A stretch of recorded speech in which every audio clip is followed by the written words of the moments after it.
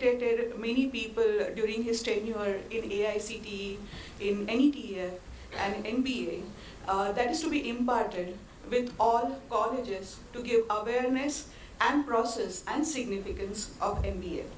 So in their meeting, there were many initiatives being decided by these people, by these honorable people. And today's event is one of the outcomes of this meeting. And it is decided that time that we will call 100 plus institutions from Maharashtra state, who are looking forward for getting accredited so that they will be gaining proper knowledge about significance and process of MBA. So today's event, as I said, is one of the initiatives. Now, as you know, we have many dignitaries on the dais with us. So it is really a prestigious moment for all of us to have them with us. So as a gratitude, we want to felicitate all of you, sir. So I request our Director in charge VJTI, Dr. S.G. Birud, to felicitate our dignitaries with Shal Shrifar and present memento as token of love and appreciation. So I request Dr. Anil Sahasrabuddhe, Chairman NBA, to accept the same.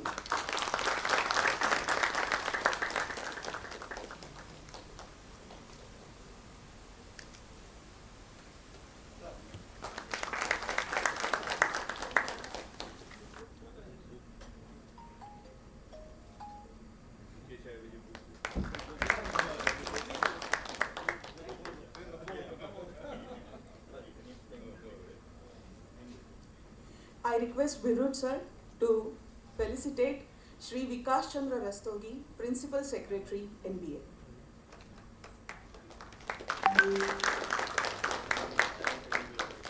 Yeah, he is Principal of Higher and Technical Education, Maharashtra State.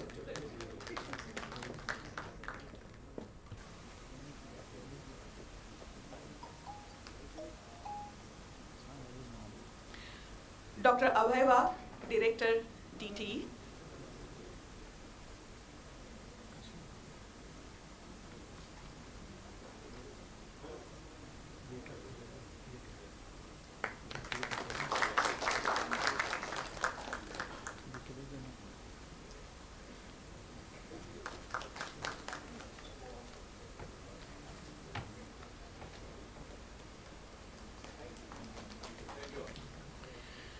Dr. Anil Kumar Nasa, Member Secretary, NBA.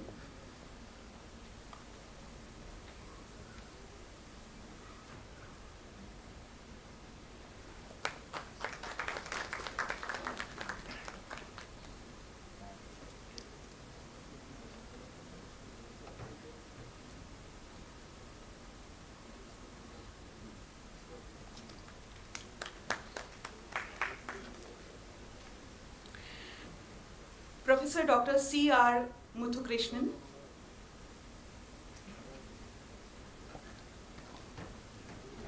one of our today's expert and former Deputy Director, IIT Madras.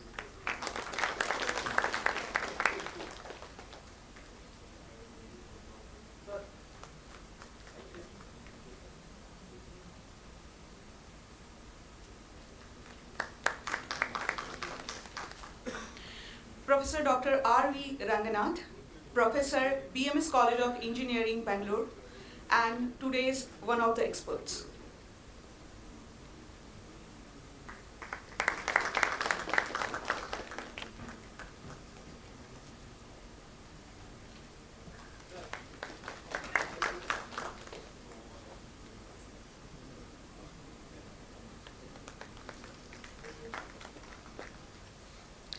And last but not the least, I request Dr. Nasa to felicitate our Director in charge, VJTI, Dr. Birud.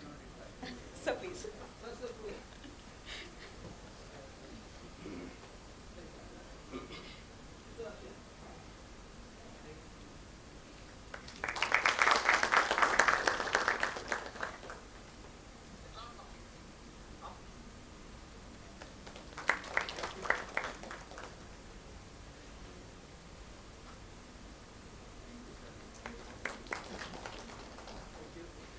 So I must say, today's workshop is going to be like a dream come true for our Honorable Minister Higher Technical Education, Shri Chandrakant Dada Patil, then Professor Anil Sahasrabudhe, Shri Vikas Chandra Rastogi sir, and Dr. Abhay Wag sir, who had taken a lead for organizing this workshop for all of us. So now I will request Aditya, today's anchor for all of us, today's host for all of us, to take over the charge. Thank you.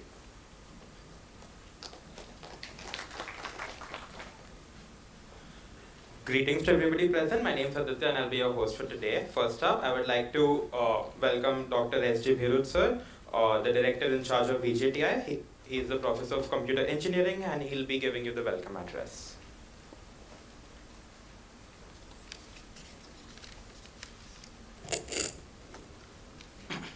Thank you. Good morning and warm welcome for the awareness workshop on outcome-based education and accreditation, which is jointly organized by NBA and DT Maharashtra. The dignitaries on the dais, Dr. Anil Sahasrabudhe, who does not require any introduction. He is presently a chairman of NETF and also chairman of NBA. Shri Vikas Chandra Rastogi ji, our Honorable Principal Secretary, Higher and Technical Education. Dr. Anil Kumar Nasa, Member Secretary, NBA. Our beloved Director of Technical Education, Dr. Abhay Wag. Professor C.R. Muthukrishnan, former Deputy Director, IIT Madras.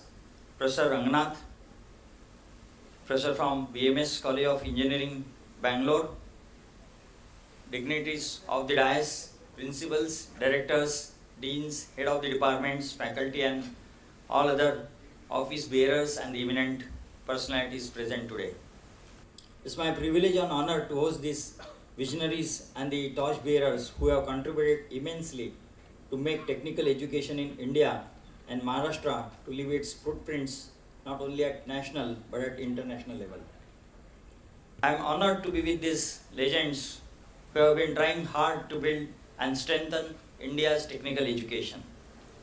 Sir, VJTI Mumbai was established as Victoria Jubilee Technological Institute in 1887 and later on renamed as Veer Mata Jizabai Technical Institute in 1997. The institute is well known for its diploma, degree, postgraduate and doctoral programs in engineering and technology, and is functioning as an autonomous institution from 21st June 2004. VJTI is committed for student-centric quality education through the state-of-art laboratories equipped with cutting-edge technologies, infrastructure and blissful ambience. Institute supports holistic development of students, supports co-curricular and extracurricular activities. VJTI students have been participating and winning at national and international level various events and competitions. Sir, for your knowledge, 15 days back we conducted institute level hackathon under my institute, my pride, and it was well received by the students. Around 50 plus teams participated and 300 students participated in that, and the objective was to provide solutions to the day-to-day difficulties what students face, and it was a great success. Institute is committed for providing quality education by focusing on research, innovation, industry connect and technology incubation. We have established a technology incubation center with the aid of Nidhi DST scheme, and we could start around 37 startups in last 5 years and generated around 10 crores of revenue. And we will be providing a seed support of around 6 crore through the DST support. Sir, in compliance of the need of hour, we are planning to establish a training and research facility with the help of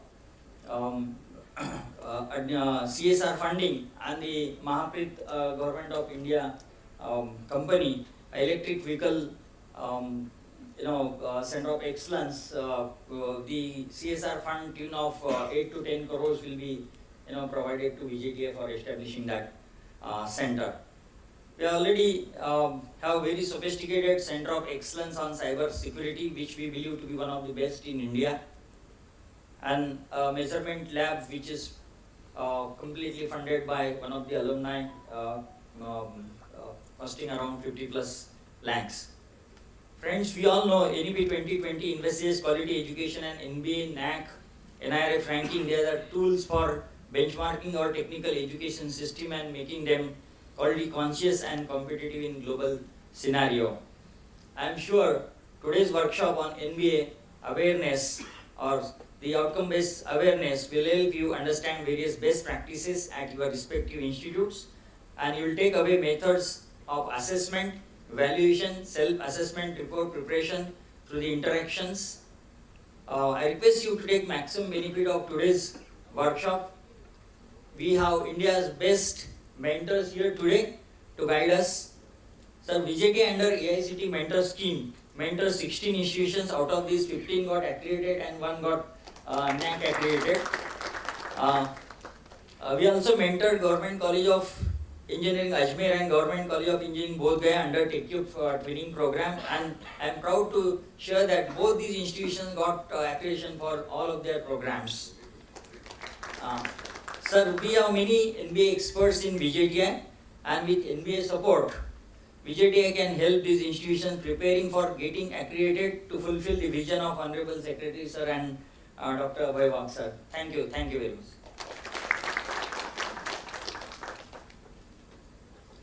Thank you so much, Virud sir, for familiarizing everyone with more about VJTI. Next up, we'll be having an address by Shri Vikas Chandra Rastogi ji. Shri Vikas Chandra Rastogi ji is an IS officer from the 1995 batch, Maharashtra cadre. He has done his bachelor's and master's of engineering from IIT Delhi in the field of electrical engineering. He also holds an LLB degree from Mumbai University and has a master's in international development policy from Duke University, USA. He has been working in various capacities for Government of Maharashtra. To mention a few, he was the Assistant Collector, Arvi Subdivision Wardha, CEO to Zilla Parishad, Aurangabad, Joint Commissioner, Sales Tax, Collector, Ratnagiri District, and so on. He is the Principal Secretary, IT of Maharashtra, and Principal Secretary, General Administration of Maharashtra. And now, presently working as the Principal Secretary, Department of Higher and Technical Education in the Government of Maharashtra. He has successfully implemented several IT-related projects in the Government of Maharashtra. So I request Shri Vikas Chandra Rastogi ji to share his insights. Shri Anil Sahasrabudri, Chairman NETF and Chairman NBA, Shri Anil Kumar Nasa, dignitaries on the dais, all the faculty, principals who are present here as well as online. As was just told, Dr. Sahasrabudri would be leaving soon, so I won't take much of your time. We have to listen to him and get guidance from him. The only thing I want to talk about what is the focus and effort of the state government. As all of you know, this is the third state level workshop in recent months related to quality as well as implementation of NEP. Honorable Prime Minister, when he chaired the first conference of the chief secretaries of all the states in June last year in Dharamshala, had focused on NEP implementation. And as far as higher education is concerned, the three themes that were discussed were access, quality, and future readiness. Now, all of you know in engineering, at least in Maharashtra, access is not an issue. Probably the issue is overcapacity and less of enrollment, which we have been seeing for last many years. In last 1 or 2 years, I think the trend has reversed. Now we have some more enrollment, which is a positive trend. But the main focus now has to be on quality and future readiness. And one of the reasons why we have less enrollment is also related to quality and future readiness, because the students as well as their parents their idea of professional education is that the student, their ward should be able to get some good job after they pass out, but which is not happening. And since it was not happening, so the enrollments have reduced over the last few years. So as managements of these colleges, as principals and academic leaders of these colleges, you have to make that extra effort. You have to ensure that quality can be guaranteed. Within the same state, we have institutions like VJTI, COEP, many of the private institutions are also very good. And we also have institutions about which less said the better, which don't have any faculty, which don't have sufficient laboratories and no quality inputs. This has to change, and NEP focuses on that aspect. There are a number of focus areas which NEP focuses, including the stress on regional languages, that's in Marathi, and AICT, NETF, Government of India has taken a huge initiative of converting textbooks into Marathi, so that students who come from rural background, who don't have good conversational English language skills in English, they also benefit, they also can understand what's going on. So it's a huge effort, and I would request all of you to popularize that, to facilitate the students in the initial year till they are more comfortable with English. So at least in first and second year, whatever books have been launched, these should be popularized and should be made available. As far as quality is concerned, NAC and NBA has been the hallmark in the country. NB, as you know, we are a signatory to Washington Accord. There are very few select countries, around 20 I think, which are signatory, and we are one of them, which brings us to the global stage in terms of engineering education. So NB accredited institutions and programs, the students get global recognition anywhere.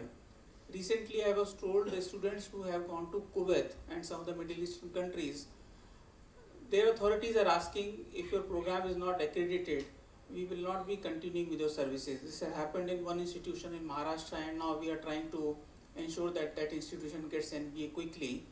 But I think in the interest of careers of these students, the managements have to make that effort to get the accreditation done. I understand that many of you are keen on that, and today's workshop is primarily to guide you to answer your queries about the process, about the parameters, and what you need to do as an institution to get that accreditation done. So we look forward to guidance from these experts and also from Dr. Sahasrabuddhe. I would only like to again stress that Honorable Minister Shri Chandrakant Dada Patil, the state government, is very, very keen on ensuring quality of instruction, learning outcome in all our institutions, whether it is higher education or technical education.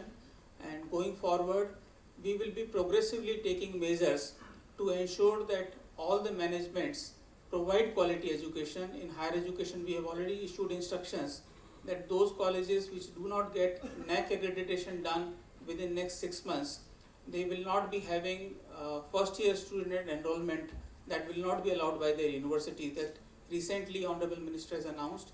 But don't let us go to that extent. I am sure all of you are keen to ensure that your managements provide quality education. So please take that effort, and this workshop is a step in that direction. I congratulate NBA as well as Director Technical Education, Dr. Wagh, VJTI authorities for organizing this workshop and making that facility available to you. Thank you.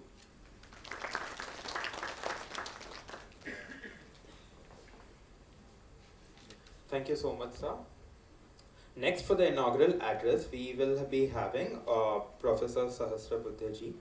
Our NBA chairman, Professor Anil Sahasrabuddhe, was a gold medalist in his bachelor's program. Thereafter, he did his master's and PhD both from...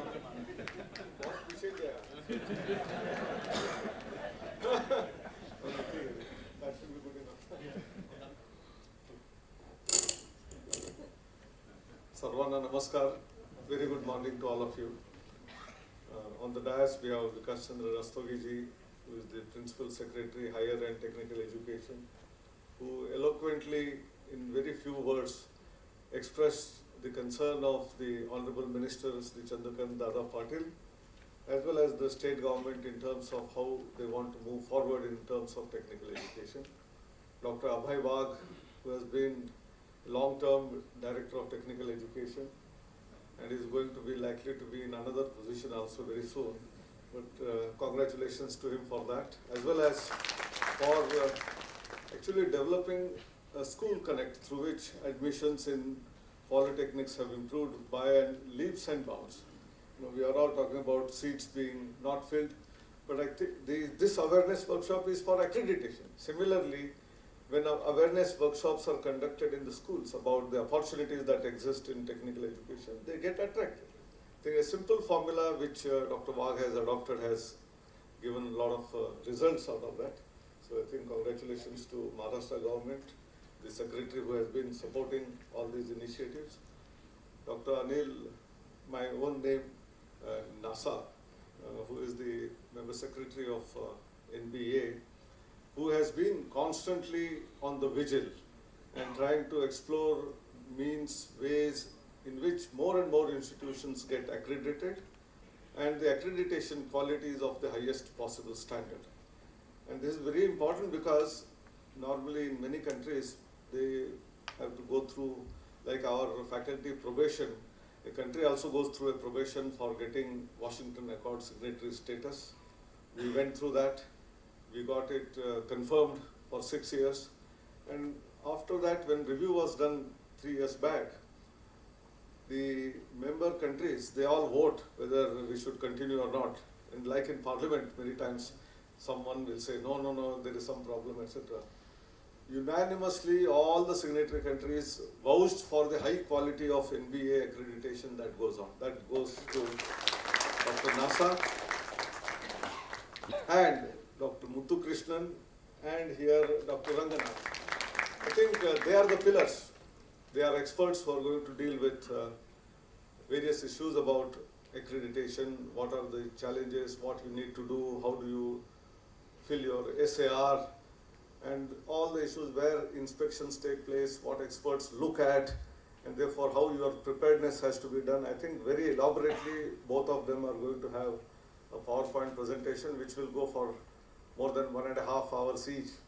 So I'm not going to tell more about that, but they are the ones who have been a pillar of strength for NBA, and there are many others like them who created this kind of an ambience about accreditation by NBA, and that's how Washington Accord signatory countries appreciated Indian system, which is by and large one of the best in the world actually.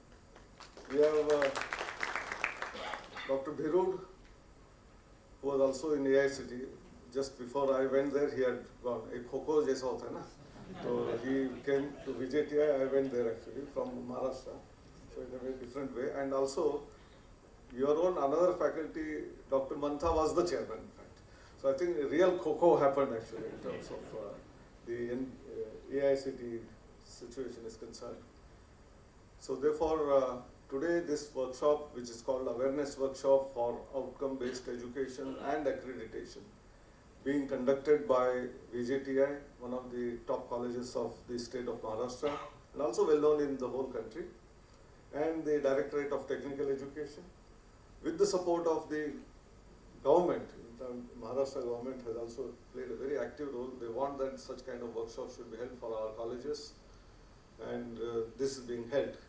I asked them how many institutions were invited. They said we want to have a very focused discussion. Therefore, 100 engineering colleges are invited today, and I welcome all those principals or HODs or faculty from these institutions who have come here on a morning, which is just after the holiday of 26th January. We all celebrated our 74th Republic Day. So after that, you are all here. We welcome you all here to understand the nuances of accreditation process, outcome-based education. I'm sure some of you are already accredited, some of you maybe even 2 times, some of them are thinking about applying for accreditation, some of them may be a little far away, so all of them have something to take away at the end of today. And that's why I welcome all of you on this occasion as well.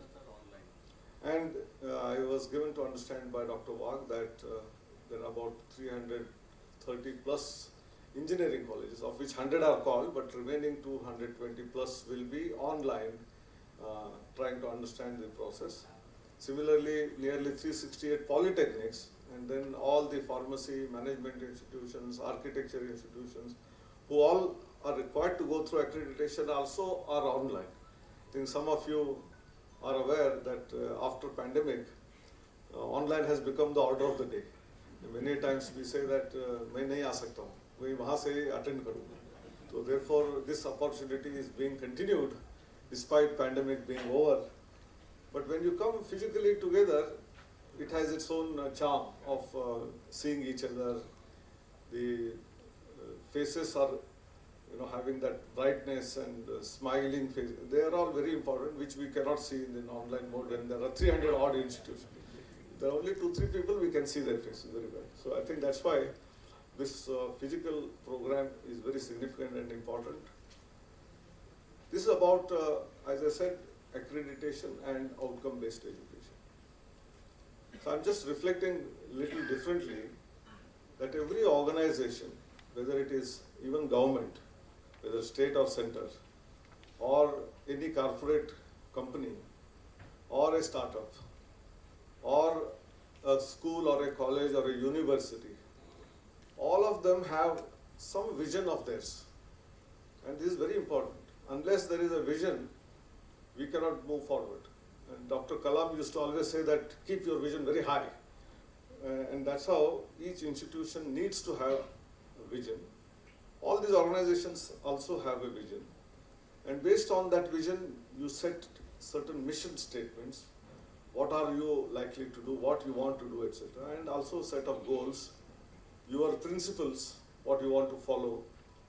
I remember when I first time joined Tata Consulting Engineers, there is a code of ethics of the organization. Each college, each university, each organization may have something like that. And this is for those who join that organization, be it students, in the case of colleges and universities, be it faculty members, be it support staff, but more importantly, also the parents, whom we call the extended stakeholders. The basic stakeholders are students, faculty and support staff who are in and out every day, 24/7, they are thinking about this organization. But the parents are also stakeholders.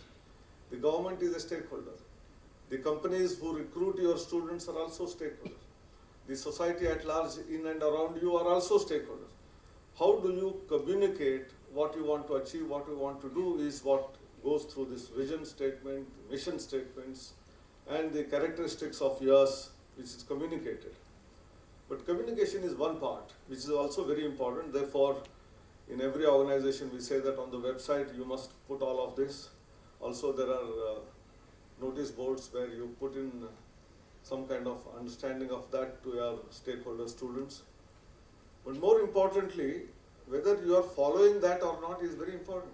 You may put very nice, things which are copied from the best of the universities of the world, maybe from MIT, Stanford, or even some best colleges or IITs, and then put it up. But are you following that is the real question. Who will decide this? One is you yourself also should look at it, introspect regularly, having meetings of your faculty, students. This is our vision. Are we going in the right direction? You will have to do that. But more importantly, it is to be validated by a third party, which is important, and that's why accreditation becomes a very important part of this. It is the experts, the peers who are from other institutions, who also are doing well.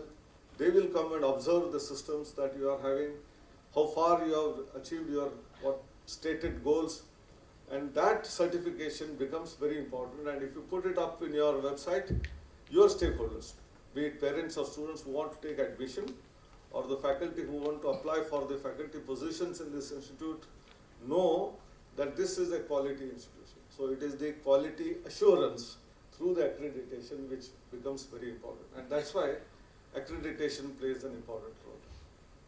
Sri Vikas Rastogi ji told one other very important issue, that is, in recent times, there have been, especially in the Middle East, all our engineers from different colleges who have gone and have been serving for several years, not just for about 3-4 years, some of them are for 20-25 years. The countries there are saying that your college is not accredited and we don't want to keep you as engineer, go back to your country. Their visas are not being extended. So much so that it is not just some of the best institutes. I was given to understand, Wag was telling me it is LIT, Nagpur has faced this problem. But I am aware, Dr. Nasa is aware, we had to go to Kuwait to convince them. Some of the IIT graduates are also were being turned down and said that we don't say that they should be sent back. We may keep them, but we will demote them from engineer status to a technician status and keep them if they are not accredited institute products. If they are from accredited institute, they will continue to enjoy the benefits of being an engineer, which has a lot of benefits in those countries, like you are allowed to carry your car, your license, you have so many things, which you will lose if you become technician. I think so much of seriousness is associated with the accreditation process. Prior to that, we used to say that any institution which gets accredited, their graduates are treated on par with all the signatory countries in the Washington Accord. You don't have to take another test after going to that country. You please remember some of the graduates of medical science who come back from, I don't want to mention the names of the countries, they had come in hordes because of the war that's going on between Russia and, but otherwise also, those who went to other countries, when they come back, they are not allowed to register and practice. They will have to go through a separate national level test. So similarly, engineering graduates from our country, if they go to other countries, they have to pass a test before they get permission to practice. Whereas if you are from an accredited institution, you are treated on par with the graduates of that very country. And that is an advantage which we used to say. Now there are multiple advantages. As I said, the jobs in other countries are only going to be offered to you if you are from an accredited institution. This is a very important feature which we all have to understand. Therefore, all the colleges, the heads of the institution, principals who are here, they should start immediately thinking, if you are not on that line, please start thinking about it immediately. Secondly, when we say that there are a set of outcomes that we want to achieve out of the graduates who are joining you after their 12th grade, especially because all of you here are engineering colleges, that means they get admitted after 12th grade. There are others who are listening to me who would be coming after 10th grade into a polytechnic also, but for each one of them, they have some prior learning, they have come into your system. So whatever you want to achieve in those 3 years of diploma or 4 years of engineering or 5 years of architecture or 4 years of pharmacy program or 2 years of masters in business administration program, you need to have your vision very clear that you want to achieve certain objectives. And they are the program education objectives. This is a very fundamental thing which all of us understand. And then based on that, what program outcomes are going to reach? What are your graduates capable of doing at the end of that program? Capability in terms of designing, in terms of manufacturing, in terms of servicing, in terms of higher education, in terms of research, in terms of innovation, what your products are likely to engage in a world outside your educational institution has to be priorly decided by you, and to achieve that, what all things have to be done in your institution has to be decided by you. It is to be done by the faculty of the institution. And therefore, when you are designing your curricula, you have to keep in mind what are the program outcomes that we want to achieve and how do we achieve them. They are achieved through variety of courses, variety of other than courses also many activities that are being done under the institution. I was given to understand some of the best clubs that VJTI has, and my own experience in College of Engineering Pune, which had around 34 clubs. Students get a lot of knowledge, information, as well as how do they apply that knowledge in various facets through such activities which are not explicit but implicitly that they are involved in an activity where they learn a lot. And how through all of these means graduate outcomes are going to be achieved. And Washington Accord, as well as in our case, there are 12 graduate attributes which we talk about. And therefore all these outcomes which we want to achieve, we have to attach them with the program outcome to the course outcome. They must be, all program outcomes must be achieved directly or indirectly through the various courses that the student does and beyond courses that they do. For example, I said about clubs through which they do a lot of activities. Application, I know Baha, I know robotics club.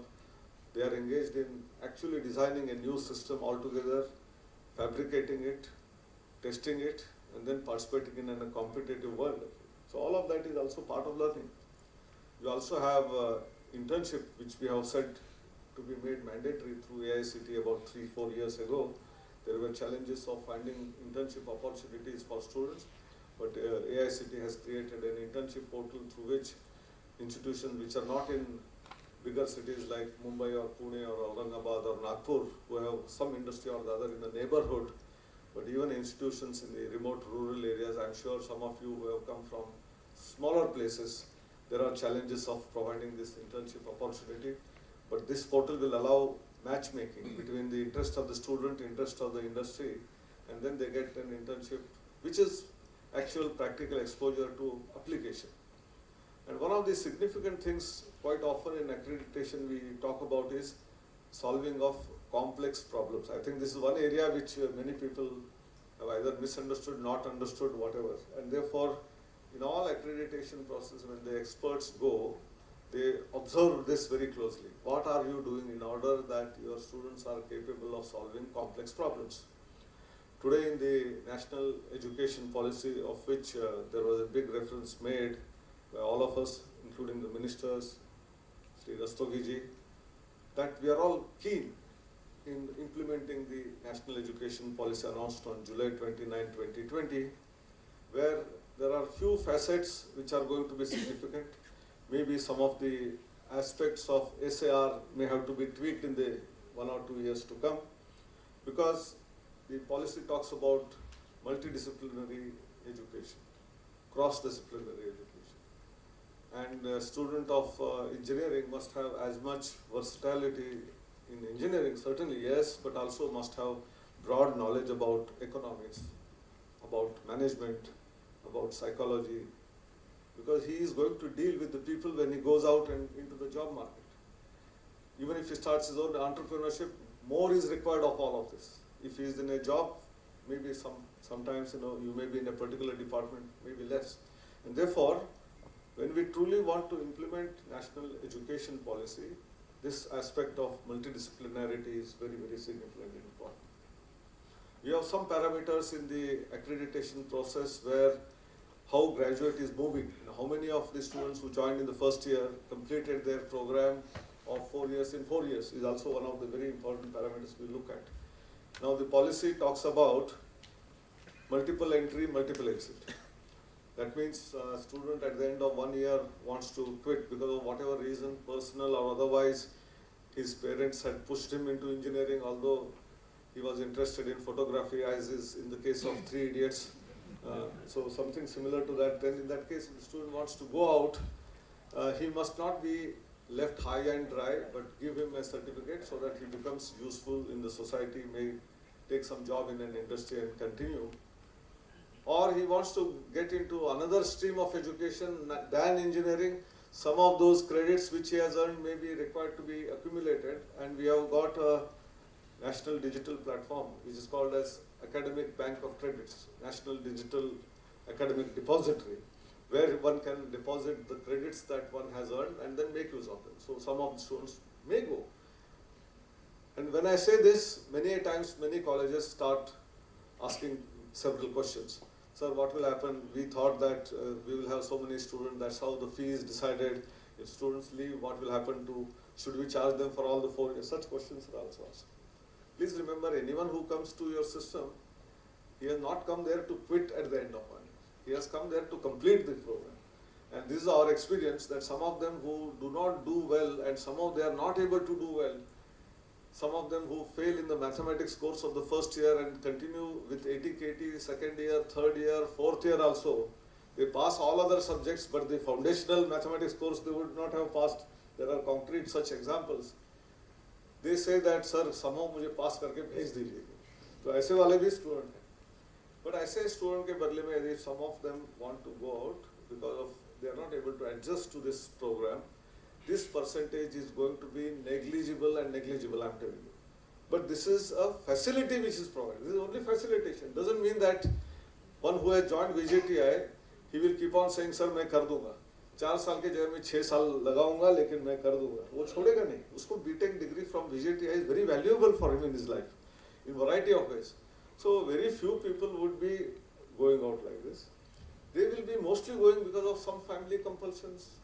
Maybe their economic conditions suddenly got disrupted because of retirement of father or death of person in the family, earning member, want to support the family for some time. And such students want to come back.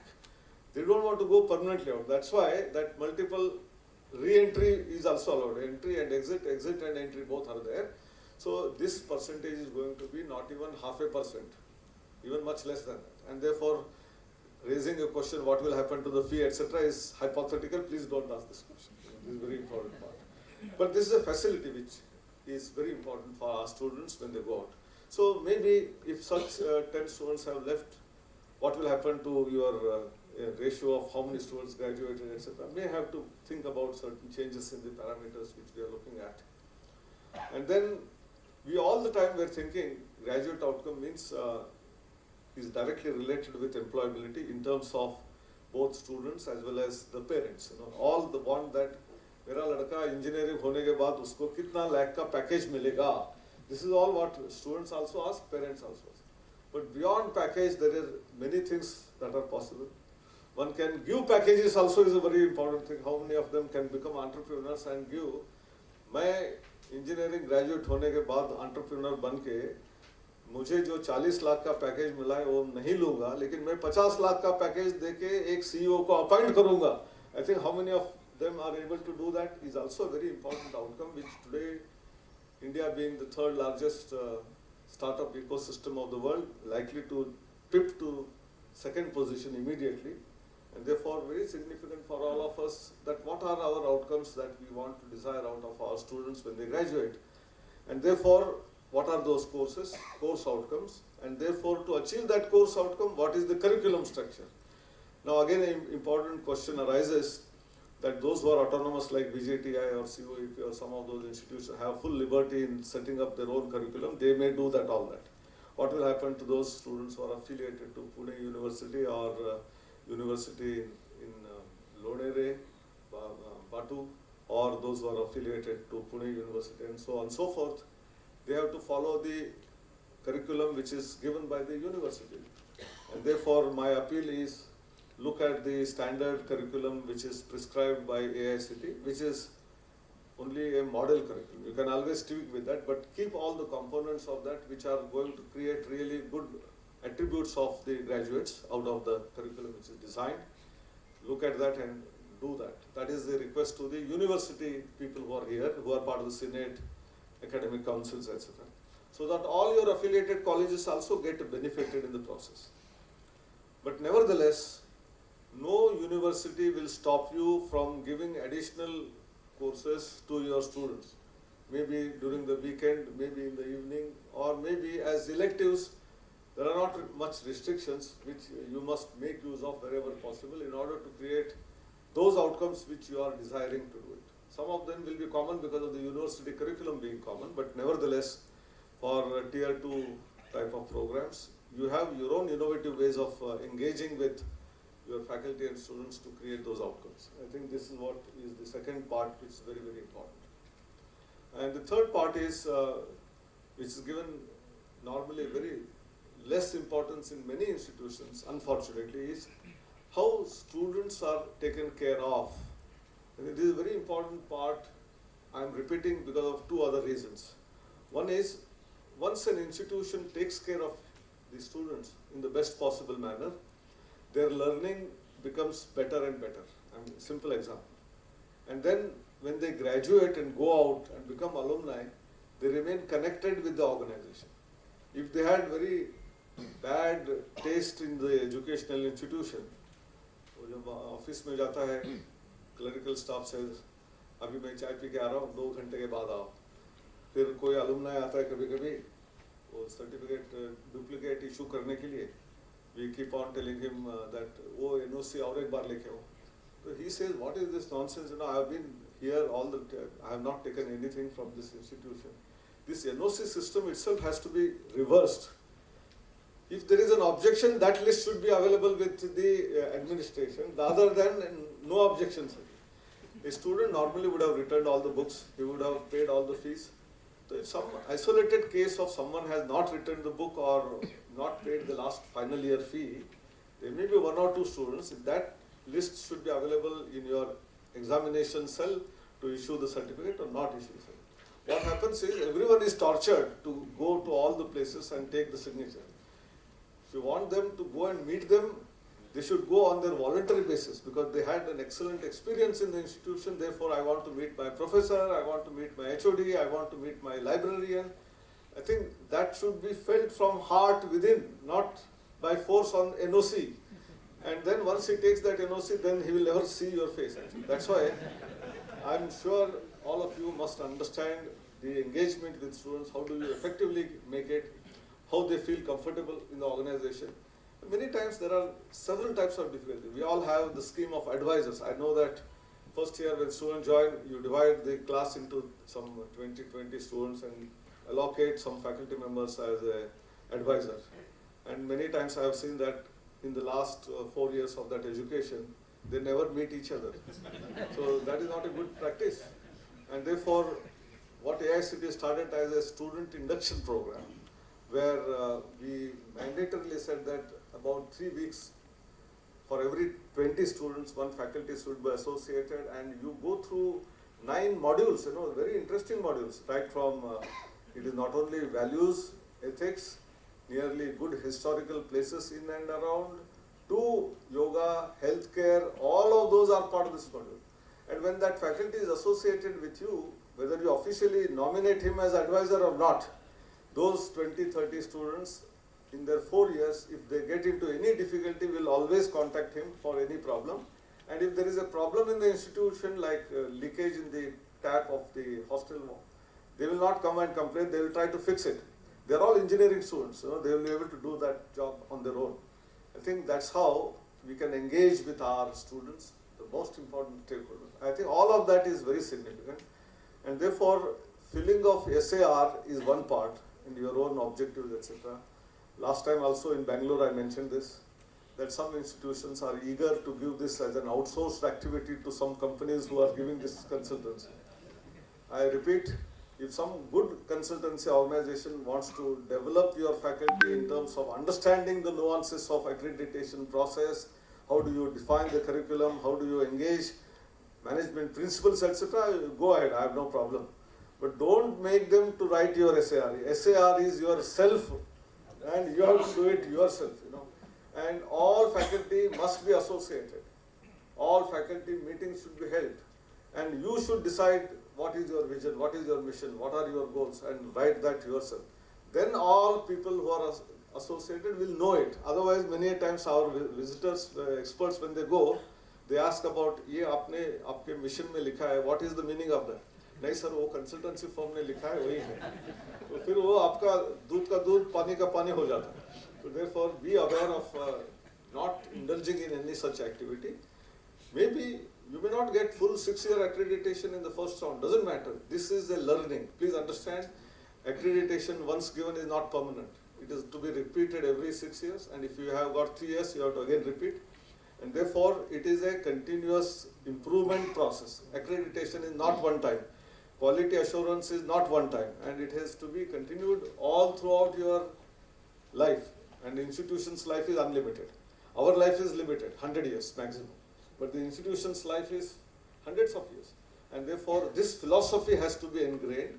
And each one of the student or faculty or staff should feel that their heartthrob should be the vision of your institution. If it is there, your accreditation is a cakewalk. Don't worry about who is going to come, what is there. Many times these people say, हमारे पास आ रहा है, थोड़ा सा देख लीजिए.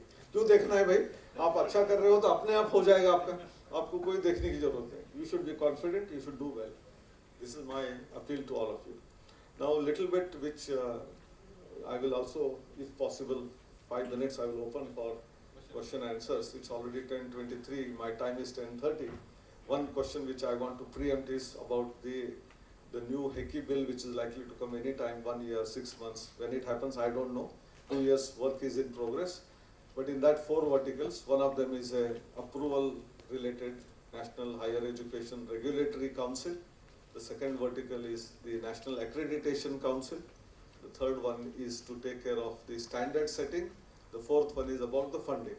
So all these 4 will come, and there, when Accreditation Council is there, what will happen to NBA and the other one, NAC? NAC does program accreditation? No, it doesn't.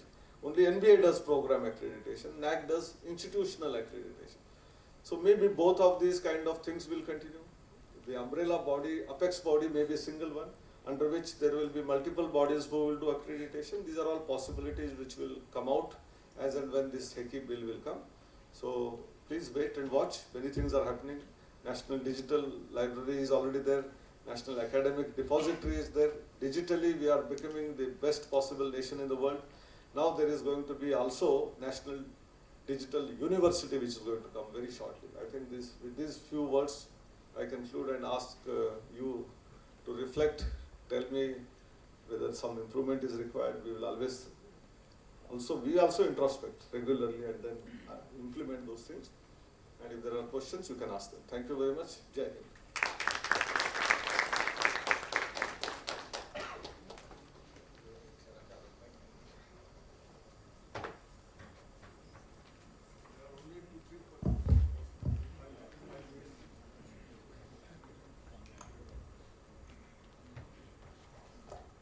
Good morning, sir. My question is, what is written in the pre-qualifier is you should have average last 3 years 50% admissions, including lateral intake. So the question is, this is whether we should consider first year or including direct second year. वो सभी clearly लिखा है हमारे manual में. ऐसे सब प्रश्न जो अवेलेबल है उसको मत पूछिए, ठीक है?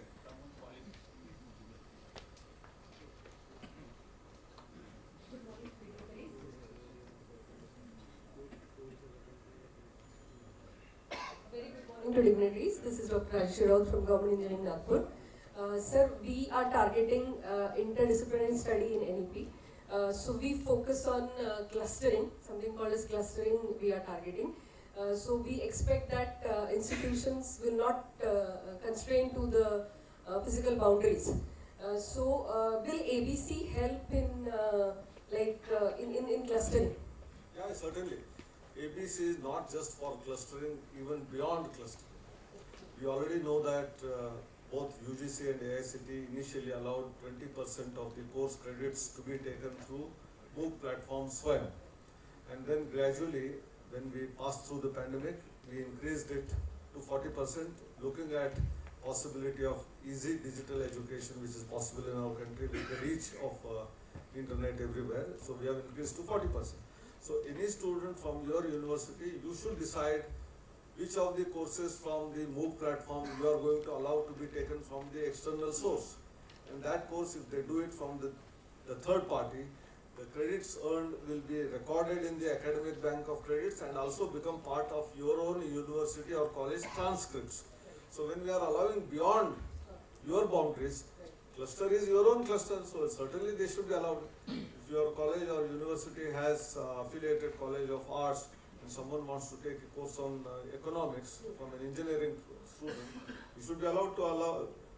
I am saying you can even go to Delhi University and take the course, doesn't matter. Will we also aim at taking foreign universities run courses? Do we target that too? See, currently there is a problem.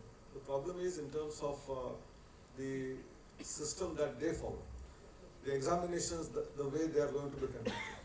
When we talk about examinations so far, even though there are online examinations which are happening, there are still proctored examination at our centers. Even our MOOC platform SWAYAM, which is handled in PTEL from IIT Madras, the exam is held in a college where there is an invigilator.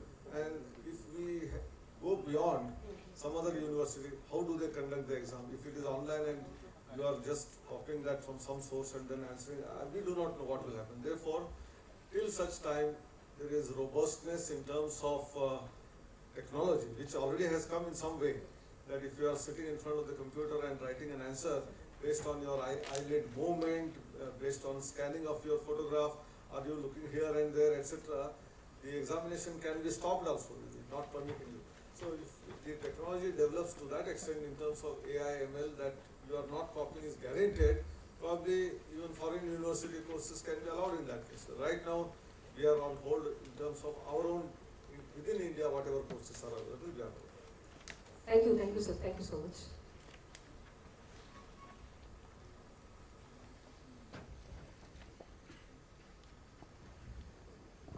Good morning, all of you. I have one question. I am Professor Auti from the Engineering College, Ahmedabad, and we are likely to submit the pre-qualifiers and preparing the ASEANs. But during this period, some discussion is there amongst the faculty members and others that one day it will happen that all the accreditation program comes under one roof. Like NAC and NBA will be One roof. yeah. So NAC and NBA will be managed and only one accreditation will be there. So is it true, sir?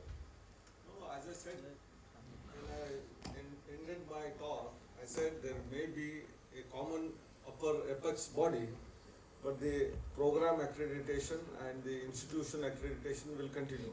As far as the Washington Accord is considered, it does not consider institution accreditation, it only considers program accreditation. Therefore, accreditation of your mechanical engineering or computer science program or electronics program will continue. As an institution, today also many institutions do NAC accreditation, also NBA accreditation of programs, and that will continue. Only the body, which is two separate bodies today, can or may become a single body at the upper end. But these two bodies and many more bodies may come up for doing the accreditation. Okay. Thank you. I'm sorry, you can always write an email if you have some queries. Actually, And I promise I will answer to you. This is my habit. You know, all emails are always answered. yeah, that we all know, sir. Because as a director technical education, we used to mail him when APH was published by AICT every year, and some queries from state government we used to raise on mails. He used to give me the answers in 2:30 a.m. in the morning as well. So this is the, and we all know him very well. Sorry, there was a change in this program today. I mean, prior to schedule, we have kept it because Honorable Sasrabuddheji has some meetings on emergency basis at Ministry of Education, Delhi. So he has to leave by 10:30 sharp. So we will be ending this session here. And I think after that, Honorable Rastogi sir also has some meetings, but myself and Nasaji will continue with this whole complete session. Thank you for you all. Thank you all. Thank you, Sasrabuddhe sir. You are here today. Thank you. Thank you. I wanted to be here till evening 5 o'clock.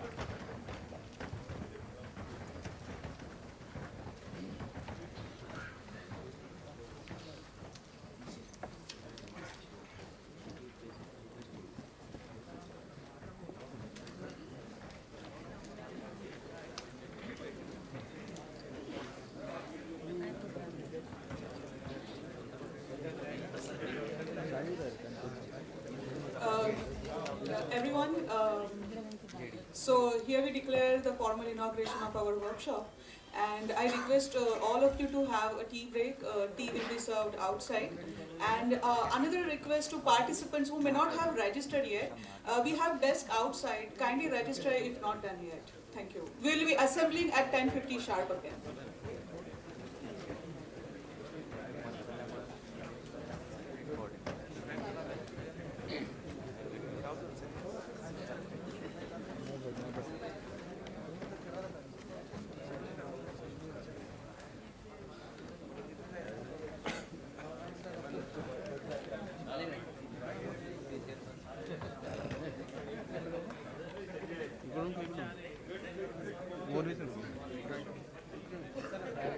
नमस्कार sir किती वाजता निघाले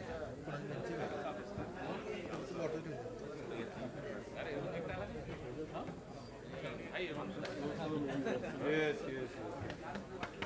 1990 friends भी दिखते रहते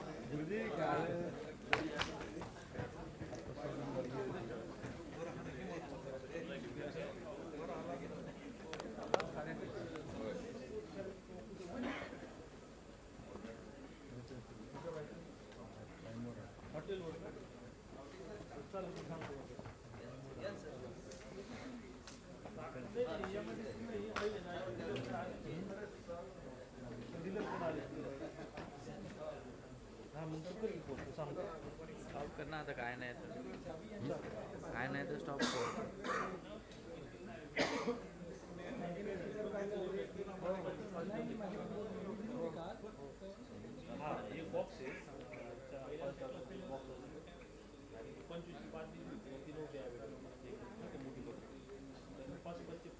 hello हा काका साहिल आहे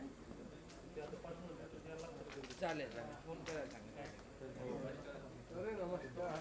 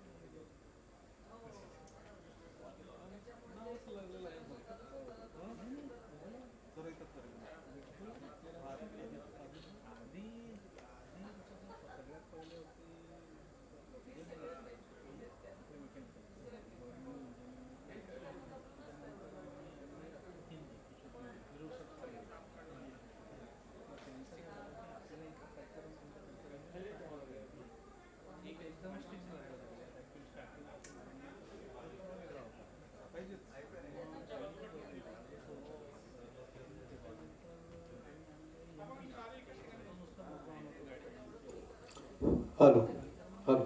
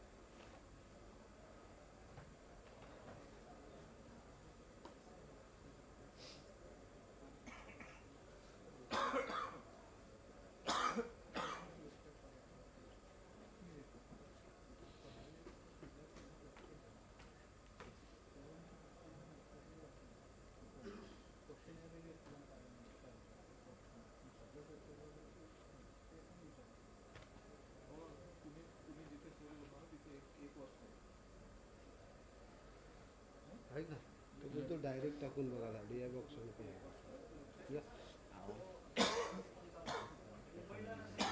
मागच्याला पण तसंच अरे हो हो मागच्याला पण सांगितलं तिथे बसलेत सगळं इथे बॅग नाही तिथे बघ नाही आहेत ते हो हो पुढे जागा खाली त्या कोपऱ्यात पुढे ना रिझर्वच्या बाजूला त्या मागच्या सीट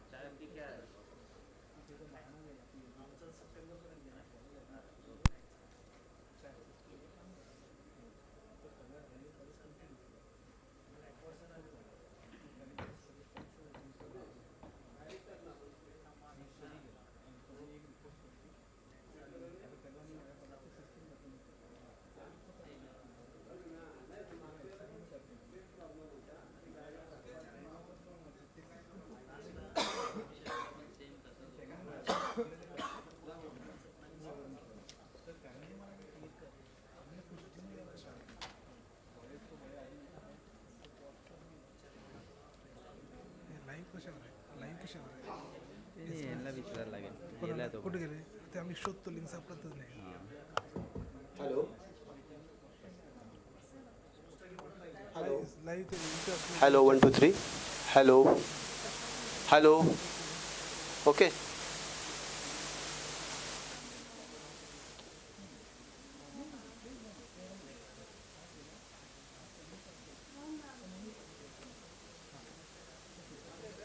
काय आता तर भरपूर डायरेक्ट सगळं भरपूर येते विदाऊट काहीतरी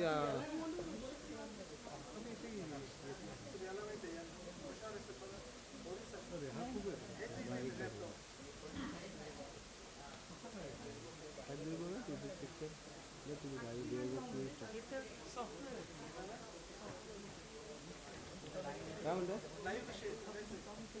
साईड असेल त्याची हां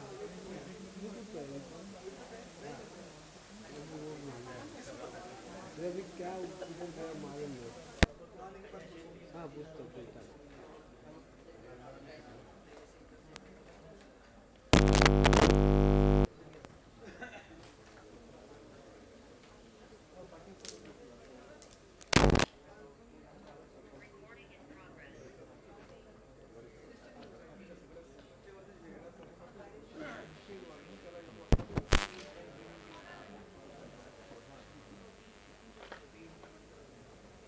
कोपऱ्याचे 200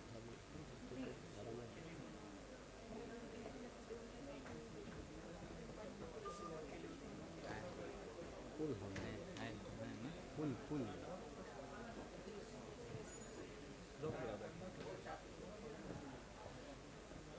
थांबा एक मिनिट बोला जा तरी येतोय ना.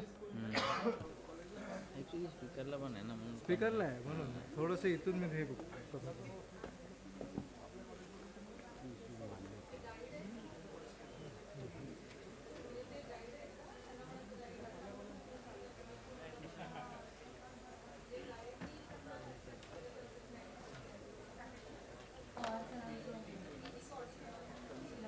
ॲक्च्युली या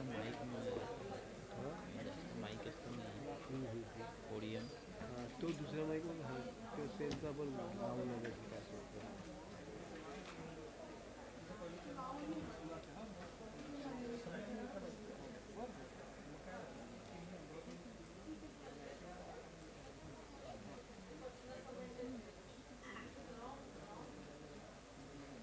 एक काम करा ना जरा त्याचं ते बोला ना ह्याच्यावर टाकतो एक लाईन मिनिट हॅलो हॅलो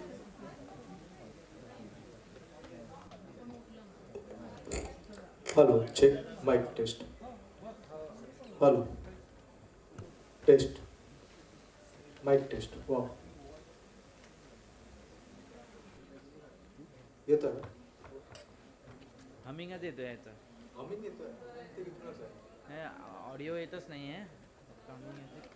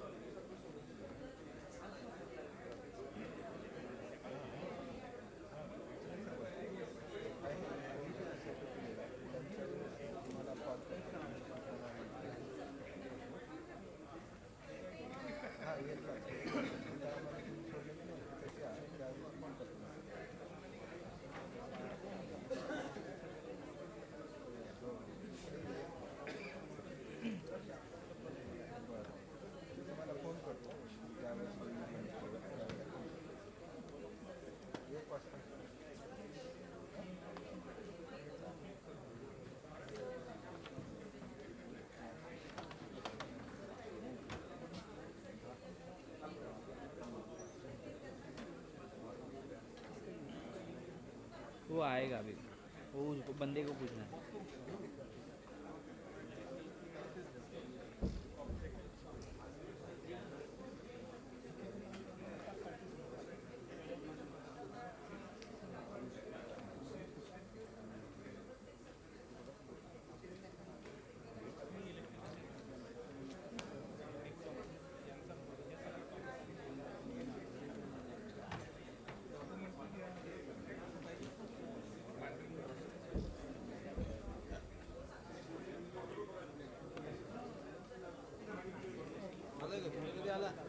पहिल्यासारखं आहे की थोडा बदल आहे काय?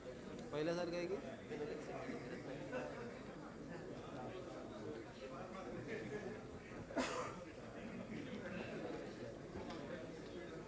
आज काय करतो? आहे तो वापर नाही आता.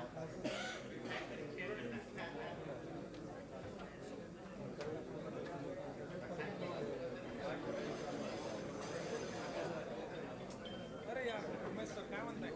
बऱ्याच वर्षानंतर 2016-17 नंतर किती आहे का? ओके मी असं आलो आरामात चेहऱ्याची केलं तुम्ही आता हा गुरुवारीला मागच्या गुरुवारी हां हां आणि PhD चं थोडं चालू केलंय का? टॉपिक एक्सटेन्शन सगळं ऑन करून टाकला काय विचार मला माहित तिथं नाही करत राहा.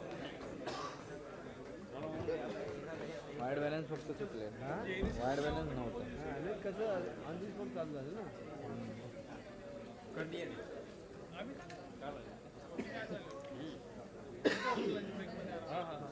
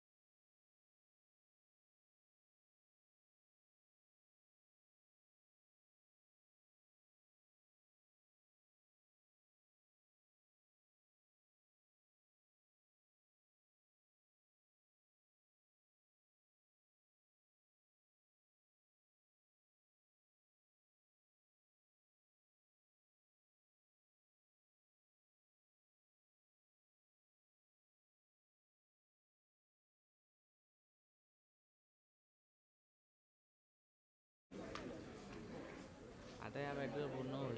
हा या बॅटरीवर पूर्ण त्या होईल. पेजला लावतो ना लावतो ना. मी राहतोय ना तिथे. जाऊ.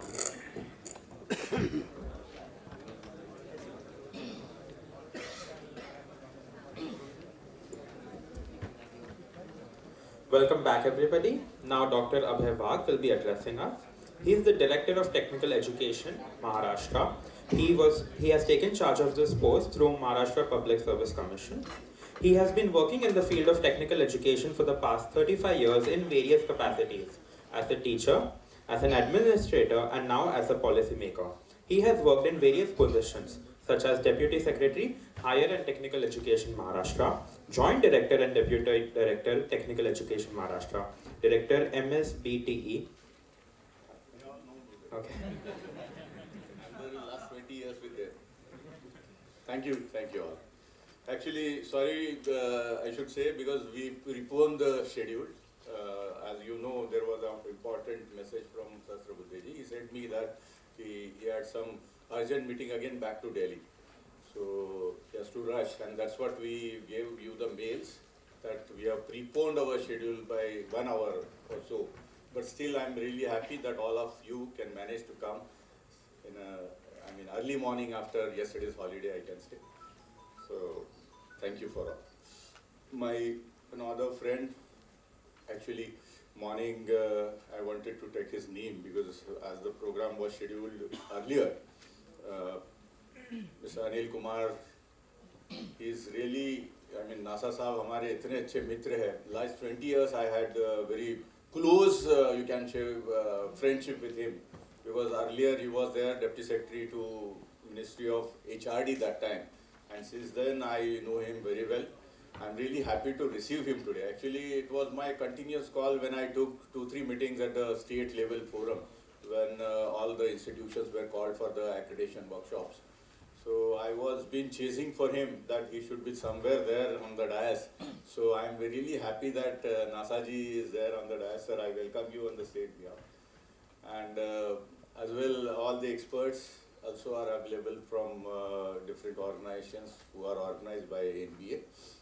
And all principals. Especially, we have chosen the 100 principals area-wise. There are 6 regions of Maharashtra today. So we chose ratio-wise how many institutions from which region we should take.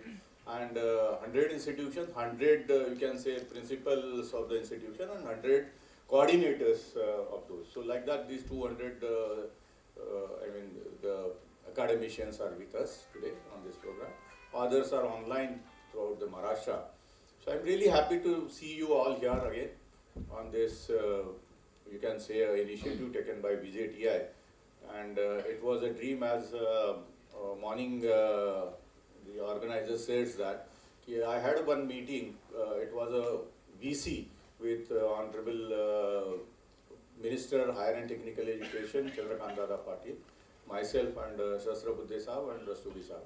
And the idea was to give, what is NETF, what NETF is doing, what are the major initiatives of NETF, that state of Maharashtra should at least get it known. And that was the,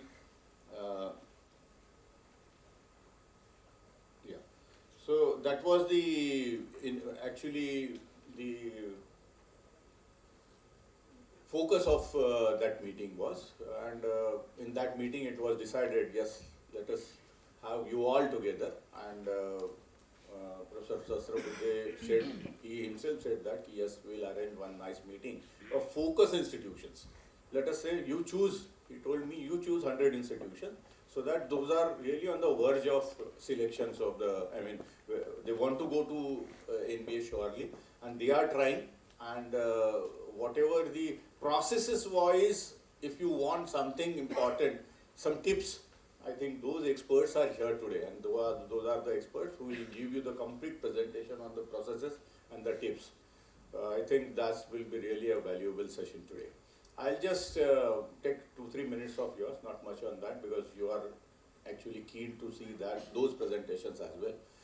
I'll only say that as I have gone through all these processes earlier as academician, and then these 23 years of mine in administration of technical education, I'll just remind you in 2015 when the UN countries sat for the agenda of the 193 countries were there, and those countries I think had discussed on a single point agenda that day, and that agenda was betterment of the world, betterment of the system, betterment of the human being as such. And that was the day I remember, I think it was 15th of September 2015, and 193 countries, they all unanimously agreed and say that yes, we should work for this agenda. And that agenda had certain then goals decided in that particular meeting, 193 countries. India was one of them. And what are those goals? And those goals are now rolled as, that is called as SDGs, Sustainable Development Goals, correct? So these SDGs, basically, this is the plateau of, you can say, a platter of 5 major sectors. One is the planet. 5 P's I say generally, to define it very easily. One is planet, one is people, third is prosperity, fourth is peace, and fifth is partnership. So if you take these 5 P's, you will see, yes, all SDGs, 17 SDGs which has been rolled out, you will find in these 5 sectors only. And those 17 SDGs, out of that, 169 targets were given to the countries. If you really want to achieve these SDGs, Sustainable Development Goals, then you will have to have target these 169 targets. And then every country started working towards that with a single point agenda, is that leave no one behind in this world. This was the target. म्हणजे कोणाला कुठेही वंचित राहता कामा नये, एकही व्यक्ती या सगळ्या सिस्टीम पासून वंचित राहू नये, हे त्याचं target. And for the betterment of the world it is. So this was really fascinating to me when I saw those minutes of September 2015. And that is what you see. After that, the whole processes of education start. Why I am giving you, because you should know the source, how it started, how OBE, why this NBA, and then why this quality education. So if you see these 17 SDGs, no doubt, first 3 SDGs are very prime, and we all know, every country should know that. That is, first SDG is, of course, no poverty. There should not be a poverty. Second was no hunger. And third was good health. And the fourth priority SDGs they have decided out of these 17 is quality education. So that priority has been given by UNO. And that is what we people sitting here to take this SDG ahead rather. So I congratulate the team of VJTI taking a proper SDG as the motto for this particular focused item for today's workshop, you can say, one day. And I'm really happy that so as to achieve the quality education, so as to see towards the quality education, and in an education system, it is always we say that yes, it is NBA. If you show the NBA, then the institution has some quality. Please don't talk. Sorry. So that is what it is. I mean, we all are expecting. And when I say quality education, and why we need then quality education at all? So this is what the second question was, and this is how will you prove? Yes, I am the institution who is of quality education. Why we are relating all these bullets in a one goal of quality education toward? That you can simply say that all what we are contributing towards this leave no one behind. Of course, this will take you to the overall economy of the country and the economy of the world, of course. To connect these 5 P's, people, planet, and then third is prosperity of that. When I say prosperity, then economy is very important for every country. Economy of each and every citizen of that country. And when I say economy, of course, the details you all know, all the countries if you say, I mean the major country and even the India-like country if you say, the major sectors which are contributing towards economy, of course, there are certain things from the agriculture sector, every country is facing the issues. No doubt, the service sector is becoming strong and strong everywhere, but the third sector, what we all want, that is industry sectors to say, and then there itself the question arises, if you want to see a better GDP coming out of this industry sector, then the answer is that yes, do you have a latest technology with you? And when I say latest technology, then naturally the technology will not come in a single day. We all know, we all have to work a lot in the institutions and industry people together, and that is what we say, yes, then the GDP of technology, because that is the crux of whole the economy sector, what is we are looking for the GDPs in the country. So looking towards these SDGs, looking towards the targets of economy, then we people have started working, and that is what NEP 2020 came in. That was the actual source of these what bullets I am joining. How NEP came otherwise? Then people came to know that the education system has to be now thrown, which is existing in the system, and a new system should come. And what is that new system? That is what we call a new education policy 20. On a single line, if you want to define that, whatever the definition that to have a holistic approach and total the ecosystem should have in the sector, that is fine. But for a layman, if you want to explain, I'll just define it in one line. I can say is that the student's approach has to be changed. Student's approach to be now not as a teaching learning also, it should be learning approach has to be everywhere, teacher point of view and the student point of view, so as to have a student which will be a problem solver towards the society. In a one line you can say. तो आपको उस बंदे को problem solver बनाना है, add on some creativity to him, and that is what NEP says altogether. I was lucky to have, because Government of Maharashtra immediately after that has implemented NEP action plan, and the committee was formulated at state level कि how to take this NEP ahead in the state of Maharashtra. So NASA ji और इनको भी मैं बताना चाहूँगा कि the Honorable Mashilkar was made the chairman of the committee. Myself was the member secretary of that committee, and there were some 16, 17. We took some vice chancellors, we took some educationalists, we took some industrialists in that committee. And during COVID period, we have given a nice report of 76 pages to the Government of Maharashtra, which was seeing that how to take NEP ahead in the state of Maharashtra, the implementation plan of NEP. And that Government of Maharashtra accepted that report in toto in cabinet. Not a single word here and there. And then the actual process started. Whole NEP document is available on the website of DT, Government of Maharashtra's website, everywhere. But I am telling you is that the outcome of NEP, how to go it ahead with that, we have a 21 outcomes we have shown to that. That is called KRAs. We have named them as KRAs. You please go through those 21 KRAs. If you see those 21 KRAs, you will have a whole complete NEP actionable plan to your institute as well. Some of the issues related with the state, some of course with the framework and all. Some of the issues related with the state, institutions, and some are related with the central government and the state government to deal with. So this is what the total actionable plan we have given.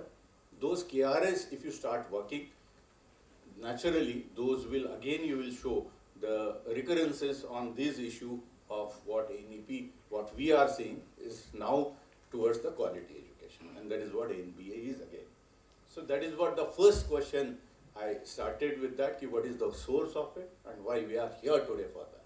So I request you, because I will not go details of that, these experts are here, they will give you the complete presentation how to go with the processes right from SAR to outcome of the NBA whole process. But these were the things that you should know as a policy maker, because you all are institute leaders sitting here in front of me. So you should know how this came actually. And this is what the total, I have given you the source from which these ideas are coming from, and that is what NEP talks about. So I'm very happy here that this initiative is taken by VJTI, and DTE has taken it forward to the institutions within a less span of time. You people are here today with us, and I am really happy that the institutions are changing now, because a second phase I'm also observing from my end is that the institutions, they themselves want now, yes, because it's a need of an hour. Honorable Sasrabuddhaji said that yes, we worked since I took the director's post in the state of Maharashtra last 5 years, we and my team and you all have worked a lot, that we started so many initiatives. First of all, first initiative was why seats are remaining vacant in the state of Maharashtra. I was shocked that day when I took the charge. The engineering colleges seats were filled in 50% in the state of, and polytechnic seats were filled in 40%. And I am happy to share with you all that today's figures, if you see, we have 90% seats of polytechnic filled in the state of Maharashtra, including rural institutes. 86% of engineering seats are filled in the state of Maharashtra. So this is what different initiatives we all have taken, and you people have concretely supported DTE for that. Right from school education, what Honorable Sasrabuddhaji said, but there hero initiatives have हमने NASA साहब ऐसे करे थे कि we have handshaked, golden handshake with the industry. We have started internship thoroughly in a right spirit in every institution, and these all leaders have taken it ahead. We have a macro mapping to the industries and the institute, so that every student will be placed in somewhere in the industry to have a internship with that. So this is all outcome of that. I can say this is all collective outcome of all of the stakeholders. They worked hard, and this is what state of Maharashtra is in a good position of technical education nowadays. I am happy for that as a leader. So I congratulate you all for that, because you have supported whatever the initiatives rolled by state of Maharashtra and Directorate of Technical Education in a way. I am here really happy. On a second note, that these experts, you please take their inputs, the spirit, because they are the national experts. They go to every institution whenever they are being called for the requested for this particular purpose. And I hope that today's outcome of this session, these all 100 institutions in coming 6 months will be in a shape of NBA. At least they will, most of them, I think they have submitted their SARs, I think what I heard. And that's what I chose these 100 institutions very differently. I took the flavor of all the 6 regions, rural, urban, semi-urban, and that way. So that it will be a nice blend today, and you will really come to know exactly what processes-wise, what guidance you need. These people are here, there today on the dais. I'll not take much of the time, but this was, I thought that it was very important, because you should know what it is globally connecting with, why we are starving for quality education in the state of Maharashtra for all nations. I really thanks to, again, Sasrabuddhaji, NASA-ji, that they have given this opportunity to the state of Maharashtra to have such a workshop. All the experts, they came from different places. Of course, VJTI is the institution who took it ahead, and of course, you all have supported this. Thank you very much.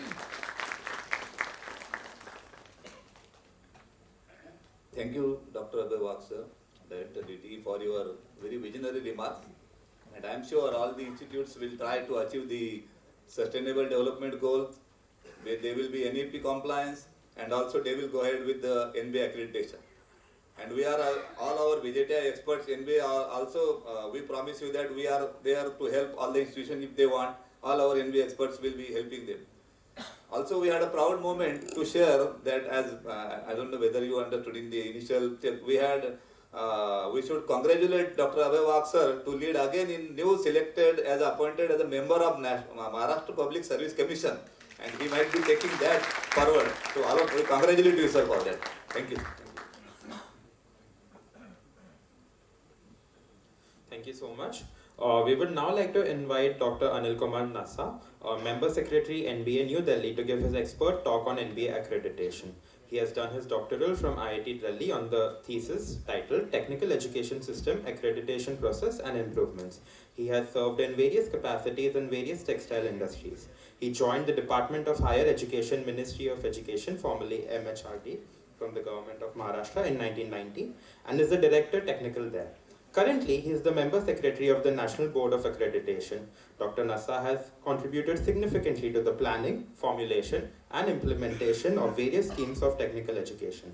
I request Dr. Nasa to continue with his lecture.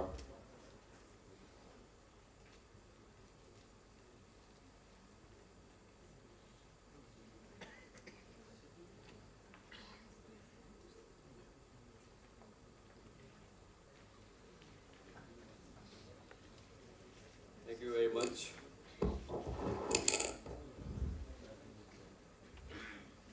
Good morning, ladies and gentlemen.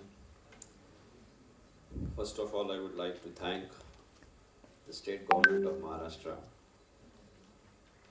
Honorable Principal Secretary Sir, Vikas Chandra Stogi ji, my friend Dr. Abhay Wagh, Principal of VJTI, Dr. S.G. Birur ji. After a long time of pandemic, we have started this activity of spreading awareness on outcome-based education in offline mode. This is second such activity. Last week we were in Bangalore, as has been told by our Honorable Chairman, Professor Anil Sehasbuddhe sir. Once he joined around 3 weeks or maybe 1 month before as chairman of NBA. So during my first visit, his first visit to the office, once I discussed with him that we have to start this activity again. So immediately he took 2 names. One was Karnataka and another was the Maharashtra. So first Karnataka state, we were there the last week. And second, we are here in Maharashtra, and he was very keen. Now I know the purpose after coming here, that there was a lot of discussion about the quality of technical education and the committee which was referred to in the morning session, and Dr. Abhay Wagh also. So I thank state government of Maharashtra as well as VJTI for giving us this opportunity to spread the awareness amongst the various stakeholders, particularly the institutions. I understand that there are more than 300 institutions also who have joined us online. But I first of all thank you all for making it possible after a holiday, once after celebrating our Republic Day. Thank you very much for coming in the right early in the morning, and that too an hour before the scheduled time. Thank you very much. Now I'll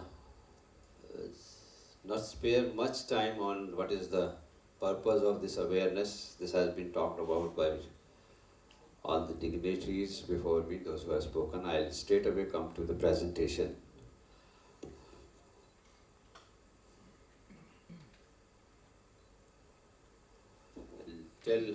Maybe most of you are all aware about NBA. I'll just take 1 minute to tell you about the NBA. It was established in 1994 under Section 10U of AICTE Act. It was around 96 once we accredited the first program, because it took around 2 years to basically frame policies, various formats, making policy decisions, and it was based entirely on input-based parameters. It was in the year 2004 that we shifted our focus from input to input-output-based parameters. And we aspired to be a member of the Washington Accord. And in 2007, we got the provisional membership of the Washington Accord. They appointed 2 mentors for India to become full signatory of the Washington Accord. These 2 mentors visited India 4 or 5 times and gave some suggestions to us. The first suggestion was that the regulatory body cannot be an accrediting body. So we decided that NBA has to be a fully autonomous organization.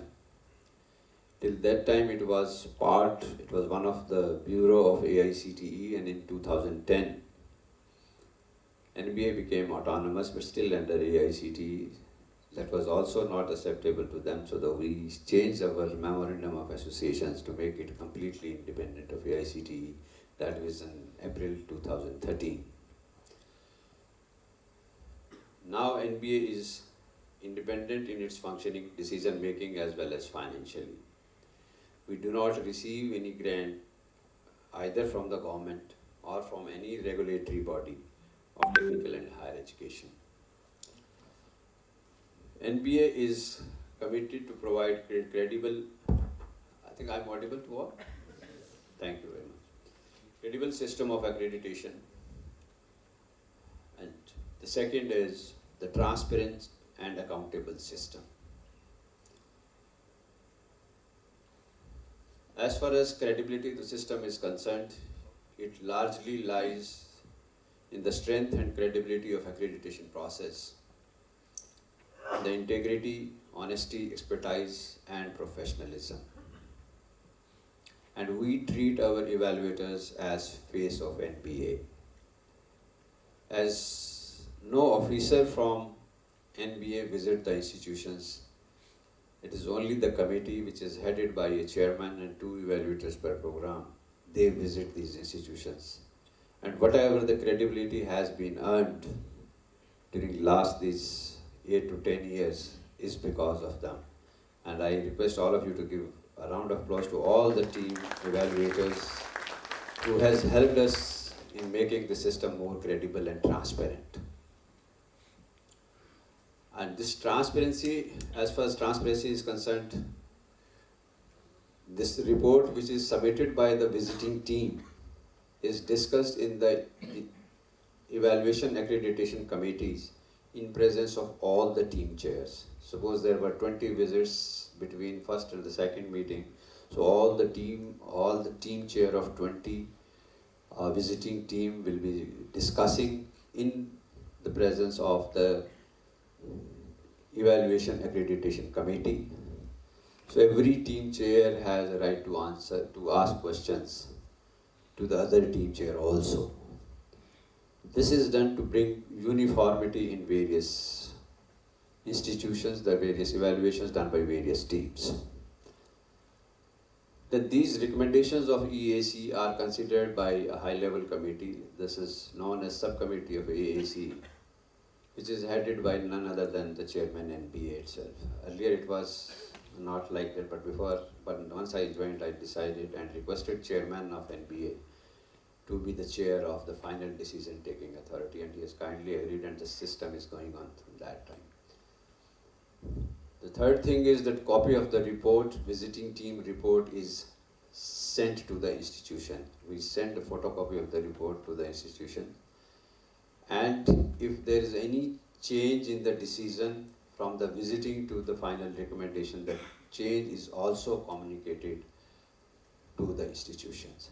That is why this change has been done. We give them the reasons also. And we have a 360-degree feedback system also, where an institution is supposed to give the feedback about the team chair and the evaluators. The team chair gives feedback about the institution and the evaluator, and the evaluator gives feedback about the team chair and the institutions. So through this platform, I request all the institutions' representatives who are sitting here to give the honest feedback about the visiting team chair as well as the evaluator. If we take due cognizance of all these feedback and it is certified, then we move ahead. But I'll request you to kindly give honest feedback, but not that if you come to know that you are not getting accreditation, so send a complaint. This is not like that. It has to be based on some facts. So kindly send the complete honest feedback to us. It is basically to improve our system. Once I joined, there were 1,200 evaluators, now there are around 600. It was reduced to 400, now we are again slowly taking it to have a large pool of the evaluators. Now it has come to around 600 evaluators. So this is all when possible, because we receive the feedback from various quarters, even from the team chairs or from the institutions or from the evaluators. So we take that very positive sign of improvement in the system. The accreditation visit is usually 2.5-day visit, where the team has discussions with head of the institute, dean, heads of the departments, program and course coordinators, and member of the management to discuss how the program fits into the overall strategic direction and focus of institution, and management support for continued funding and development of the program. They also has discussions with faculty members, alumni, students, and employers, and they are done independently. And I request all of the institutions, they should not offer any gifts, seminar, bags, TA, DA, local transport, honorarium to the team members. Everything is arranged by MBA, and that has been arranged from the fee which you have already paid. So I request all of you not to engage in those activities. Though I usually give a call on every Wednesday or Thursday to all the principals where the visits are going on, not to indulge into these activities. But sometimes, maybe because of busy schedule, I am not able to give to all 100% institutions. But through this platform, I request all of you to kindly cooperate with us for proper and nice functioning of NBA. You are only supposed to make arrangement for working lunch, tea, coffee, as has been done here today for us. Thank you very much. For us, accreditation is a process of quality assurance improvement, whereby a program and an approved institution is critically appraised to verify that the program continues to meet and or exceed the norms and standards prescribed by regulator from time to time. It is a kind of recognition which indicates that a program fulfills desired standards. Now, what is not the purpose of accreditation? It is basically not to find faults with the institution, but to assess the status ante of the performance, not to denigrate the working style of the institution and its programs, but to provide a feedback on their strengths and weaknesses. Not to demarcate the boundaries of quality, but to offer a sensitizing process for continuous improvement in quality provisions. It is not to select only institutions of national excellence, but to provide benchmarks of excellence and identification of good practices. And the general policy on accreditation is that the programs, not educational institutions, are considered accreditation. And I request all the institutions not to write that XYZ College of Engineering is accredited by NBA. It is only the BE mechanical or civil or computer program is accredited by NBA. So do not write that such and such college is accredited by NBA.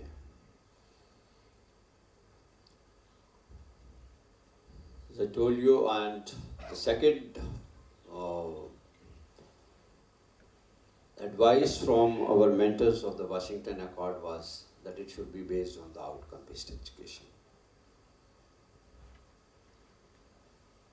What is outcome-based education? I will not go into the details. Details will be told by our Honorable Professor C.R. Muthukrishnan sir in his talk after me.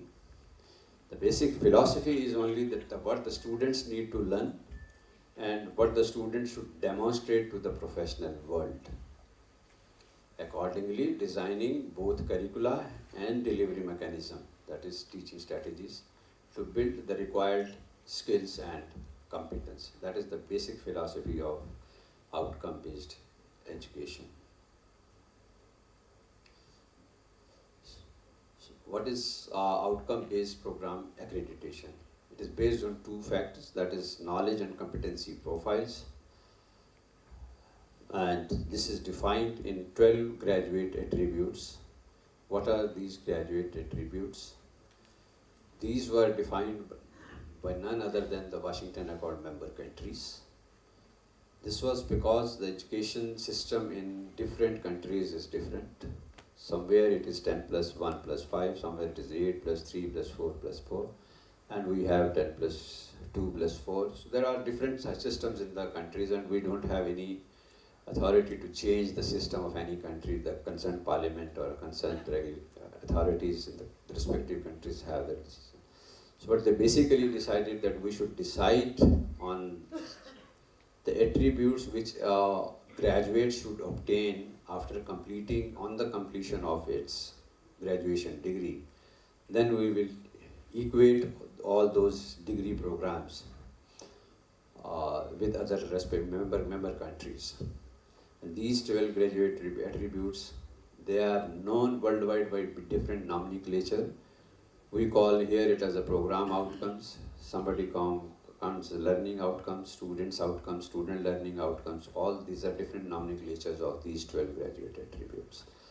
And accordingly, those countries have to have their own program outcomes, but we had taken all these 12 graduate attributes as it is as our program outcomes. So these are engineering knowledge, problem analysis, design and development of solutions, investigation, modern tool usage, the engineers and the society, environment and sustainability, ethics, individual and teamwork, communications, project management and finance, and the last is lifelong learning. All these 12 graduate attributes, this will be led by our learned expert, Professor C.R. Muthukrishnan-ji in this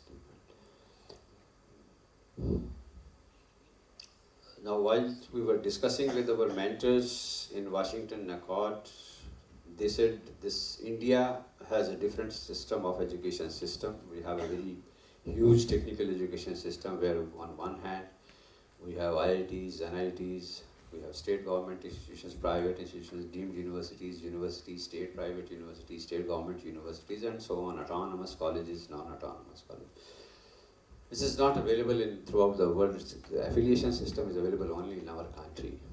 Though this was started by UK at the time, everybody has phased it out. That is why NEP has also given more focus on autonomy of institutions. But we decided that they rather advised us to have it in the two-tier system, that is tier 1 and tier 2. One is for autonomous institutions, the other one is for non-autonomous institutions where they don't have any control on their syllabus in the examination system. That is the affiliating institutions. They deliver the course as has been prescribed by the university and take the examination is also taken by the university, the results is also declared by the university concerned. So tier 1 is applicable to those which are academically autonomous and by university departments and the constituent colleges of the university.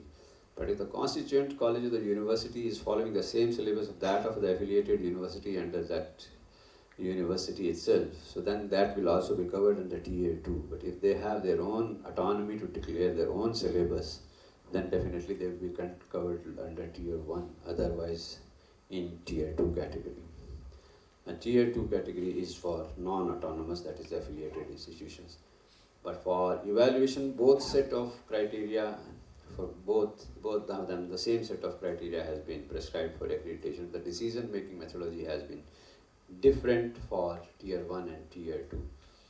So this is a comparison of the marks. We have 10 criteria. Details will be presented by Professor Ranganathji during his presentation. The details of all these 10 criteria. First 7 are the program-specific criteria, and the remaining 3, 8, 9, 10 are the institution-specific criteria. If you see tier 2 institutions there, the more focus is given on program, curriculum, and teaching learning process, while the course outcome and program outcomes has been given more stress in the tier 1 category. Similarly, student performance is given more preference in tier 2 category, and the continuous improvement, which is the backbone of the outcome-based education, is given more stress in the tier 1 category. So the main purpose of this is to allow tier 2 institutions to move towards tier 1 categories. In tier 1 category, each criteria is graded. If a particular criteria attains 75% or more, then this is called as Y, that is the criteria which is fully compliant. And 60 to 75% is known as criteria with some concerns. And 40 to 60% is the weakness. And less than 40% is the deficiency in the criteria. And this is the postgraduate SAR, where this is 500 marks, not 1000 marks, because most of the institutional criteria is not here, because we had already seen it in our undergraduate programs. There are 6 criteria, that is program curriculum, program outcomes, student performance, faculty contributions, laboratories and research facilities, and the continuous improvement. 3 criteria institutional, and the first criteria, that is stating the vision, mission and PEOs. That has been already seen in our undergraduate program, so that is also not there in postgraduate program. So there are 6 criteria, not out of those 10. The award of accreditation for tier 1 is that full accreditation of 6 years is accorded to a program, that there should be no deficiency or weakness in any of the criteria, and at least 7 criteria must be fully compliant. So out of 10 criteria, 7 criteria should be fully compliant, that is they should have 75% of marks, remaining 3 can be C. The number of PhD in the department should be greater than or equal to 30% of the required number of the faculty in the 2 academic years, that is CAY and CAY M1. The admissions in the undergraduate program under consideration should be 60% averaged over 3 academic year, -1, -2 and -3, that is including lateral entry. Somebody was raising some question in the morning session. So here it is CAY M1, it is not CAY, okay? So you have to consider CAY including the CAY M1, so that you can count the students in the lateral entry also. I hope now it clarifies the position to you, okay? The faculty student ratio in the department should be less than or equal to 1:20, averaged over 3 academic years, that is CAY, M1 and M2. And at least 2 professors or 1 professor and 1 associate professor. The requirement is 1 professor and 1 associate professor. But if they're not having any associate professor, having 2 professors, that is also considered. With PhD degree should be available in the respective department. We are not saying the program, we are asking in the department itself. You may be running 6 programs in the department, still we are asking only 1 professor and 1 associate professor. That is also for 6 years. That is the current in that 2 academic years, that is CAY and M1. And HOD should be PhD in the current academic year only. As far as accreditation for 3 years is concerned, admissions criteria remains the same, that is 60% including lateral entry, and at least 2 professors or 1 professor and 1 associate professor, that also remains the same. The faculty student ratio here changes from 1:20 to 1:25.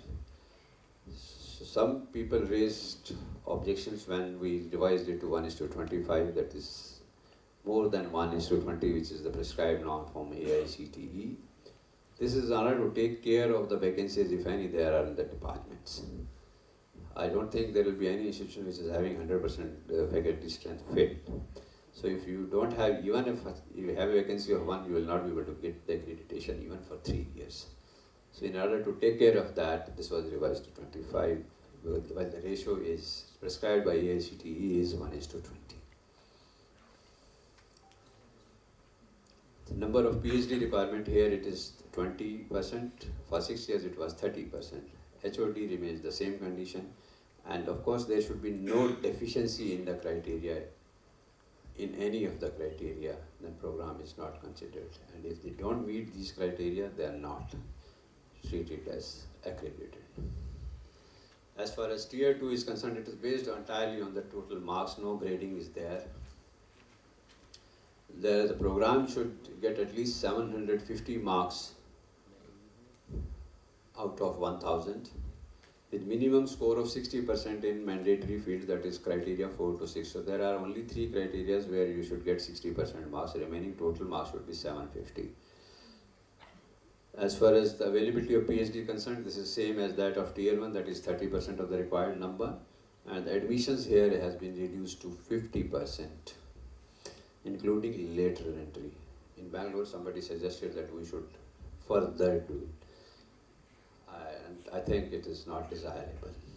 If including lateral entry also, if you are not able to fill 50% of the seats, I don't think the program needs accreditation. Whom we are accrediting, students or the program? Faculty-student ratio remains the same as that of Tier 1, that is 1:20. And the condition of professors also remains the same as that of a Tier 1, that is 1 professor and 1 associate professor in the department. And HOD condition also remains the same, that you should have a PhD degree. As far as 3 years is concerned, we want 60% marks, that is in 600 marks out of 1000, with only in one criteria 40%. In Tier 1 it was in all the criteria they should not have a D, but here it is only in the criteria 5, that is faculty information and contribution. They should get at least 40% marks. Admissions criteria remains the same, that is of 50%, and the condition of requirement of professor has also been brought further down to only 1 professor or 1 associate professor. And that too only in the department, not for a program.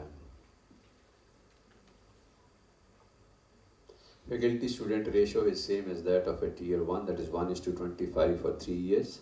And PhD has been further reduced to 10% for getting 3-year accreditation in year 2. So we want the more institutions to come forward so that they can get accreditation. All these slides are available on our website in workshops and events. So this is all available also, and this will also be again put up by tomorrow or the day after. So do not try to write down, just try to understand. This will all be made available to you and already available on our website also. And if they don't meet 600 marks or less than 40% marks in the faculty information, they don't meet the qualifier for 3 years, so they are not treated as accredited. For postgraduate engineering program should score greater than or equal to 375 with 60% in each criteria. This is for 6 years. So same criteria, 75% marks there also, here also is the 75% marks. Number of PhD remains the same, that is of 30%, 1:20 faculty ratio, and 2 professors, that is 1 professor and 1 associate. They all remains the same. For 3 years it is 60% again, but here it is 50% in criteria 4 here, that is faculty contribution, and the requirement of 2 professors and 1 associate professors remains the same, and the faculty-student ratio is 1:25 for 3 years. Below 300 marks, no accreditation. Earlier, there were no pre-qualifiers. Institution was supposed to file this self-assessment report, but during initial years, I saw that most of the institutions where there were no faculty, no admissions, they were being visited. So we considered this issue and decided that they should have minimum this much of facility to come for accreditation forward. These are available on our website. You can verify yourself. These are very, very simple pre-qualifiers. I don't ask you to pay fee. You can verify yourself if you satisfy yourself. This is for yourself only, not for me. Otherwise, I'll get 10% fee unnecessarily. If you see honestly yourself that you meet these qualifiers, then you submit me only 10% fee of the application fee, which is 2 lakhs per program. Earlier for first program it was 5 lakhs. Now it has been reduced to 2 lakhs per program. And out of that only 10% fee, that is 20,000 rupees you have to pay only. And for that also I request you to satisfy yourself even before giving us 20,000 rupees.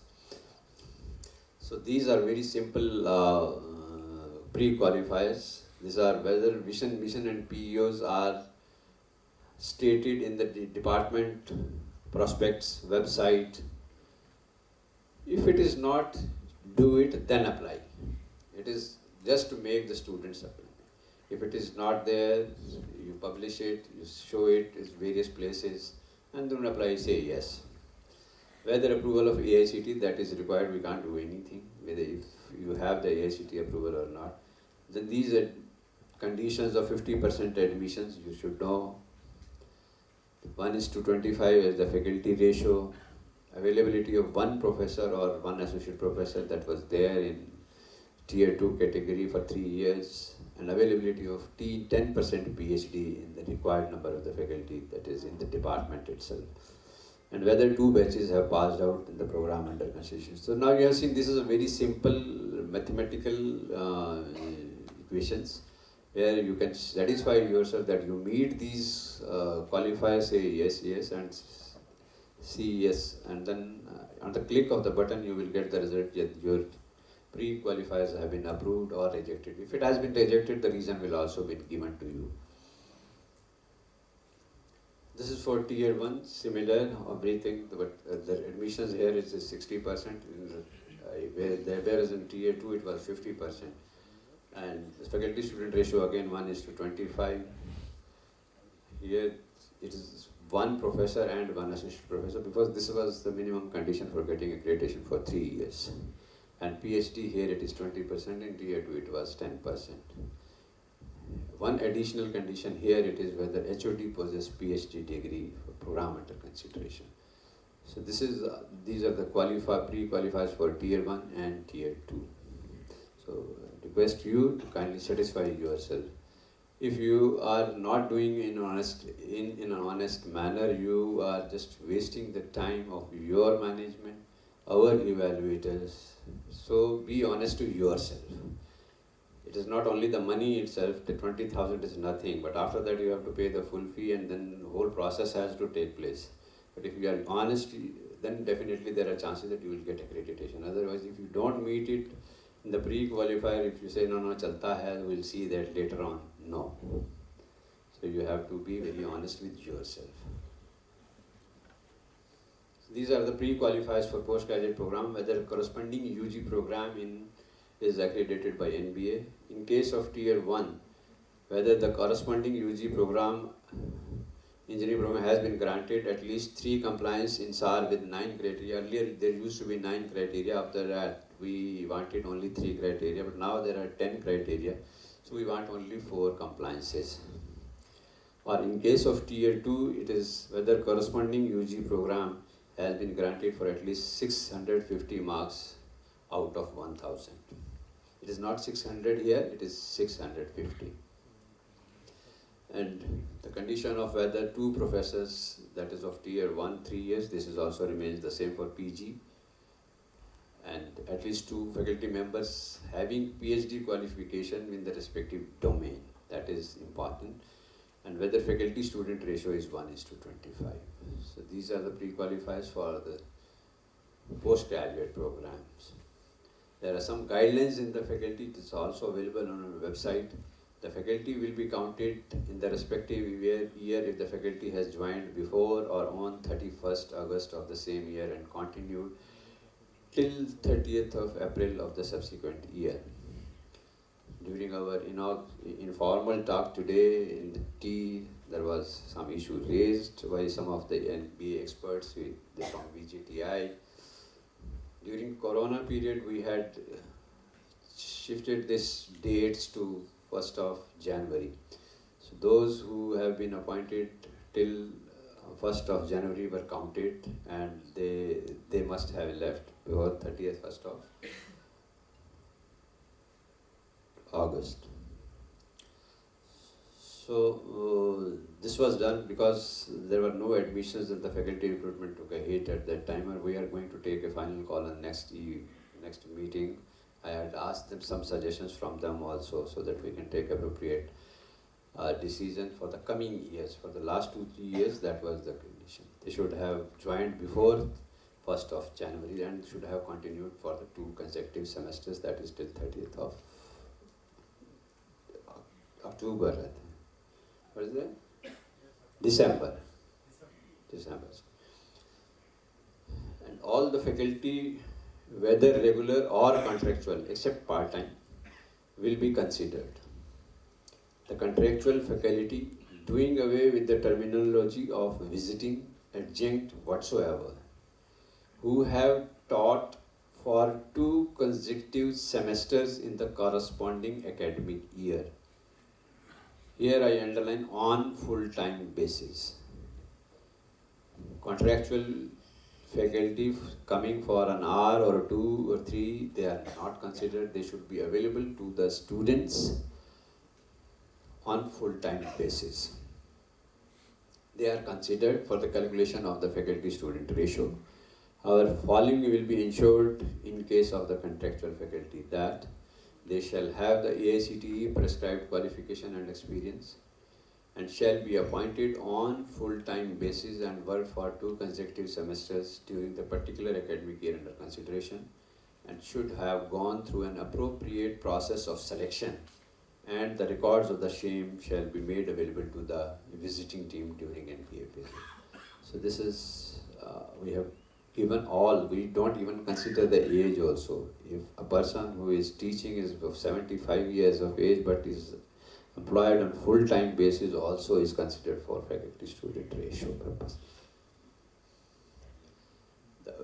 The available and required number of PhD in the department would be calculated on the average basis for the previous 2 academic years, that is including current academic year, and the available and required number of PhD in the department shall be truncated to the nearest lowest integer.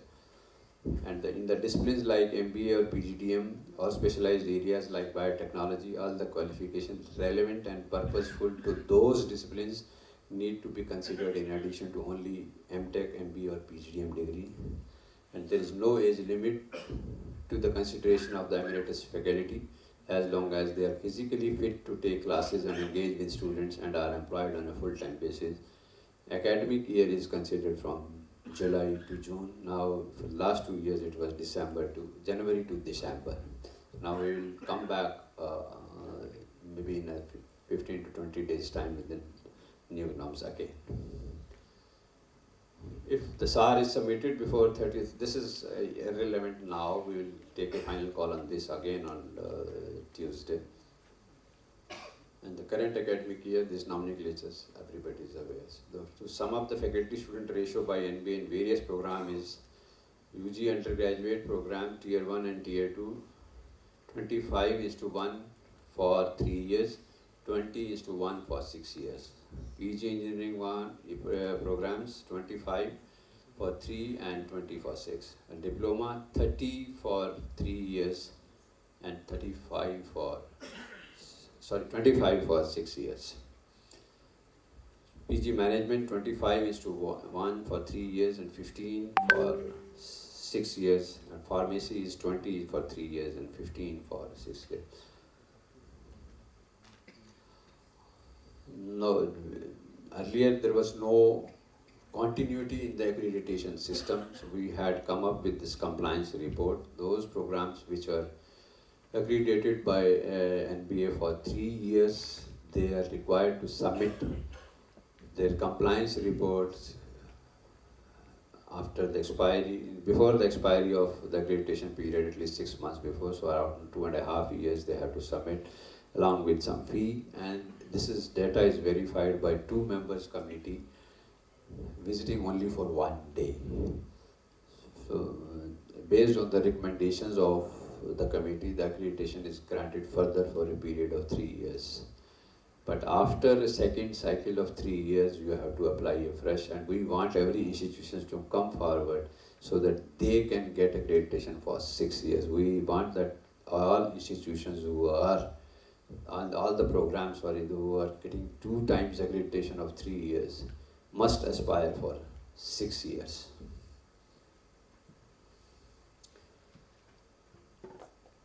So we had started the second cycle of UG Engineering Tier 1, because this is applicable to those who have already got accreditation of 5 years earlier, now 6 years.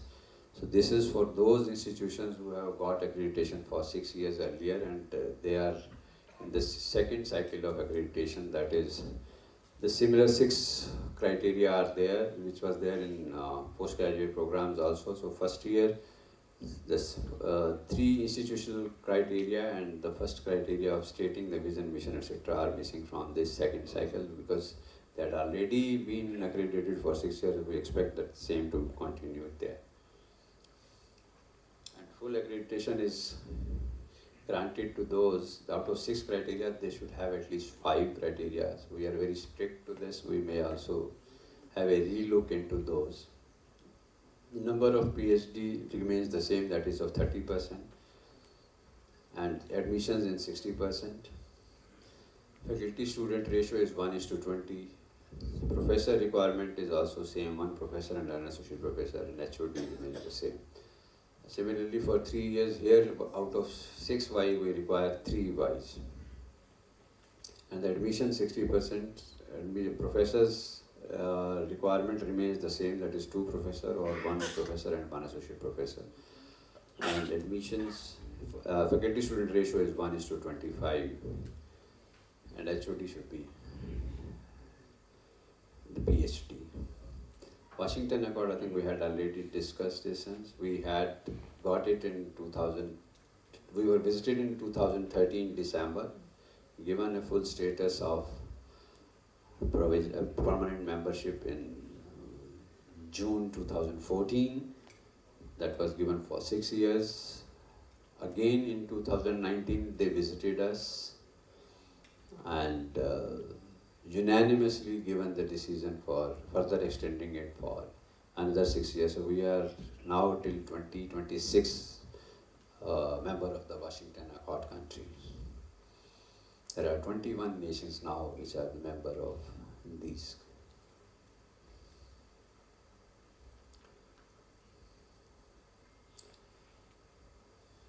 NIRF now, I think the last date is over.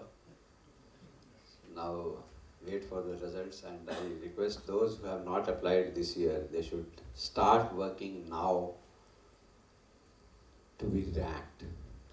We want each and every institutions to move forward. This is a very healthy competition. We have seen even in the topmost institutions, they have constituted committees.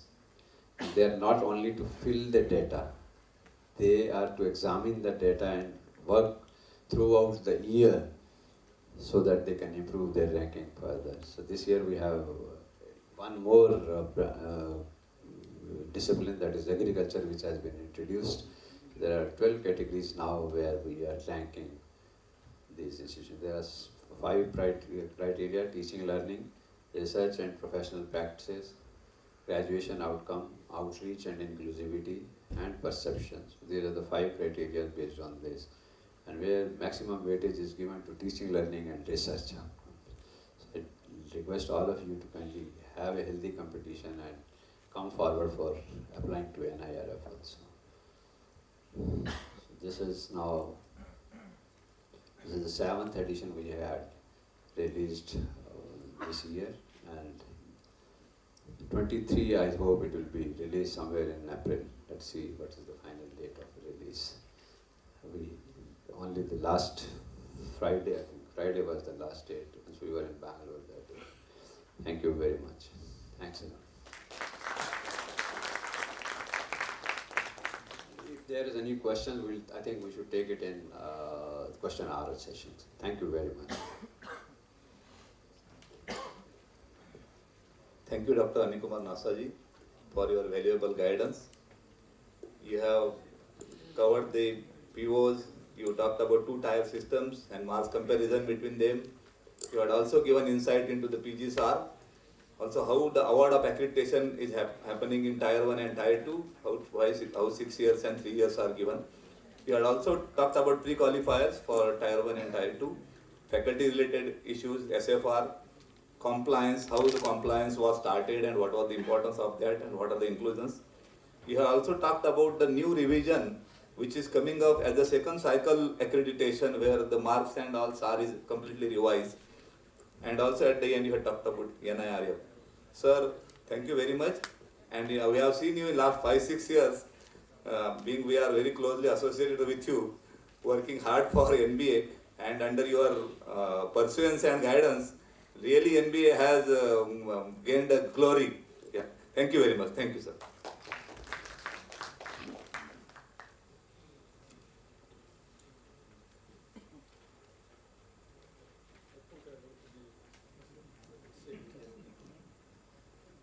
Here's a pen drive.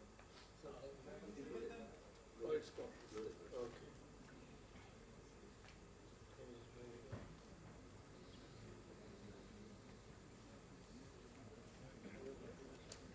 Top.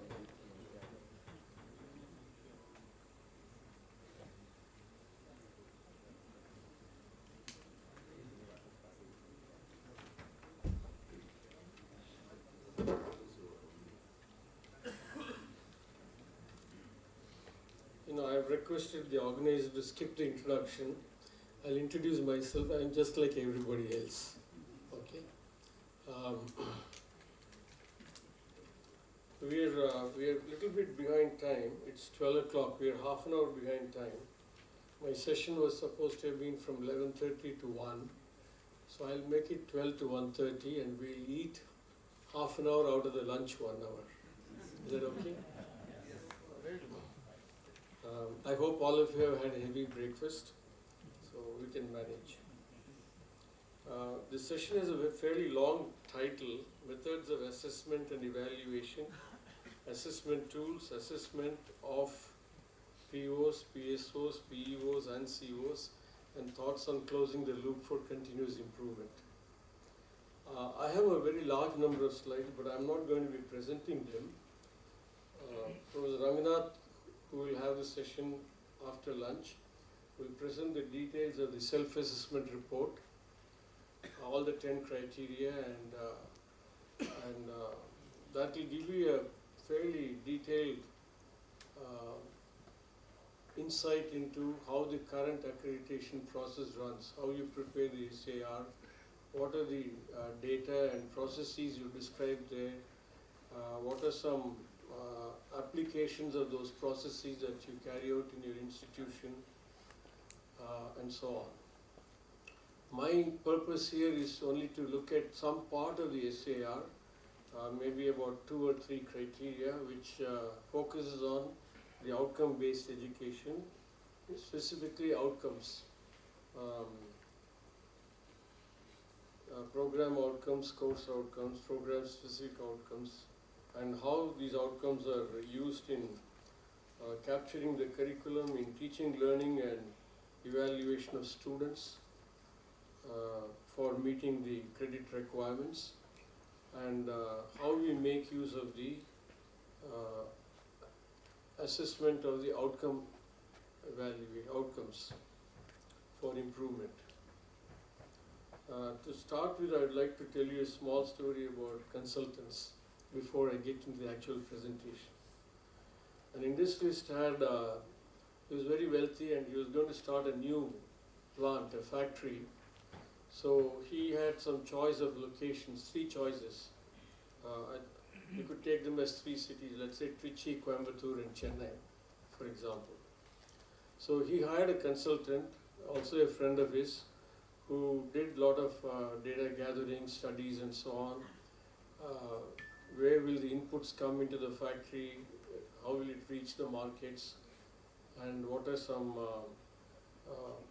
issues in the different locations in terms of requirements of water, power, etc.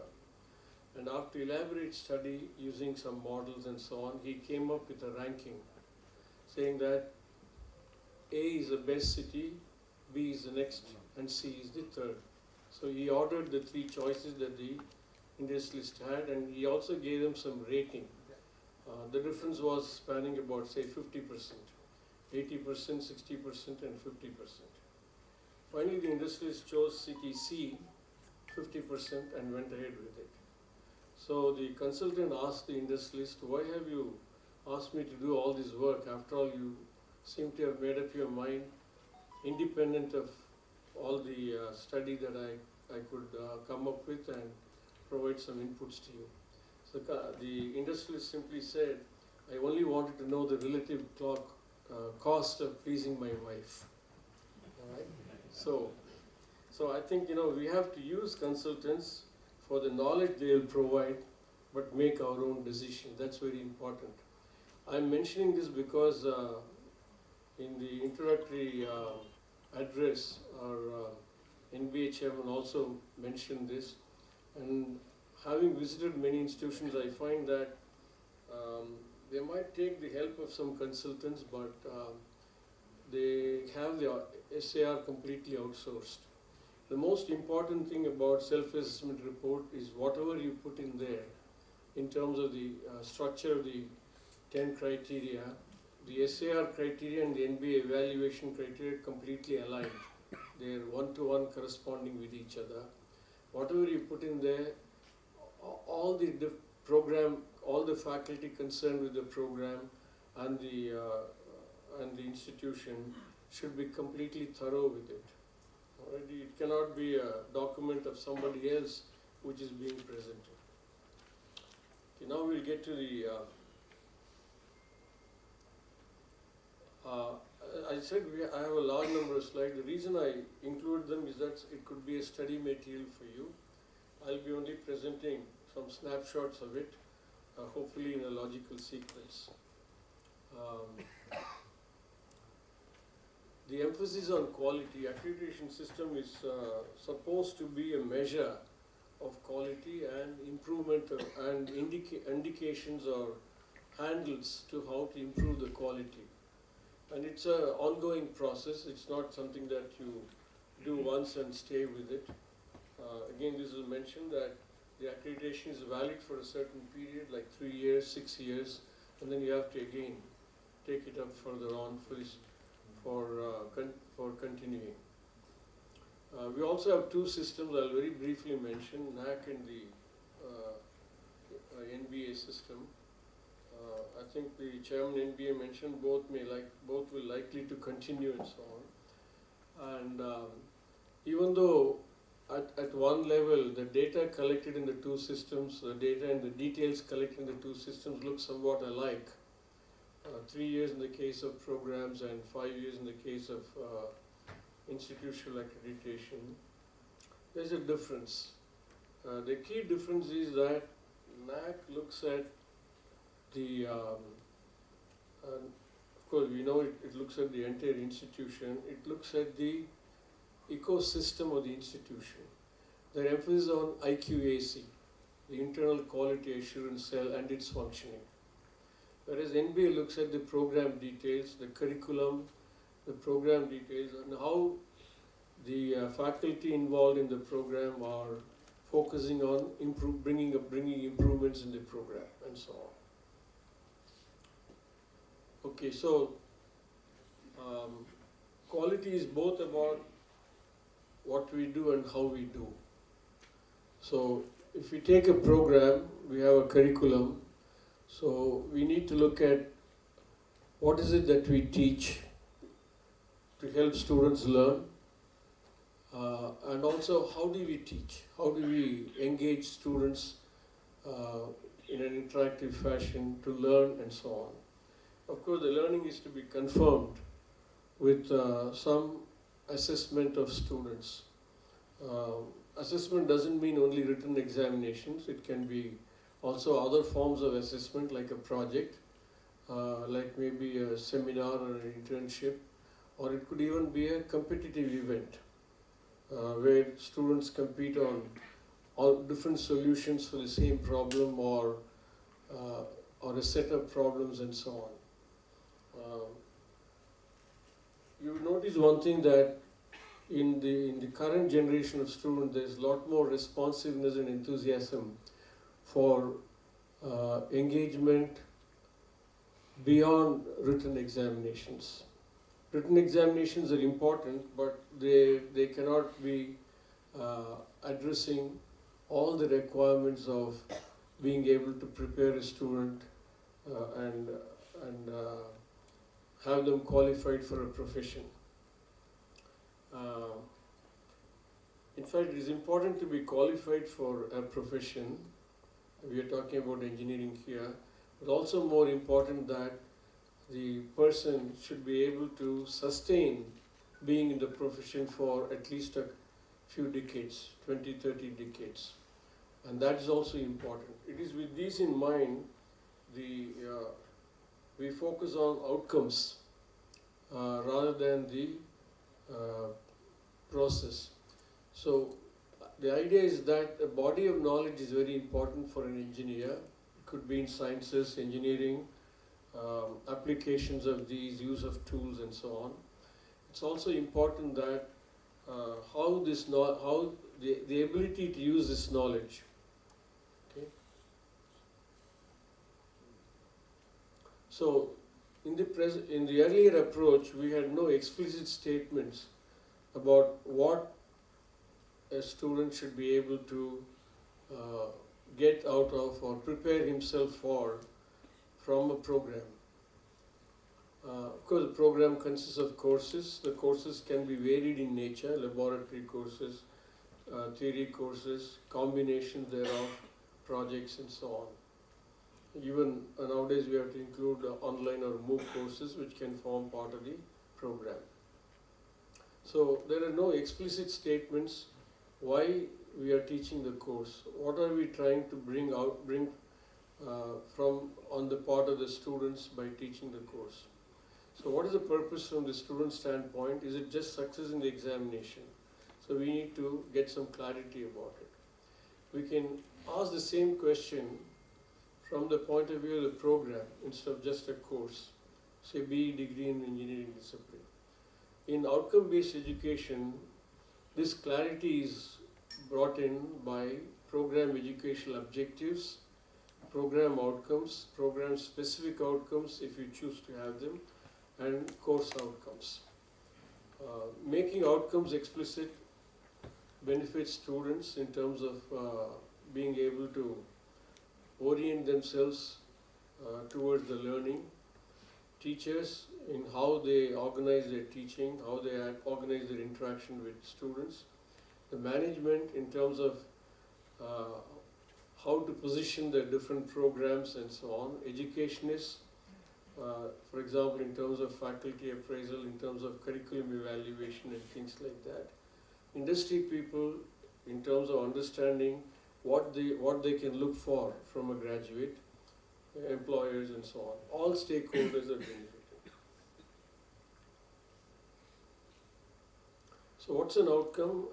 An outcome states what a student, when he or she completes a course successfully and earns a pass grade and credit, can perform, do or demonstrate with what is learned in the course. These are also referred to as learning outcomes and so on, as Dr. Nasa mentioned. Note that the emphasis on the use or application of the knowledge acquired and not on the knowledge per se. Okay, so course outcomes are what a student is able to perform after completing the course. We'll see some examples, but similarly for program outcomes will be what a student will be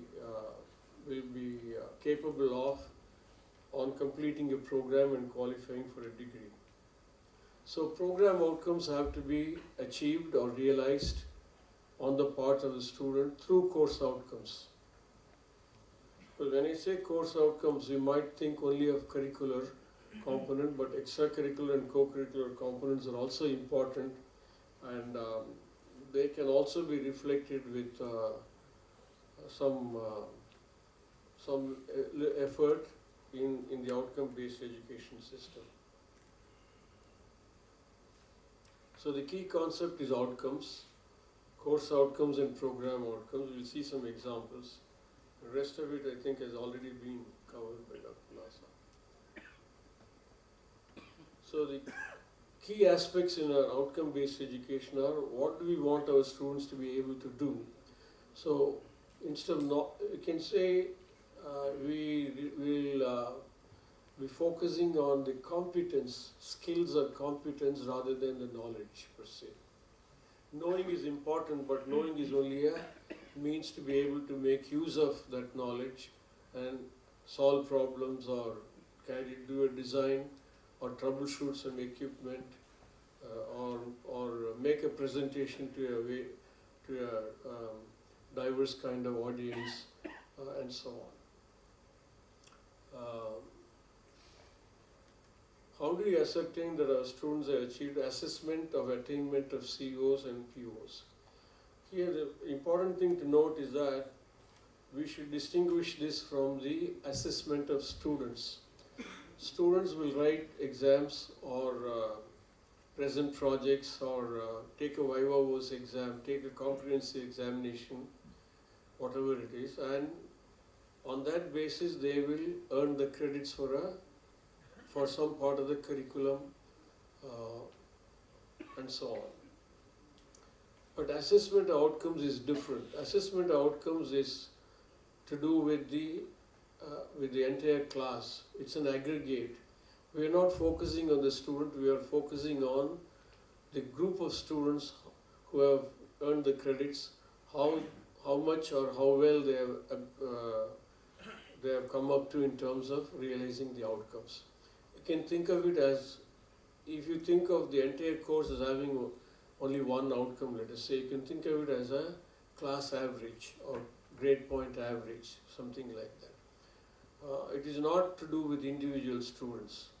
Okay, that's very important to keep in mind, because even though individual students' performance or in the different aspects of a course will be one of the main inputs, main data based on which we assess the outcomes, it is not to be mixed up with the individual student performance.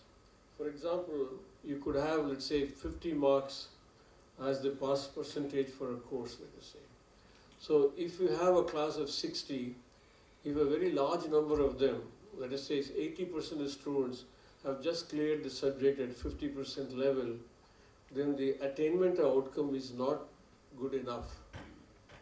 The attainment outcome can be good enough only if a greater percentage of students are clearly above the minimum requirement. All right, so that's the idea there. Because ideally, asymptotically, we can say that every student should be 100% student. But that's an ideal. You know, we are not going to be aiming that, and that's not also we can keep it in an asymptotic position, but we can't really be achieving it. To be realistic, we must accept that there will be a diversity among students and that a few may do well, many may do average, and some may be just about the borderline. So this distribution or positioning of the class with respect to outcome is what is aimed to be measured in attainment of outcomes, course outcomes. Then having assessed these outcomes, which is like putting a finger on what part of the course needs to be done better or needs to be revised, or different material needs to be used for reaching this to the student and so on, that is part of continuous improvement, the continuous quality improvement. So this shows the first 7 criteria. The other criteria 8, 9, and 10 are predominantly institutional level criteria, or you can say common to many programs, that kind of criteria. These 7 criteria, what I have shown in green in this slide: program, curriculum, teaching, learning process, course outcomes and program outcomes, and then continuous improvement, number 7. I'm sorry, I should have shown it in green. These 3 criteria, including the vision, mission and PEOs, form an integral part of OBE. It doesn't mean the other criteria, 4, 5, 6, do not form part of OBE. They do form part of the OBE, but I'll be focusing only on criteria 2, 3 and 7. Of course, all the criteria will be covered in detail by Professor Rangana.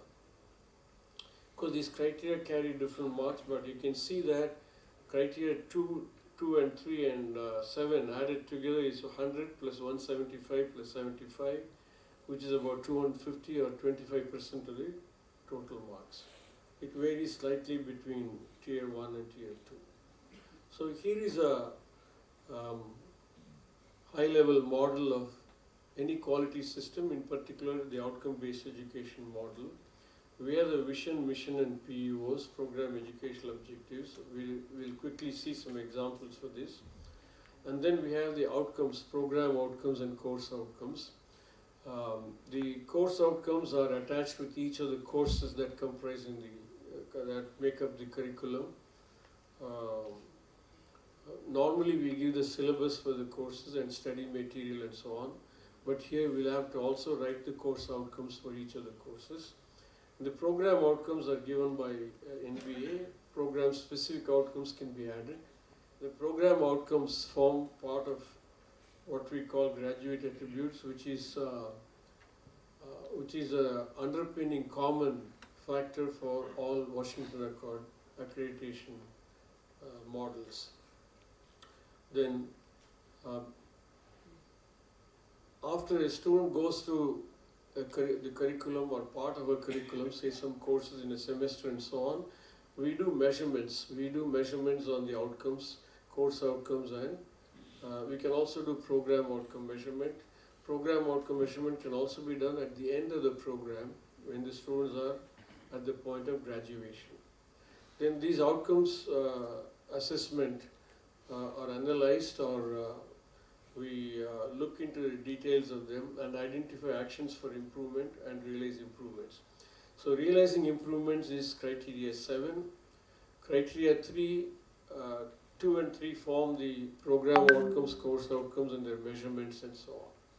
The result analysis, identifying action and realizing improvement form part of criteria 7. Vision, mission, and PEOs form part of criteria 1.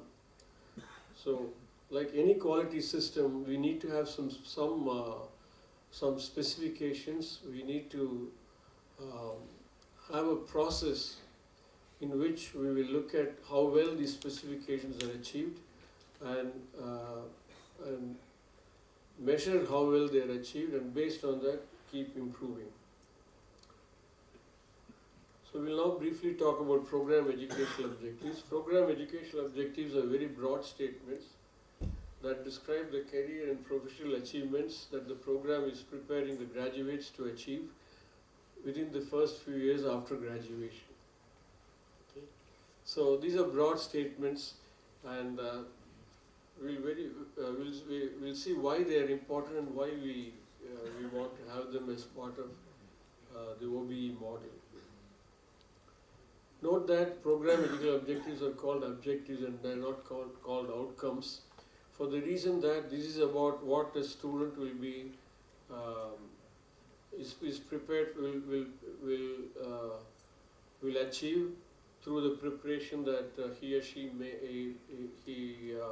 is arrived at while graduating in the first few years after graduation.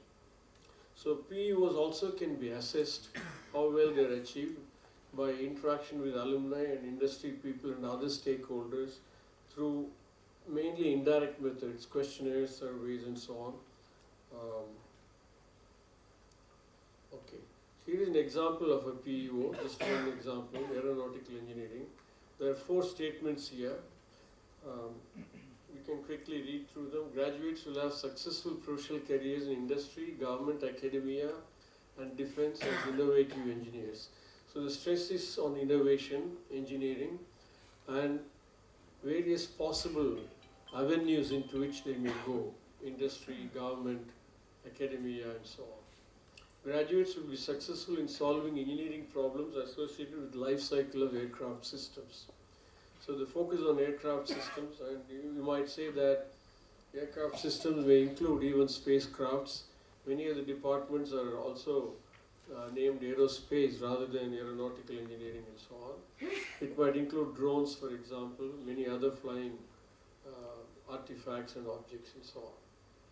PEO3 graduates will continue to learn. So they don't graduate saying that we have learned everything, and advanced in their careers through activities such as participation in professional organizations, attainment of professional certification, seeking higher education. Our graduates will be active members ready to serve society locally and internationally. Okay, so note that PEOs are about what graduates may do after they graduate. Of course, only in the initial part of their career, let's say the first 4 years or so. Because with the kind of change that's happening, many engineers go into many other walks of life. We know engineers who have become politicians, who have become economists, who have become, we had our chief secretary technical education, he's an engineer basically. He started with engineering and so on. So, why is this important to talk about PEOs? Because PEOs describe what your program is attempting to focus on for a variety of stakeholders. Many people can understand. So you're able to explicitly write down and articulate what the program is doing. If you say that I'm producing aeronautical engineers, people don't understand. Different people will have different idea of what an aeronautical engineer is. Some might think they're pilots who fly. Pilots who fly are not necessarily aeronautical engineers, right? Okay. So this is the purpose of PEOs, to bring in, and another advantage of having PEOs is that there may be many aeronautical engineering programs in the country. Many institutions may actually produce aeronautical engineering graduates, let us say. So they could have slightly different emphasis on different aspects. So that can also be captured in the PEO. This is another example in civil engineering. I'll skip this, you can go through it. Yeah, this example shows PSOs, program-specific outcomes for civil engineering. Program-specific outcome 1, proficiency in a specialized area in civil engineering. Demonstrate proficiency in one of the following areas of civil engineering: construction materials and management, structural and geotechnical engineering, environmental, water resource and transportation engineering. So this is about an undergraduate program or first degree program. So there are 3 areas, 3 broad subfields of civil engineering which are identified in this. And what this PSO says that the graduate of this program will have strength in one of the 3 areas. All right, proficiency in one specialized area. How can this be achieved in the curriculum? You can do it, for example, by grouping electives into streams and so on. Okay. The second PSO is ability to apply principles of engineering for the entire life cycle of a project. Okay, so this says that the civil engineering projects or activities, they talk about construction of varied type of structures, buildings, facilities and so on.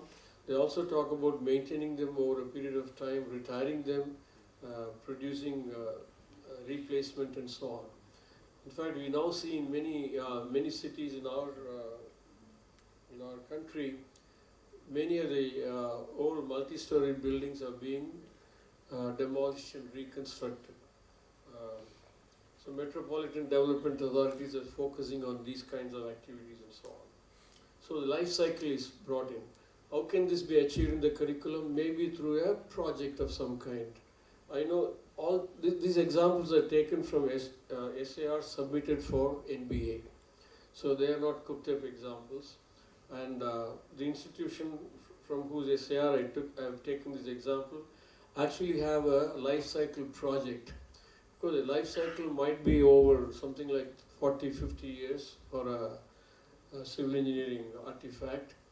But they have to, through some simulation or other approaches, through some field studies of different kinds of instances of that, say for example a bridge or whatever it is, they'll have to bring that into practice. So the curriculum has a project of a well-organized nature to capture this PSO2. Similarly, PSO3 about construction materials. Okay, these are the program outcomes. This has been mentioned also. You have to read through the full. The caption is engineering knowledge, problem analysis, design, investigations, tool usage, but you have to read through them very carefully and fully. Engineering knowledge says apply the knowledge of mathematics, science and engineering fundamentals and an engineering discipline to the solution of complex engineering problems. Analysis similarly say identify, formulate, review relevant literature and analyze complex engineering problems and so on. So you have to grasp them in a total sense. This is important because if you are doing top-down, from these program outcomes you have to design a curriculum and implement the curriculum. But very often in practice, we are trying to adapt or adopt OBE in an existing framework. Already the programs have been running for several years, decades sometimes. So we are trying to bring OBE not as an ab initio new approach, but we are trying to bring it as a transformation of some existing ongoing approach. In those cases, we have to read through it very carefully to see where we have to improve our curriculum. So curriculum improvement also is possible by understanding these. I won't go through them in detail, but note one thing, these five program outcomes, all of them use the word complex engineering problems. This is also referred to by Professor Shabudin in his talk. So we are, in fact, if you look at the second cycle that has been designed by NBA for accreditation of Tier 1 programs, it does bring some emphasis on how complex problems are being addressed in the curriculum and so on. Then these 7 program outcomes are about engineering, society, sustainability, ethics, teamwork, communication, project management, and lifelong learning. These are also very important. In fact, I think sustainability was mentioned by our Director of Technical Education in his address. So these also have to be realized. In other words, look at the 4-year program, full-time program, as a total experience for a student. And many of these students are in the formative years after having come from school into the professional program. And the 8-semester experience in a total sense should also bring to them some degree of preparedness in terms of all these program outcomes. So what is complex? I think we need to address that. There are several different ways of understanding what is complex, but I'll give a somewhat workable, simple view here. Complex can be taken to mean interdisciplinary. Okay, that's in fact addressed because if you look at PO1, it says mathematics, science, engineering fundamentals, not a discipline, and engineering specialization. So there's something common that pervades all engineering. All right. So this, the idea that I want to present here is that simple complex is not a binary. Okay, it's not that something is simple or complex. It's not black and white. There are many positions in between. It's a spectrum. So I'm giving some examples of what could be taken up in bringing complexity into the curriculum, and through the course outcomes, connect them with the program outcomes and so on. Non-linearity.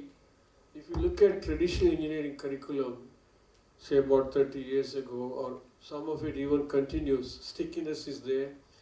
A very large part of the curriculum focuses on linear systems. We make an assumption that systems are linear. Linear systems are useful. Many of them can be solved in closed form analytically using mathematics and so on. But even there, if the order of the system becomes fairly large, then it's difficult to solve. Second order, third order, you could possibly solve through by hand or by some simple conventional methods and so on. But however, in practice, many systems have to face non-linearity. In fact, in some systems, it is a non-linearity that is useful, which actually provide the function and so on. For example, many digital systems we want to look at only the various intermediate signals or values of variables and so on, parameters.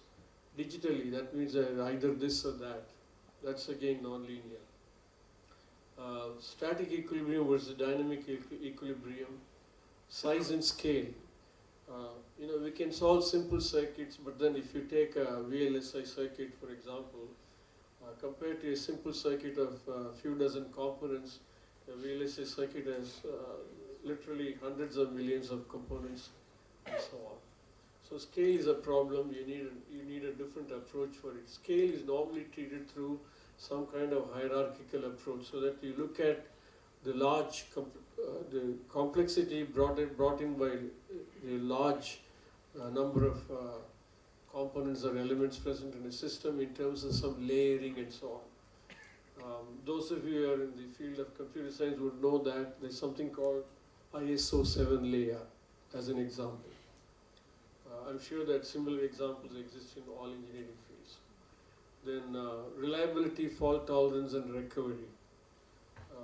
Life cycle aspects of processes and products. Remember that PSO in civil engineering, life cycle aspects is very important. How to retire a product, how to enhance a product and extend its life and so on. Evolution, because products have to evolve over a period of time. Functional and non-functional specifications. Functional specifications are what engineers are mostly concerned with, but then non-functional specifications are also important. For example, an aircraft certainly should fly very safely. That you can treat as functional specification, but people or cargo has to be moved in the aircraft, which will give rise to some specifications in terms of how the internal ambience must be maintained, what kind of support facilities are required for long flights and so on, or for that matter even military aircrafts and things like that. So the essence of capturing complexity is in what we call HOTS, higher order thinking skills. Okay. So these are called higher order thinking skills. So no doubt in the early semesters we focus on some simple things to get the engineering start going with the students, but then as they progress through the curriculum and they come to the final year project, they should be able to reach a higher position in terms of being able to do higher order thinking skills. Not the word thinking skill, all right? So we have slipped into a lot of learning by rote. Unfortunately, it also happens at the school level. And so we must make in the curriculum a conscientious effort, both on the part of the teacher and the taught, the faculty and the student and the entire system, to move to higher order thinking and also in terms of thinking skills. The model used for this is called Bloom's taxonomy. So this is Bloom's taxonomy. So Bloom's taxonomy says that every aspect of a subject, a course outcome for example, can be learned and absorbed and examined upon in terms of these 6 levels: remembering, understanding, applying, analyzing, evaluating and creating. Creating would go into something like entrepreneurship and so on. Evaluating would definitely go into synthesizing solutions in terms of being able to see alternatives, pros and cons, compare them and things like that. Analyzing is important for troubleshooting. It's also important to design a system. If you have designed a system, you have to analyze it for various properties and requirements and so on. Applying is being able to apply certain engineering knowledge, certain methods and so on to solve problems. Understanding, you have to go a little bit beyond remembering. Remembering is simply knowing things. Let me give you a simple example. If I know Ohm's law, the voltage against resistance is current multiplied by the resistance value, that is remembering, okay? Of course, if you're studying physics of materials and so on, you might consider how Ohm's law is applicable for different materials and so on, resistivity and things like that. it might be at a different level. But in terms of basic electrical engineering, Ohm's law would be at the remembering level. Newton's laws, for example. Force is mass into acceleration. Understanding, the example would be that Kirchhoff's laws, that the value of the currents at different points at a junction in a circuit will add up to zero. There's some conservation principle there. So that would be at understanding level. Applying would be in terms of being able to use Kirchhoff's laws to solve circuits, for example, to compute the voltages and currents and so on. You can create similar examples for many other fields also, and so on and so on. So this Bloom's taxonomy is important, and very often we think that we can directly jump to higher level. That's not the case. You have to go through these levels as rapidly as possible. We have to remember something. We can't work everything from first principles, right? That will be like trying to design an airplane starting with atoms and electrons. Not possible, okay? So you have to evolve through these levels, and that's what Bloom's taxonomy is about. A little bit about how to write course outcomes. I'll again go to the example. Okay. The Bloom's taxonomy is mainly used in the how we implement a curriculum. Okay. It's also useful for the design, but how we implement a curriculum. So it figures mainly in the assessment. If you go back to the diagram, you see every one of them can be converted into a question. Is a student remembering something? Are you able to put a question to him or give him a task by which the student can show that he has got a certain understanding of what that concept is and so on. Right? So every one of these levels can be connected with assessment, and that's what we are talking about here. And any assessment, you are going to give a task to a student, ask a question, compare, analyze, solve, etc. So these are called verbs. Anything to do must have a verb in it.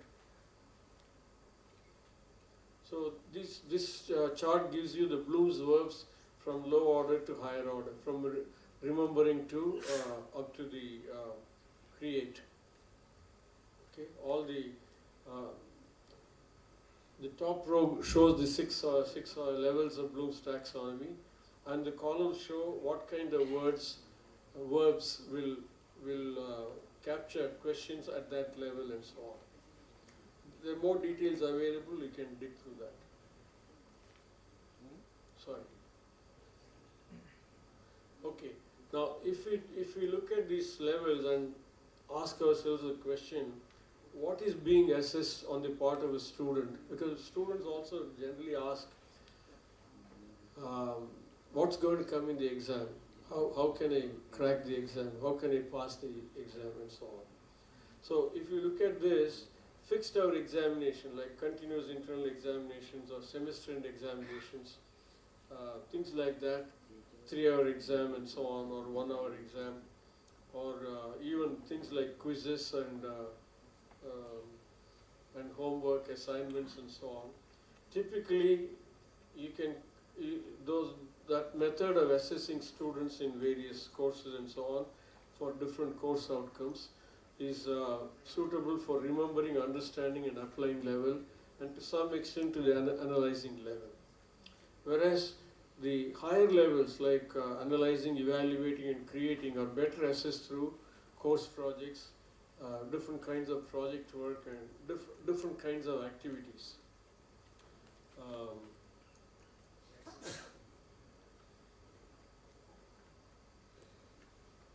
Alright, so we'll now look at one example of CO and COPO mapping.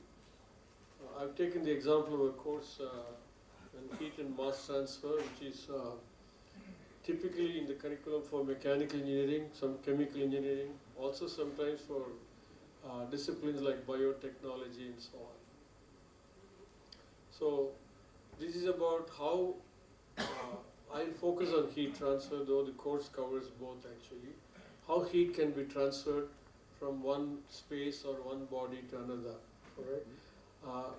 Very common examples will be cooking at home, cooking in the kitchen. We are doing heat transfer all the time, right? Whether it's a microwave or whether it's an induction stove or whether it is a general gas stove, LPG stove and so on. Or some traditional methods also. You can give many other examples. Water heaters at home. A refrigerator also a heat transfer device because it takes heat out of the space where you're putting various things that you want to keep at a low temperature and sends it out somewhere else. Okay.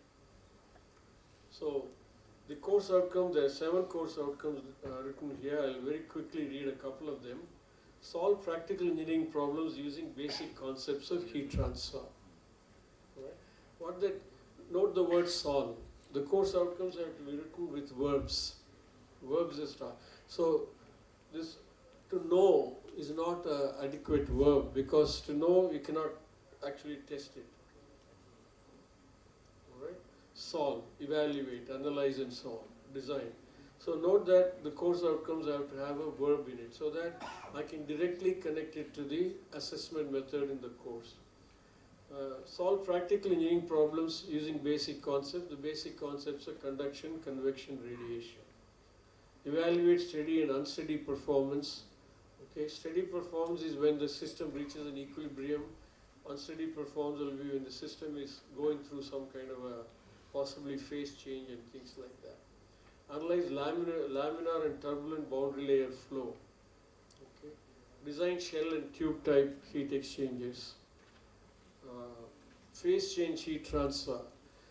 For example, when water is converted to steam in many applications, the temperature remains same, but the phase changes from liquid to vapor. All right. So heat is absorbed, but temperature doesn't increase. 100 degrees boiling water and 100 degrees steam are different in terms of the heat that has been taken, the energy that has been input into the material. Analyze phase change heat transfer process, determine radiation heat transfer and so on. Perform design calculations. So, having written this CO, we connect this CO with the program outcomes. And that we do through a simple matrix. Okay, so these are the 7 outcomes I wrote for the heat transfer course, and they are mapped into the PO1, 2, 3, and 4. PO1 is applied knowledge of mathematics, science, and engineering specialization. In this case, maybe mechanical engineering, which is where they study heat transfer. To solution of complex engineering problems. Second is to be able to analyze the problem. Third is some design, and fourth is some investigation. Okay, so we draw up this matrix of program outcomes and course outcomes along the rows, and we in each cell in the matrix we put a value. The value can be dash, which means that that particular program outcome is not connected with, is not addressed by that course outcome, or addressed only in a very peripheral, minimal sense. We don't want to count on it as a significant thing. 1 would mean that it's reasonably connected, low strength. 2 means moderate strength. 3 means very highly connected. So this is the idea in putting the values 1, 2, and 3. This is a very common technique. Whenever we want to quantify anything, we choose some kind of a qualitative scale and then put numerical values to them. In fact, all measurements are done that way with respect to some reference. For example, we talk of length, let us say, we talk of a meter. There is somewhere sitting in Paris a highly maintained scientific standard which defines what a centimeter is. So it's not absolute, right? Okay. It's important to remember because people very quickly get confused why we are putting these numbers. We put these numbers so that we can bring all the different course outcomes and connect it with program outcomes in a single scale. And then work backwards to analyze which program outcome has been a low achievement, low attainment, work back to pinpoint to a course outcome and then go identify what is the handle for continuous improvement. Now again, look at this, let's go back to this. You see, for example, design. Course outcome 4 is design shell and tube type exchanges, right? So if you look at CO4, it has a, on PO3 it has a value 2, so some design is being attempted. So you must justify these values not in terms of, not merely in terms of description, but in terms of actual implementation of what is done in the course, what is done in the assessment and so on. There's another example on data structures and algorithms. I won't go through this in detail, it's a computer science course. But what is important here is beneath each value in the COPO mapping, we are writing a justification, right? You won't be able to read it from there, but you can later look it up in the slide. We are writing justification there. The justification is what will be done in terms of teaching, learning and assessment, TLA, all right? In fact, the teaching, learning and assessment, I'm referring to assessment of students. Teaching, learning and assessment should be constructively aligned. What you teach is what should be learned, and what is learned is what should be assessed or examined upon. If they are disconnected, then the students will not take your classes seriously, right? So it is important to write these justifications. What these justifications actually mean is how the teacher will use it in organizing the course, the lesson plan, the various tasks that form part of the course, and the assessment of students in that course and so on. Okay, going from CO to PO is a fairly big jump, so it will be a little bit more practical and simpler to do it via steps. See, not necessarily one, there could be 2 or 3 competencies, and every competency is detailed into some performance indicator. Again, could be more than one, but not too many. Okay, so this, I'll be giving you the reference later, you can go through it. This gives suggestive list of competencies and associated performance indicators for a mechanical engineering program. So PO1, the competencies are demonstrate competence in mathematical modeling. See, apply knowledge of mathematics to mechanical engineering problem mean that I should be able to model a mechanical engineering problem in some aspects through a mathematical model. So that's a competency. Okay. Demonstrate competence in engineering fundamentals and so on, how to use engineering fundamentals and so on. For each of that, there's an indicator. If you take the first one, competence in mathematical modeling, applied mathematical techniques such as calculus, linear algebra, and statistics to solve problems, mechanical engineering problems. Apply advanced mathematical techniques to model and solve mechanical engineering problems, and so on. So, if we have this, then how does this help? If you have an existing course, you can use this to see what kind of study materials to use and how to design the examinations or different tasks in the course and so on. You can also use it for tweaking a course. Suppose you are taking up a curriculum revision. Typically, many institutions take up major curriculum revision once in 4 years or so. At that time, you're not going to change the curriculum completely upside down, but you would bring it in tune with the times and so on. So at that time, you could use this competency and performance indicator in terms of the previous curriculum implementation to see how we can make it better.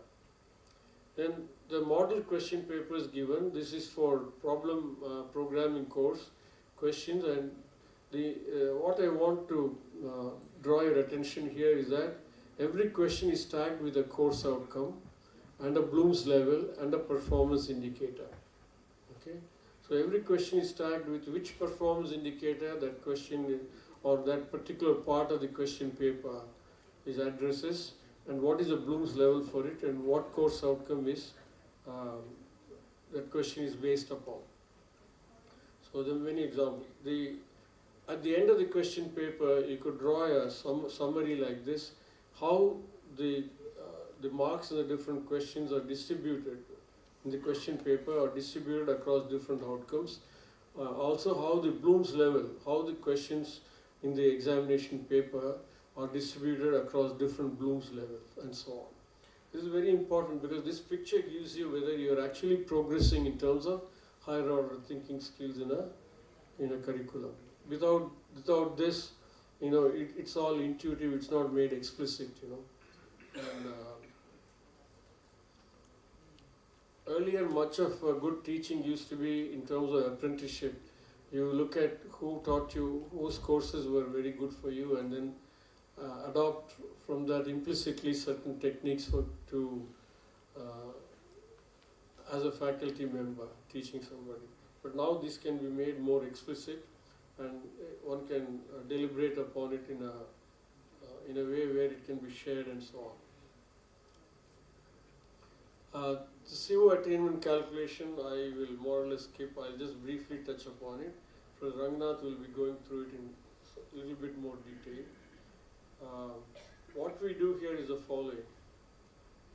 Okay, this is a very simple example. It's just cooked up to be on single slide for illustration purpose. So I have 4 students, S1, S2, S3, S4, and I've had two tests, T1 and T2, and a model examination and a semester end examination. T1 and T2 have addressed only CO1 and CO2. T2 has addressed TCO3, 4 and 5. Model and semester end examination has addressed all the 5 COs. I assume there are 5 COs in the course. So here is the student marks tabulated with respect to each CO. It's not according to the question number. Sometimes you may have more than one question addressing the same CO, so they are all aggregated suitably and so on. This looks like a lot of work, but you can automate most of it by using some simple spreadsheets and things like that. So the 4 students, I've got the distribution of marks. So what we do is the following. We set up a criteria, a criteria or a threshold. How many students have scored beyond, at what level with respect to a CO? In this case, if 50% of the students have scored 50% in a CO, then we treat it as level 1, let us say, attainment level 1. If 60% of the students have scored at 50%, we might treat it as level 2, more number of students and so on. If 70% of the students have scored at mid-level with respect to that CO, then we treat it as level 3. All right. This 56. So there are 2 parameters here. One is the number of students. Other is the level to which they have performed with respect to that CO, not the entire question paper. Okay. So I could play with both these choices, both these parameters. I could say only if 80% of the students have scored 70% with respect to a CO, I'll consider as level 3. It's your definition. It's not a prescription. Okay, so you have to set the bar. It's like, to give you a very simple example, it's like, say, high jump. You keep the pole that you have to cross at 2 feet, you're able to cross it well. You keep it at 2.5 feet, you're still able to cross it. You push it to 3 feet, maybe you're struggling once, but second, but third attempt you can cross it and so on. So you have to sort of set it up in that fashion. Some experimentation, perturbation is required, some experience is required. What I find in the present system, most of the practice has been to take it as a prescription. It is not a prescription. OBE is a framework. It is not a prescription. The framework lets you adapt it in your own manner suitably. And also, taking it as a prescription and getting very high levels of attainment all the time is not a good symptom. That's like, patting yourself on the back for everything. All right? In fact, moderate attainment like 1.5 out of 3 is also a good attainment, and NBA does not ask you to have high levels of attainment all the time. It only asks whether the level of attainment has enabled you to analyze and find some opportunities for improvement, whether you're able to implement the improvements. Okay. So we combine these and then work out the. Then remember in this we have got for course outcome 1 several attainment levels, one from T1, one from M, one from SCE and so on. So we combine all these with suitable weightage. The weightage will depend on the marks for that particular course outcome and we calculate that. So there are many questions that will come in that. I'll not raise this at this point. Toward the end I'll give you a very quick rush through of frequently asked questions. Okay, then we calculate the program outcome attainment by using the CO-PO mapping, alright? So for each CO, for each course, the concerned faculty must compute the course outcomes at the end of the course. Typically in an affiliated system, once the last class is over, the last session of the semester is over, and then the internal marks have all been given, the teacher's role is completed, right? Because the university conducts the exam and then they declare the results and so on. But in a tier 1 system, irrespective of how the program is organized by the institution, they might have external evaluation, central evaluation, whatever be the system. The concerned teacher can have access to the marks, and the concerned teacher, faculty member, should complete the course outcome attainment calculation. It should form part of the course record. Right? But that's not being practiced. In many institutions, a few people at the top do all the work and rest of the teachers don't even look at what is being computed. So once we have these course outcomes, then we can use the CO-PO matrix and calculate the program outcome attainment. So this is the procedure, the diagram. Program outcome attainment, again a very simple example. I have 2 courses here. Each course has 5 or 6 outcomes shown here. And the attainment level of each of the outcomes has also been calculated.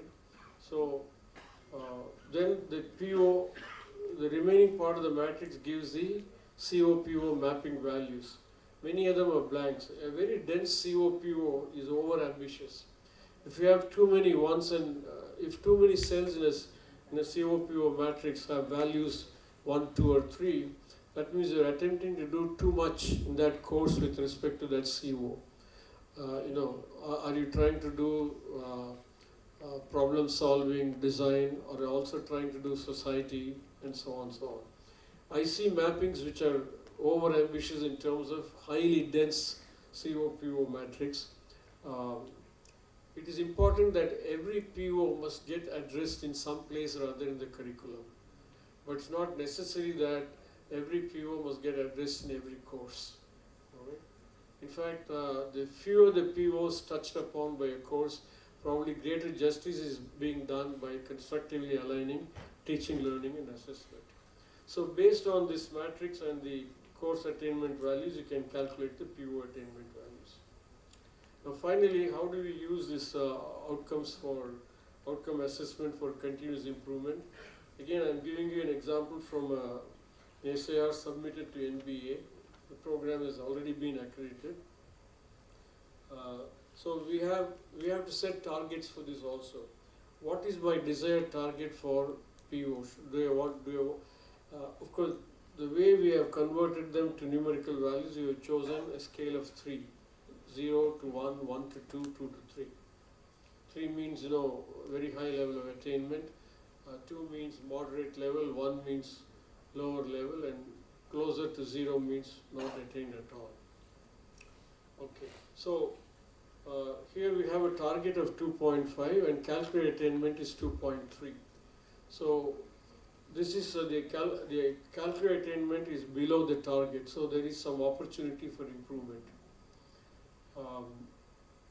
So the overall attainment of PO1 is close to the calculated attainment but below. Alright. So how do we analyze this? We have to do a backward analysis like troubleshooting.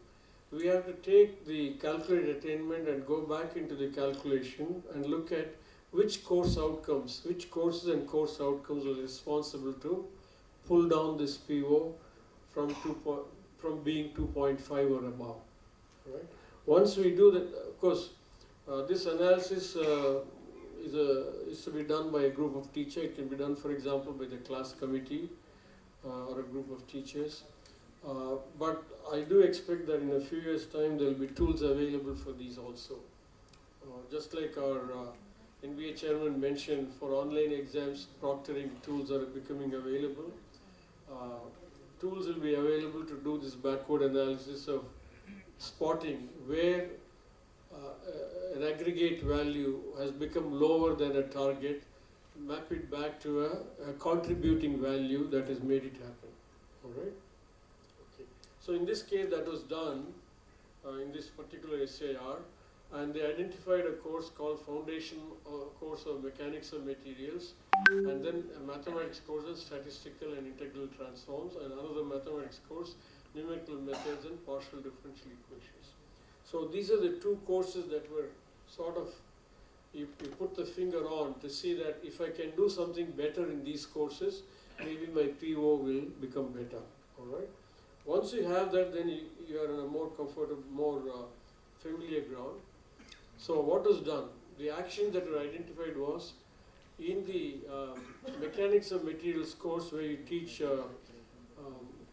use contextual learning pedagogy. It sounds a jargon, but the idea is very simple. Mechanics of Material teaches about material strengths and their failures and so on. How much stress it can carry, how much load it can carry, how does it fail and so on. This is a civil engineering program, I think. I don't remember the context. In fact, civil engineers use this universal testing machine and things like that. A lot of destructive testing is done through failure and things like that. What this action says that when students learn about mechanics of materials, they do not appreciate the connection with failures. They learn a lot about different kinds of material properties and so on, and how to combine with, like, for example, composites and things like that. Concrete is there's a process by which you make it and so on. So what this suggests is that in the course itself, at least demonstrate or take them to a lab or something like that, show some simple parts and create the conditions where some failure will happen, either due to tension or compression or torsion, whatever it is, right? So you can show different kinds of failures and so on. So the idea is that even if it is not if it's a purely a lecture and blackboard oriented course with exams and so on, do bring in some practical exposure. There are many opportunities. You can do it through an industrial visit. You can take them to a lab in the same institution during the course, as part of the course. It should come in the lesson plan. That's where the CO-PO mapping is important. All right? It's not something. So in other words, in any curriculum, students have to connect the dots. All right? And this connecting the dots, we are leaving it to them completely. Instead, I think the teaching, learning, and assessment process itself should connect the dots by constructive alignment. That's the idea. In action 2, mathematics course, I'll rush through the example. For example, students learn interpolation. No? So in the mathematics course, numerical methods, they learn interpolation. So given a certain dependent variable and independent variable and dependent variable, you have a set of values and you want to interpolate. Given a value which is not present in the table, how do you estimate the dependent value? That's the basic problem. So students do it as an arithmetic problem. All right, they use some kind of Simpson's rule, trapezoidal rule, whatever it is, right? Linear regression, etc. But they don't connect with the practical problem. So what this says is that make it a word problem. So instead of giving them any independent variable and dependent variable, make one of them a force and the other one a stress or something like that, and actually take the measurements from a lab experiment and give it to them and ask them to do it. So they get the connection of where this problem is being applied.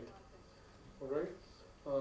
As we very often say, we teach mathematics, but we teach them how to do mathematics, not how to use mathematics. It's very important. In fact, most students, when they come out of school and come into the first year engineering, they already have a hatred towards mathematics. And about 10 years ago, I was visiting UK, many places, many universities, over about 2-3 weeks. And many of them said, oh, Indians are they're very good in mathematics. So I thought at the back of the mind, they're referring to 30 years ago, 40 years ago, not anymore. All right? Nowadays, Indians are going away from mathematics, so on. That's because this connection is not there. In fact, this morning when we were traveling to Rangnath mentioned about mensuration, how to calculate perimeters or areas of different kinds of shapes and so on. This actually occur in practice. So you might learn it as a mathematics problem, but you can also learn it as a mathematics problem applied in a practical context. All right. So I'll skip through all this. Let me see. Don't worry, I'll give you a quick.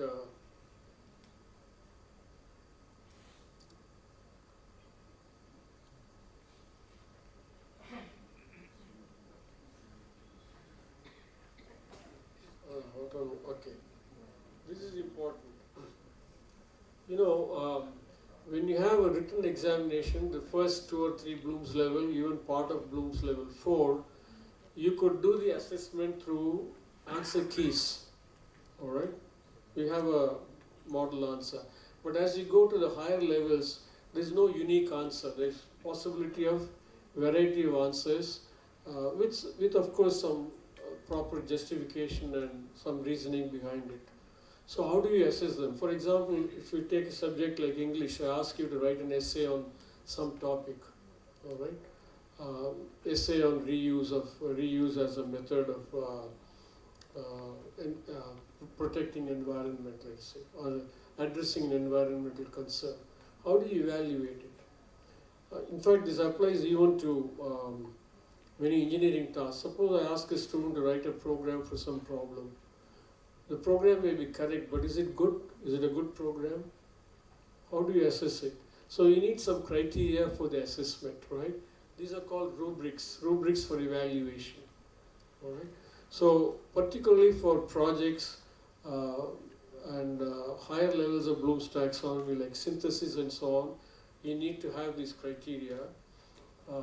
And these criteria must be shared with the students in advance. It's not something you hide from them. You tell them this is how you're going to be assessed, so that they can use that criteria not only in practice problems or practice tasks, but also in the actual submissions. All right? And then use that criteria to evaluate. And not only that, when you do the assessment according to these rubrics, you share it with the students so that they know in which rubric they have been judged in what level and so on. So this entire portion of my presentation talks about these rubrics for higher levels of Bloom's taxonomy. So let me see. This is rubrics for assignment of design projects. So if just for a moment think back, how are we giving grades to students in our capstone project, final year project? Usually a committee meets, they have some template, they put marks, presentation, thesis, etc., and put some and add up and give the marks, right? But notice one thing, these projects are of different kind. Some of them are design, some of them are experimental and fabrication, some of them are, maybe a survey and something like that. It also depends on the field. So you could ask question like, is there work in the project which merits a publication? Is there work in the project which merits a patent application? It's done a little bit more concrete, right? Okay. So what this says is that category, so these are the criteria on which we are deciding the design project. Purpose of the project, research and choices or alternatives, three criteria there. In each one of them is grouped into needs improvements, acceptable, proficient. So you have this two-dimensional matrix. One is the criteria on which you are judging. For example, if it's an essay, you can say thought flow is one criteria, paragraphing and choice of words another criteria, beginning and conclusion is a third criteria, and so on. And each one of them very well done, okay, not well done. All right? So you have to develop this kind of a matrix, and as I said earlier, share it with the students ahead of time, and in fact give them some practice examples. Show them a good one and a bad one. If I want to talk to students about a good program, I'll show a bad program and a good program for the same problem and drive home the point. Okay? So these rubrics are interestingly given both for group assessment as well as individual assessment. Group assessment is important because teamwork, and very often projects are done in teams and so on. I mention this particularly because nowadays students are they find it very enjoyable to participate in competitive activities, hackathons, design-thons and so on. And you can groom them for those kinds of activities, which is open events, in terms of certain preparatory tasks, right from the early stages in the curriculum, by having a structure of tasks and woven around these rubrics and so on. In fact, I know of a couple of institutions where right in the first year they have introduced tinkering lab, idea lab and so on. Right? Okay. There are two references I want to draw your attention to. I hope they come up here. I'll go back here. Somewhere I missed them. Sorry to push back too much. Yeah.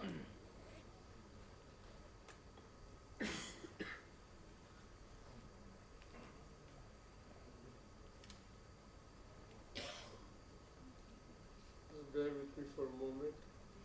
I think I missed it. There are two references. You'll find it somewhere in my slide. One of them is the this is one of them, examination reform policy. It talks about assessment published by All India Council for Technical Education. It's about 4 years old, but there's updated material in the form of model question papers for different disciplines and so on. I think recently one for AI and ML also has been released, I think. These are prepared by a certain group of people and they're recommendatory in nature. They set you the high bar you can aim to achieve. You don't have to do it in one go and so on. So this one gives you, finally, after all this competency and stuff like that,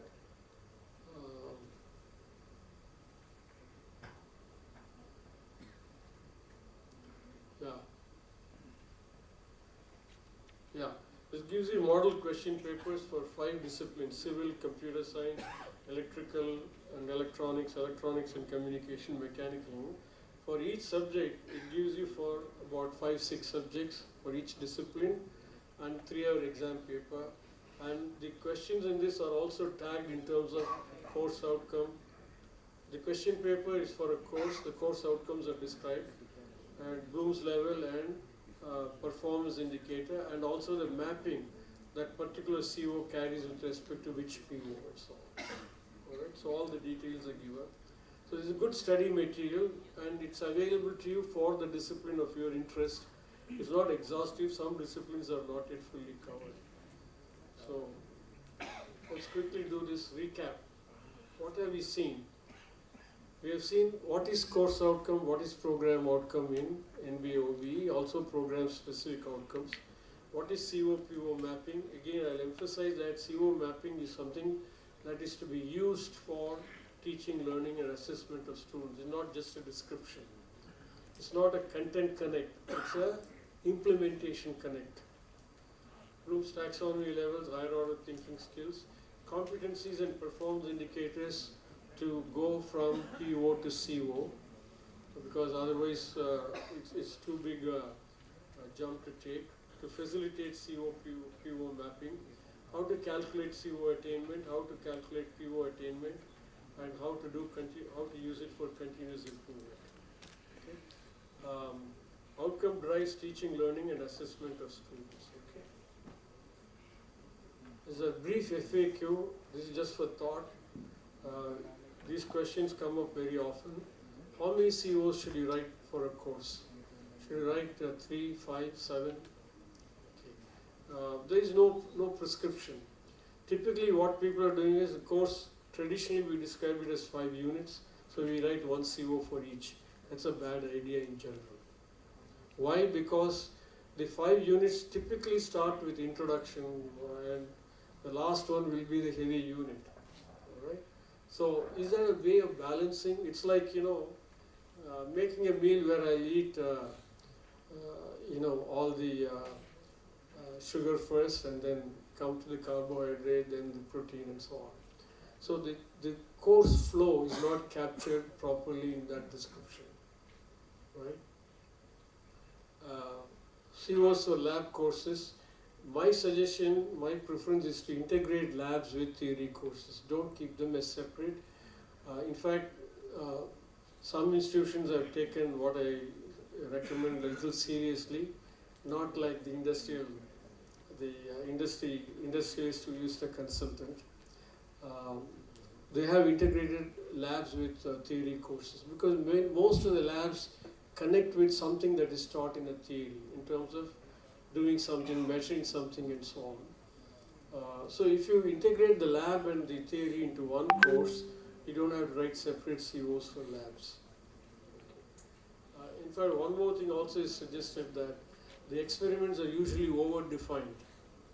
Okay, they're too specific about what the student should do. Have a little room for expanding the experiment in terms of doing something additional possible and so on. Of course, you have to have the required facilities for that. Meaning of CO-PO mapping and how to use them in teaching, learning, and assessment. Sorry, that should be a TLA. Logic in CO-PO mapping, it's not content connect, it's teaching, learning, assessment connect. Partial PO assessment. Do we assess PO only at the end of 4 years or do we assess them in between? You can assess them in between because it will give you a way to focus on relevant COs. If you assess them in between, even for the same batch, you can do something in the subsequent semesters. If you assess them at the end, you can, whatever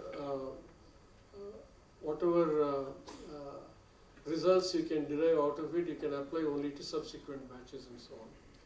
Electives, internship, value-added courses, how do you capture them in OBE? Electives, important question because electives are, sometimes it's a wish list. You can pick up anything you want. Sometimes there are alternates. You do this or that and so on.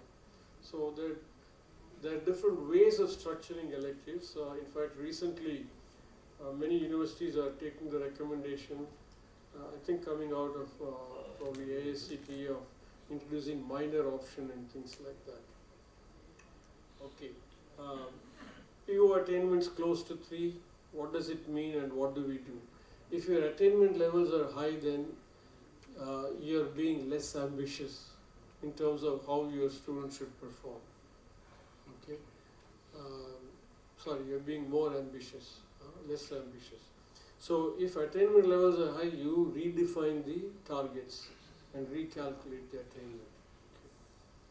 Okay. CO attainment, backward analysis for continuous improvement. Threshold for CO-PO attainment, target setting how?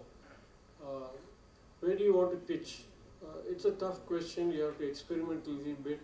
But if you have some data of your own students in approximately the same courses in recent years, that will give you an idea of where to pitch the target.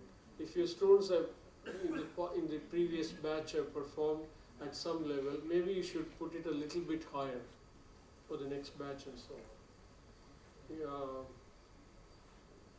Feedback-based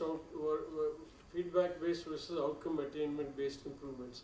Very often we do many improvements based on feedback. Right? We ask about the course, the teacher, what the students have to say, we collect it online and so on. They're important. All feedback-based improvements are important. Doesn't matter which source gives you the idea for improvement, but in outcome-based improvement, we are focusing on first assessing the attainment of outcomes. You have to assess the outcome attainment, not just state it and leave it at that. And once you have assessed it in quantitative fashion, you have to use it. OBE can also be used for design evaluation of curriculum. I mentioned this earlier, but that is only for new programs. I find very often we have new programs like cyber security, undergraduate program. We have a new program in, for example, engineering design has been introduced as a new engineering program in my own alma mater some years ago and so on. So how do you design these programs? Because it's a new program that you're starting. A +2 student coming through some process has a choice of choosing mechanical engineering, chemical engineering, electrical engineering design. So new program design also you can use outcome-based model, but very often we have to fit outcome-based model as a transformation for an existing program. This part I'll skip practice of OBE, I'll just mention a few things. Very often in preparing an SAR, institutions work in spurts. They put a PQ and NBA clears it and then they start working on the SAR and so on. It is best to integrate it into your normal flow of work. You need 3-year data, you don't know which 3-year data you need, so collect it along the way. Anything which you don't have available is going to become more difficult to produce. The concerned faculty members might have moved out of the institution, so you have no idea of how those course outcomes stand and so on. So better to do it as a regular ongoing process. And everyone does not go through SAR. The SAR is prepared obviously by a smaller team with involvement, but then post SAR submission, every faculty member in that program should be conversant with what is presented in the SAR.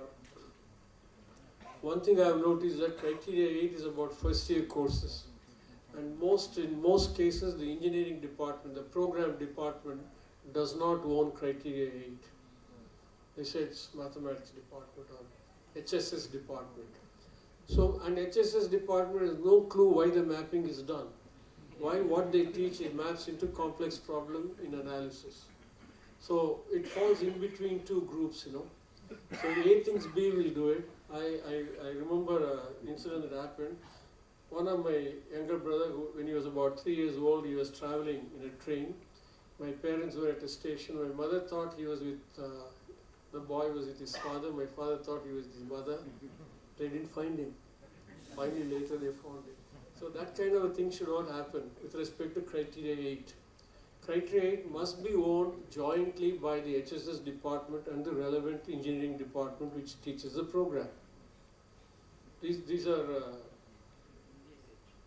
okay. So these will be done by Professor Ranganath. Yeah, this is a capsule view of SAR content. SAR is data for 3 years, in few places 4 years. It has things like list of equipment, faculty information, faculty publications, student performance, placement data. SAR describes processes, how you are involving stakeholders, what kind of committees, meetings you have, what kind of records you maintain and so on. SAR has calculations in some like SFR, retention and so on. Very often I find that people focus too much on some of the details to the exclusion of some of the other important things, right? Some of the details do matter, but then whether you have an SFR or student faculty ratio of the department as 14 or 18 or 19, it's not going to make much difference. Even 21 won't make a difference. I'll give you one example. There's a place called, there's a criteria 8 calculates what is called first year student faculty ratio, FYFSR. It's based on, you know, how many students are there, how many faculty are teaching first year course and so on. Some basis is there, okay? And I know one institution which I visited, which got accredited, the FOFSR was 41. It was very high because it doesn't count in the SAR yet. It might count in future. All right. So don't sweat too much on these questions. Focus on more on understanding what the SAR is about. I think the middle outward is the best approach. Top down is not possible because you're in an existing program. Bottom up gets you lost in details. You mistake the trees for the woods. So that would be my suggestion. So these are some hints for preparing the SAR and the visit to be Ranganath will cover that. Thank you very much. I am done. Exactly 1:30.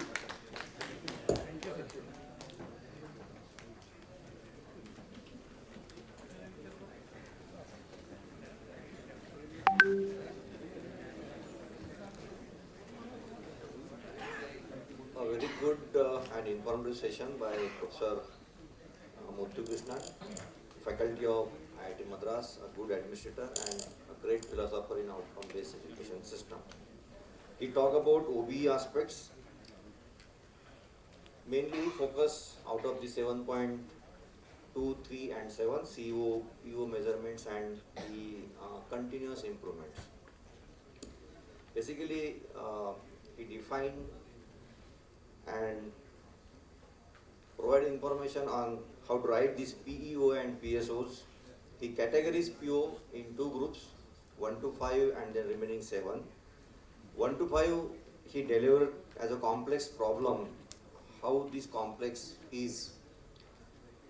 And he essence captured in higher order thinking skills. He focused on Bloom's taxonomy and with a good example of like heat transfer and computer field courses, he explained why and how this mapping is done and how the attainment is captured and then how to go for continuous improvement. At last, he focuses that it's a student-centric and outcome-based education, and this OBE can be used for the design evaluation of the curriculum. So, thank you very much, sir, for informative session, in-depth session, and I hope all the principals and NBA coordinator across this nation will take benefits of this very good, interesting session. Thank you very much. After this, lunch is provided in textile department next to this building. Thank you very much. So lunch is there in Textile Hall where we had breakfast in morning, and I request everyone to be back by 2:15 sharp so we can start our next session. Thank you. Live चालू आहे live कोणत्या याच्यावर चॅनलवर चालू आहे चॅनलसाठी नाही पण चॅनलचं नाव असेल ना बोल ना कोण सांगू शकेल लिंक कोण दिली आता हे जेव्हा पूर्ण एडिट होईल ना सोय पडेल चला असं जाऊ नमस्कार नमस्कार कधी आले इधर सांग कूपन घेतलं कूपन लिहिलं हा लिहिले कूपन लंच कूपन लिहिले फोटोज काढून घ्या लागेल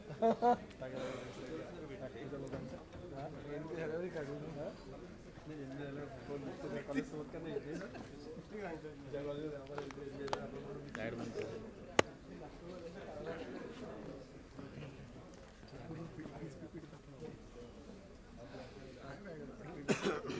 या सावकाश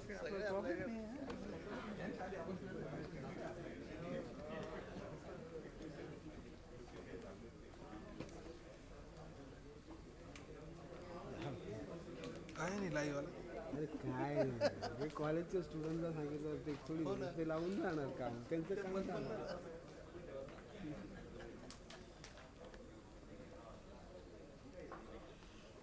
शेअर नाही आली हां शेअर नाही आली लिंक मला केली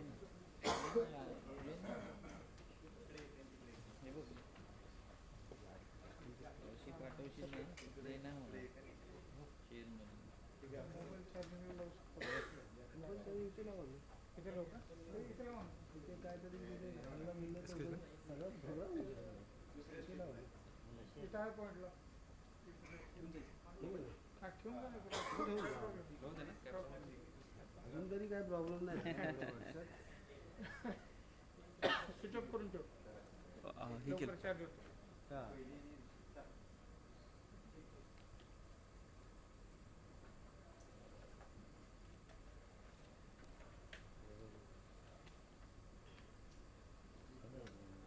हे पाणी पाणी तिकडे जाऊन बाटली खाली कर. खालची बाटली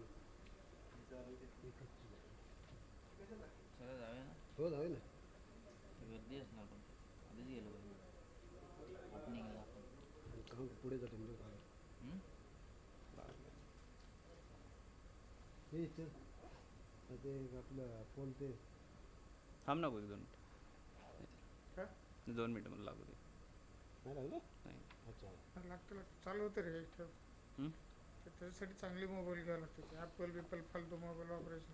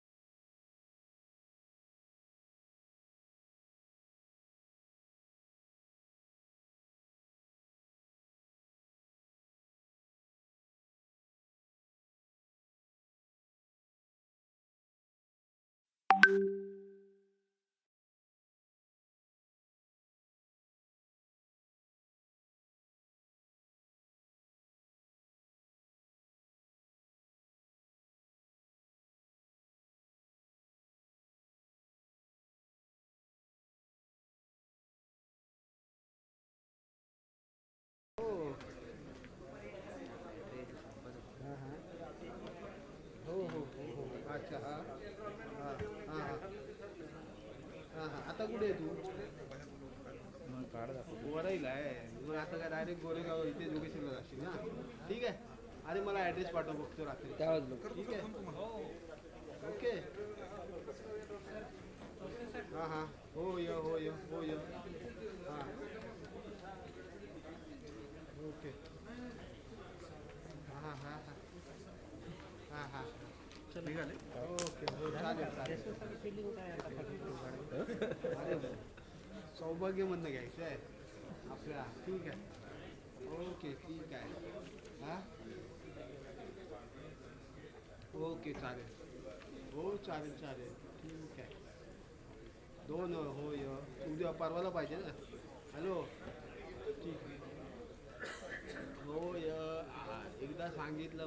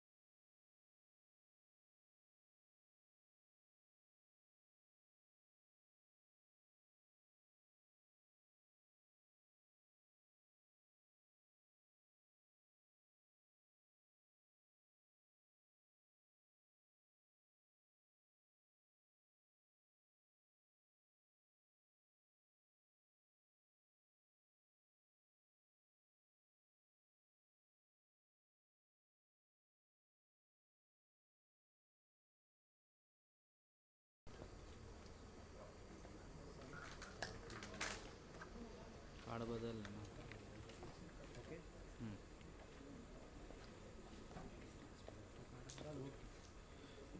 Dr. Ranganath has served as the head of Department Dean Academics at BMS College of Engineering, also as the principal in BMS Institute of Technology, Bangalore. Presently, he is actively involved in the implementation of outcome-based education (OBE) in engineering institutions through NBA awareness programs and evaluators training programs as a resource person. Over to you, sir.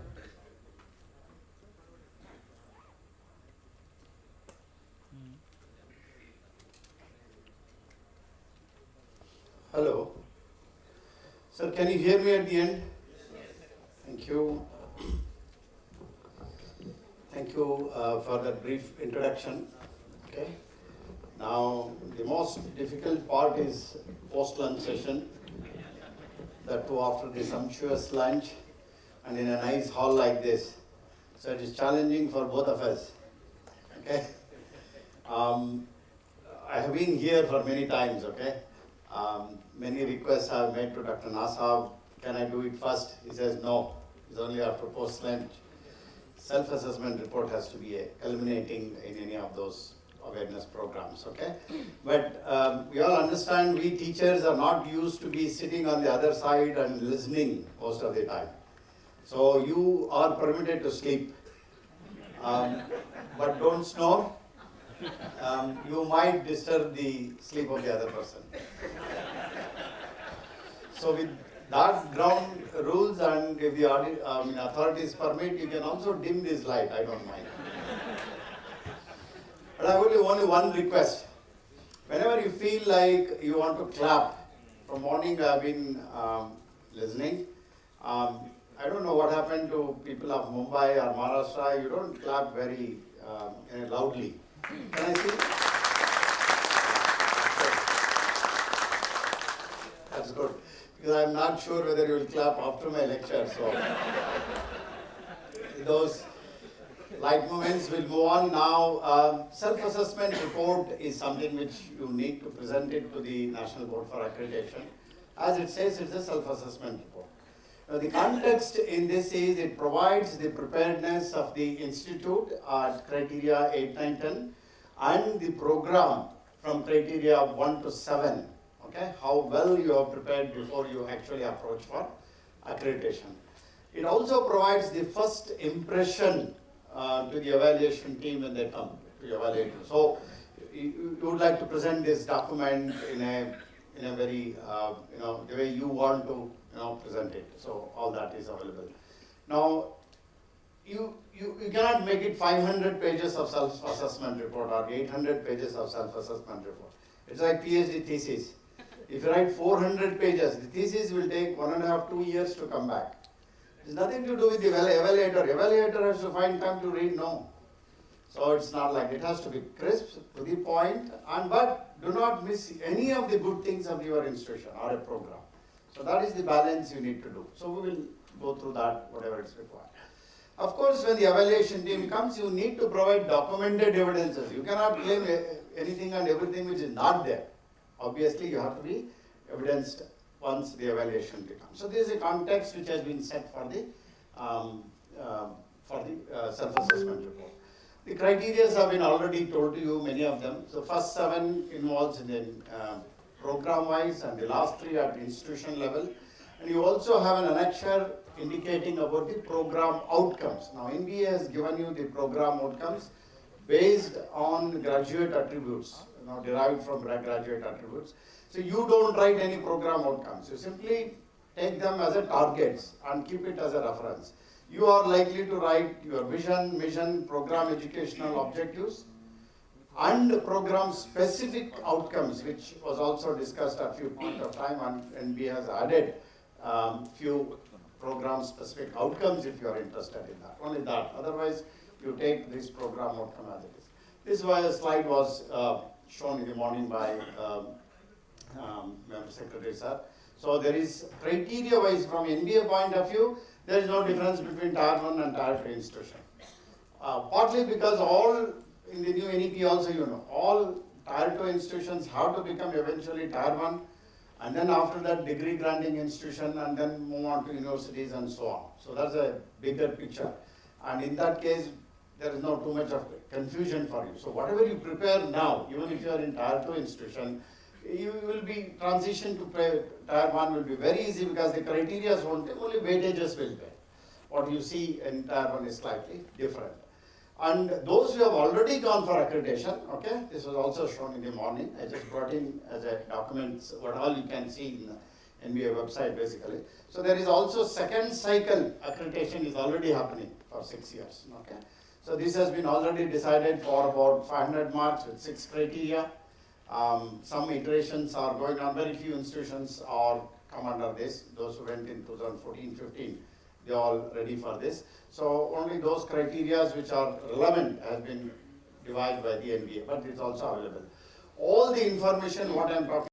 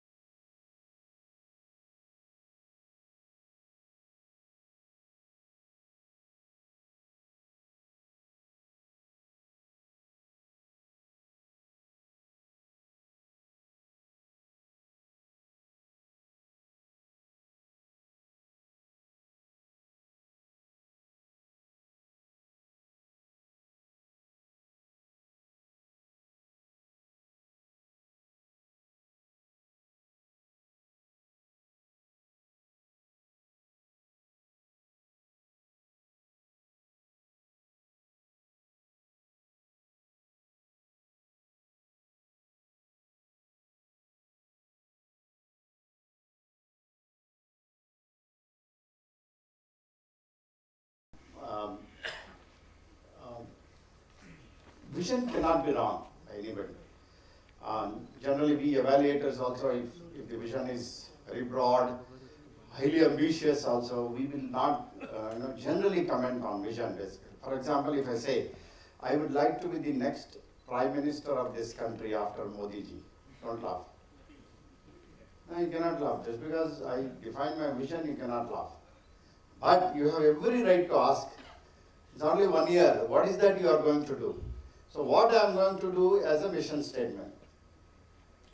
That is very important. So that's how people look at it. So your vision can be anything. Be very broad in your vision, basically maybe 5 years, 15 years, 20 years. The action verbs, the mission statements have to be there. How, if I have to become that, achieve that vision, what you have to do is becomes very important, even at the institution perspective of it. Okay? Right. Now I have given an example here for you. Okay? So some institution has written a vision like that. If you read it once, it looks very nice basically for reading. It's a finest institution, etc. But if you look carefully, there is a sustained monitoring is an action verb. So try to avoid action verbs in your vision statement. They could be as, a statement. Here, vision looks like a mission and mission looks like a vision. Now, if you are in that state, some of your programs or institution, you can tinker it. There is a process, bottoms-up approach. Okay, so collect all stakeholders, discuss that, and subject it to some kind of testing with the stakeholders. And if you want to tweak it, you can always tweak it and correct it, basically. So no action verbs in vision, as per the statement of the MBA. No, statements in a mission. It has to be action verbs. So look at that. How do we evaluate? I'm also bringing evaluation for your benefit when you write SAR, basically. Okay. So whenever people come, they see availability of the vision statement, how relevant they are and how consistent they are. Once those documents are available in the department, okay, evaluation is complete. So statements have to be defined, and we ask you the procedure, which will come in the subsequent criteria. It's not that you take one vision and statement from some website and copy it. No, we need to know how did you arrive at them, okay, and what was the discussion which happened. Doesn't matter what vision you keep, that doesn't matter, but whether a process has been set in. Okay. Then moving other statements which you have to decide and then define if you are a programs, basically offering. These are basically objectives, a plausible statement, promises which you make as a student, not immediately at the graduation level, but after 2 to 3 years of graduation, brought in the morning by Professor Matunga. Okay, so there is a process for them. They have to be broad as possible. Okay, and then generally what students expect, and once the guidelines is whether your students get some kind of an employment or higher education, in what kind of core competency and what kind of professional and lifelong learning they are achieving. If you can promise these things in your own words, depending upon where you are located, which part of the country, doesn't matter, they become as statements. And these are basically, this is the only place we are calling it as educational objectives. And hence we don't measure them. There used to be a measurement in 2014 document, we removed it because even ABET has also removed it basically. But you need to have a check on how you are progressing and what statements you would like to look. There is no marks in the self-assessment report, but the measurement you should continue to do it for your own benefit, for improvement. Now then one example I can give you is, how do you write them? Students after 3 to 4 years of graduation, this is how you should read on the background. After 3 to 4 years of graduation, it is not what you do important, it is what students are likely to do becomes important. So select appropriate action verbs and then write. Student after 3 to 5 years will be able to compete on a global platform. Obviously your students go everywhere throughout the world, okay, for pursue their professional career. If there is subjected to electrical engineering, it is there. But now of late we have realized not all electrical engineering, 60 intake, they are not stuck to the core engineering. They are going to AI, ML, robotics, everywhere they are going.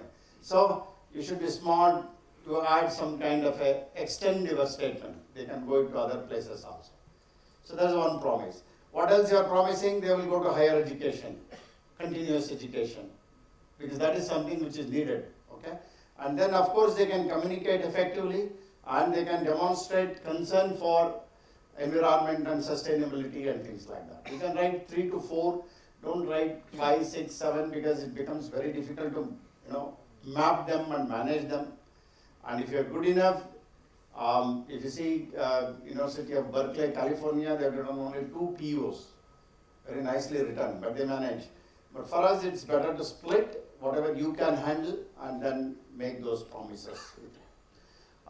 Then moving on, this criteria wants you to know whether you have disseminated this to various stakeholders.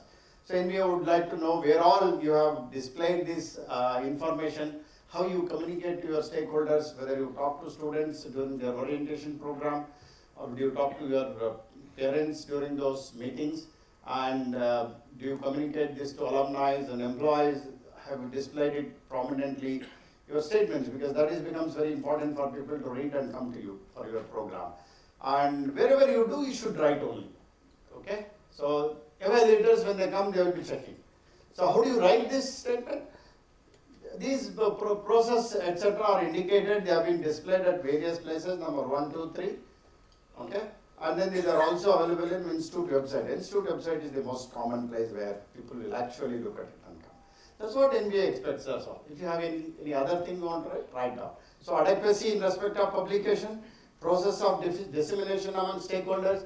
You cannot keep on writing. We are told for last 5 years in every meeting, but if the evaluator asks for evidence, the morning the photographer was taking very nice photographs. We are no film stars, right? Neither it's very popular movie. But evidence is very important, okay? So you should also look at that. A program is done. Extent of awareness and vision, etc. This evaluator, when they come for evaluation, will be talking to you, to the students and management. We corroborate all the information, whether it is there or not. Okay? So what you write in your SAR should be supported by the evidences. First is documentary evidence, and other will come in the evaluation. So that's what is expected here.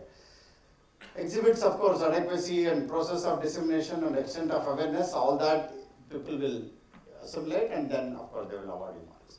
Moving on in 1.4, the process of defining vision. This, of course, for some beginners, something who are not good for accreditation becomes very important.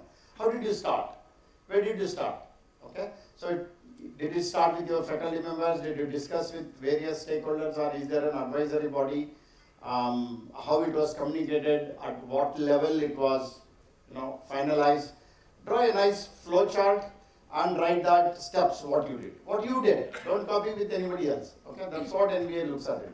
And anything, evaluators will look at it and then ask for an evidence. A good file with your head of the department or NBA coordinator, supplementing whatever you say will be good enough for this criteria.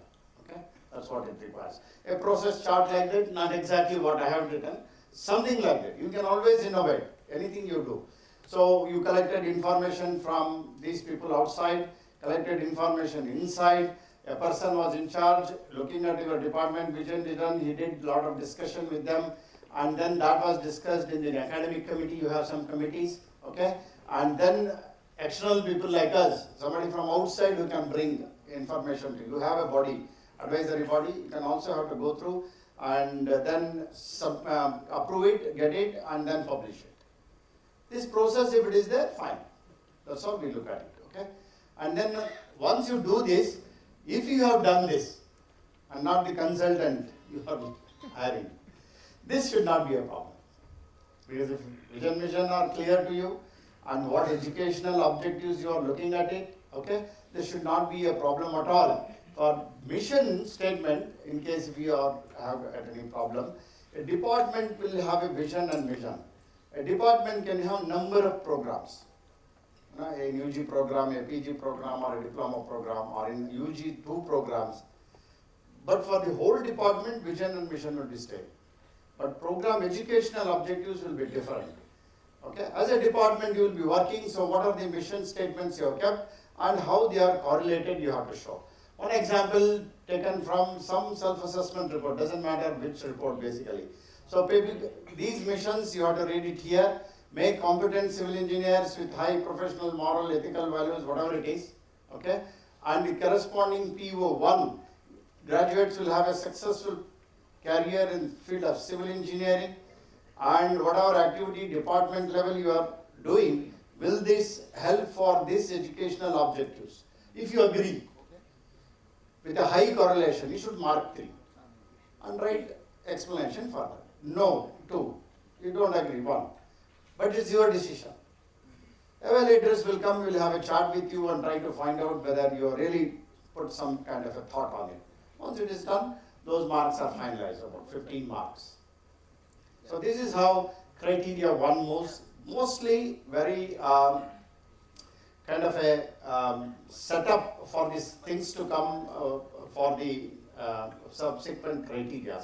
Unless these statements are properly defined and you understand all your faculty stakeholders, subsequent discussions may not be relevant. So hence you should be very careful in writing. So that's the same thing with the preparation of matrix, only 5 marks, and consistency and justification another 5 marks for Tier 2, maybe it's about 10 marks itself, okay? So justification becomes very important. Once you do that, that criteria is done, criteria 1. So moving on to criteria 2, okay? This is something I think it's your bread butter. It should not be a problem in writing this or explaining what you do on a day-to-day basis. 6 to 8 hours or 10 hours we are made to work. Months and months, years and years is only this criteria 2. So I don't see any problem in writing this, hopefully, but I'll write, okay?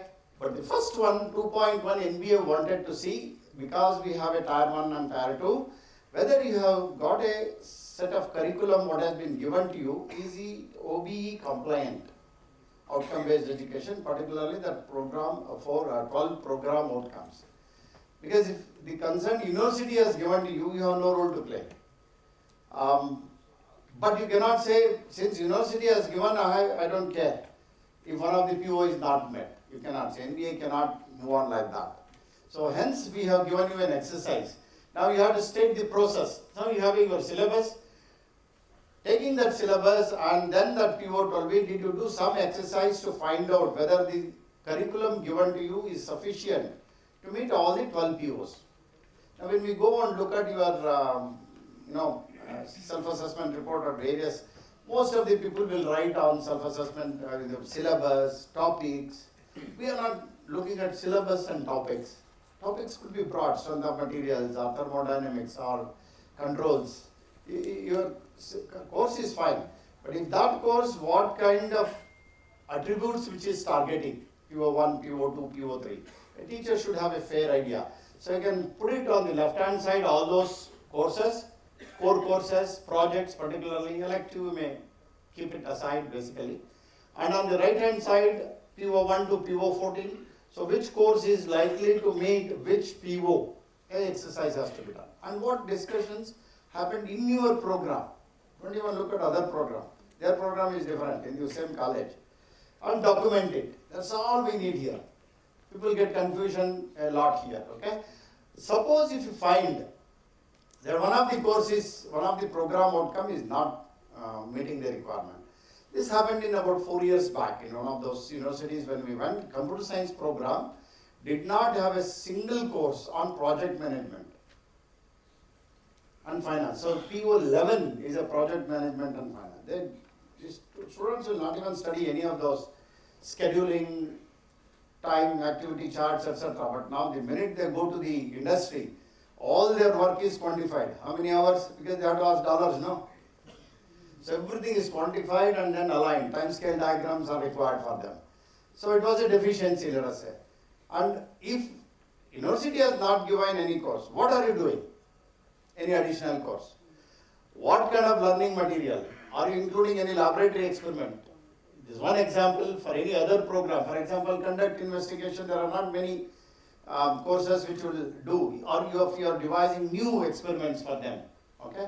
You should bring in all of them. That's what is 2.1.2. Suppose if 2.1 itself is good, a curriculum compliant with all the program outcome, 2.1.2 becomes irrelevant, if you can show. That's what MBA wanted. So process we want here, basically. Determine the gaps, that's what I said.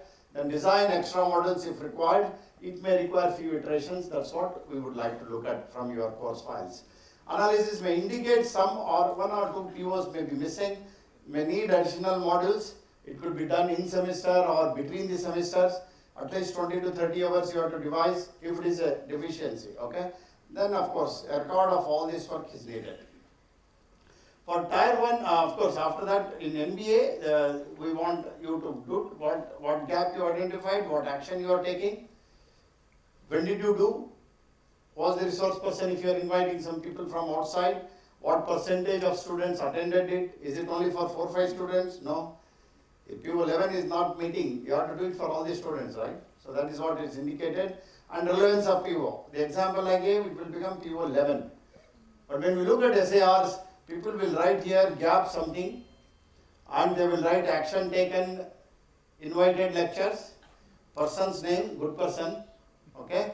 Percentage of student, 20%, 30% or whatever number attended, said here PO1 to PO12. I didn't want it to project it because it goes through NBA side to various people, so you should not, in many countries people will be looking at it. So that's not a good example, we have to write bad examples. So be careful. So what we want you, whether you have understood the activities, what you are taking up, whether you are meeting them, that's all. Once you do that, it's easy. For Tier 1, of course, it's simple because the institutions themselves are devising the curriculum. So they should not have much of a problem. So NBA simply wants the structure of the curriculum, which includes various components like that. That's what Professor Sesrubde today morning was telling. Have AICTE model curriculum for check or something you role model any of those institutions, some IITs or even foreign universities. You can always compare your syllabus with that. Put a nice bar chart with respect to core courses, engineering, basic sciences, projects, how much credit you have kept, how much credit the good institutions have. Write your comments there.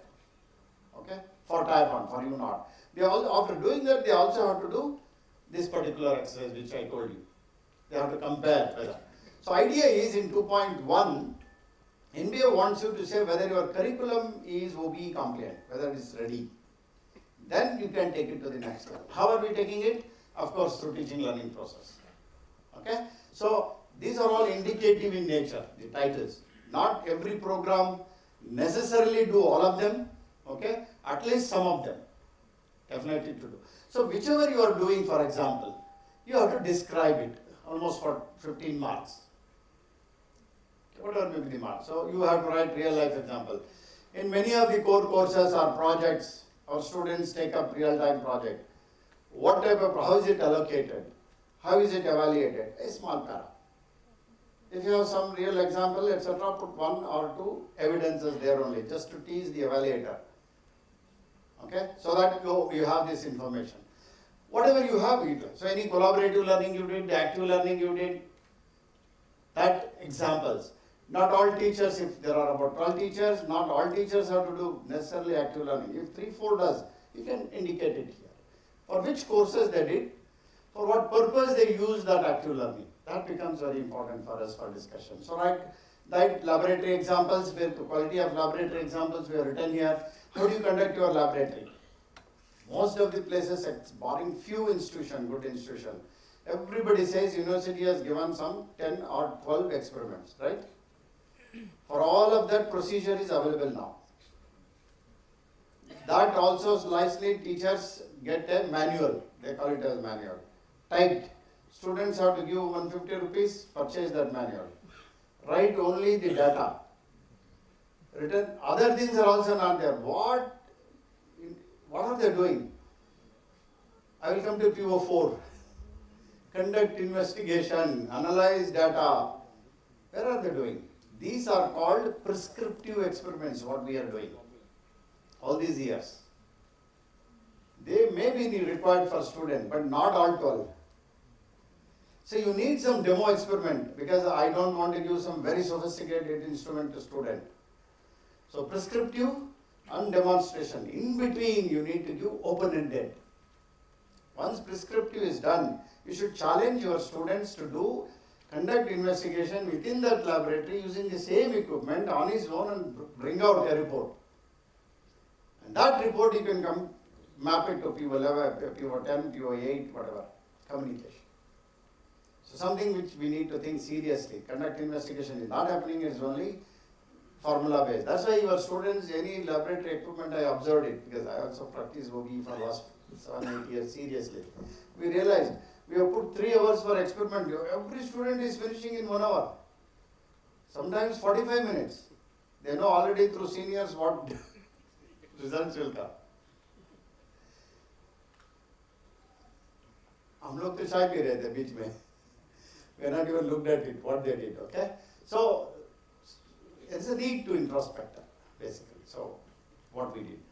Of course, we also look at how you have adhered to calendar, what instructional methods and pedagogical initiatives you have done, what support you give, teachers will come. So, you need to write all that, whatever it is required. So, in 2.1, and evidences are accordingly, what evidences are required is there. In evaluation guidelines, I have put this slide together. Moving on, 2.2.2, we look at your internal question papers. Now came the question. What type of questions you have asked in test 1, test 2, test 3? Generally, 2 tests are permitted, 2 midterm, I don't know what is the system here. What questions you ask? Generally, last 3 years question paper, tomorrow is the test, previous night, I pick up whatever has been covered and set it nicely, and there's a question paper. Most of us do that. No, I haven't done that. I don't deny I did not do. I did. Now I realized it's not the way to set question papers. I will tell you why a little later, okay? That is what we look at it. What kind of quality of question papers semester? What assignments I design and why? What evaluation I design and why? Okay? And then, was it relevant to the COs I defined? Now we are coming into the crux of the problem. Professor Matunga presented it in the morning beautifully, okay? I will give you example what can come in your SAR, for example, okay? So all that information has to be evaluated by course files. So your course files become very important. Any evaluator will come first, he will ask you your course file. Randomly he will pick up. Recently one of the evaluator came to us. We were on the receiving side, though I come and discuss with you this matter. For our program, when I come, we are on the other side. So one of our colleagues, evaluator, came, and we also said, we know him, we introduced. Then he said, I don't want all senior faculty. I don't want all junior faculty from last 1 year. Give me the middle one. And in this course, in this course, in this course, in this course, 4 course files he asked. That's it. So, if those 4 people are not ready, my course file is very good, I would have gone. Very smart, okay? So, if you are not prepared, you can bring down your department very nicely. Now, this is followed by one of your faculty, Toker, who came to us recently. So, people have different methods of doing it, basically. So, you should be ready as a full program. Okay. So, course files have to be ready now. Now, quality of student project. This is where it becomes very important. Complex engineering problem will come. Provide evidence of solving complex engineering problems, activities. All this information, people look at your projects. Recently, when Washington Accord came, I was the lucky one to accompany them through MBA. So I was observing them. They were looking at course files meticulously, but then the minute project comes, they will open up their eyes, ears. What questions we are asking, etc. How are you evaluating? To which PO we are mapping in that project? So any activity-based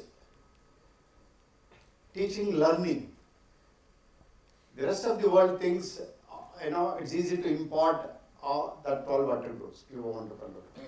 Classroom asking tests to some extent, yes. But the minute students take up the project, students take up, doing basically, becomes very important. So we would like to look at how you have devised your projects, how you distribute the projects, and what kind of evaluation strategy, evaluation 1, evaluation 2. What did you measure in evaluation 1, which PO? What did you measure in evaluation 2, which PO? That becomes important. It's not the same question. Did the student answer all the question? Was it relevant? Is the project relevant? Is it defined? Objectives are there, etc. For 3 evaluation, people will have the same set of rubrics. So you have to be very careful in deriving rubrics for that. Okay? So of course that details will. So in criteria 2, it's easy for you to get a compliance more than 75% mark if you are following up these things very systematically. This is our bread butter, I told you. This is something we can do. We don't need any management help, we don't need any extra funding, nothing extra.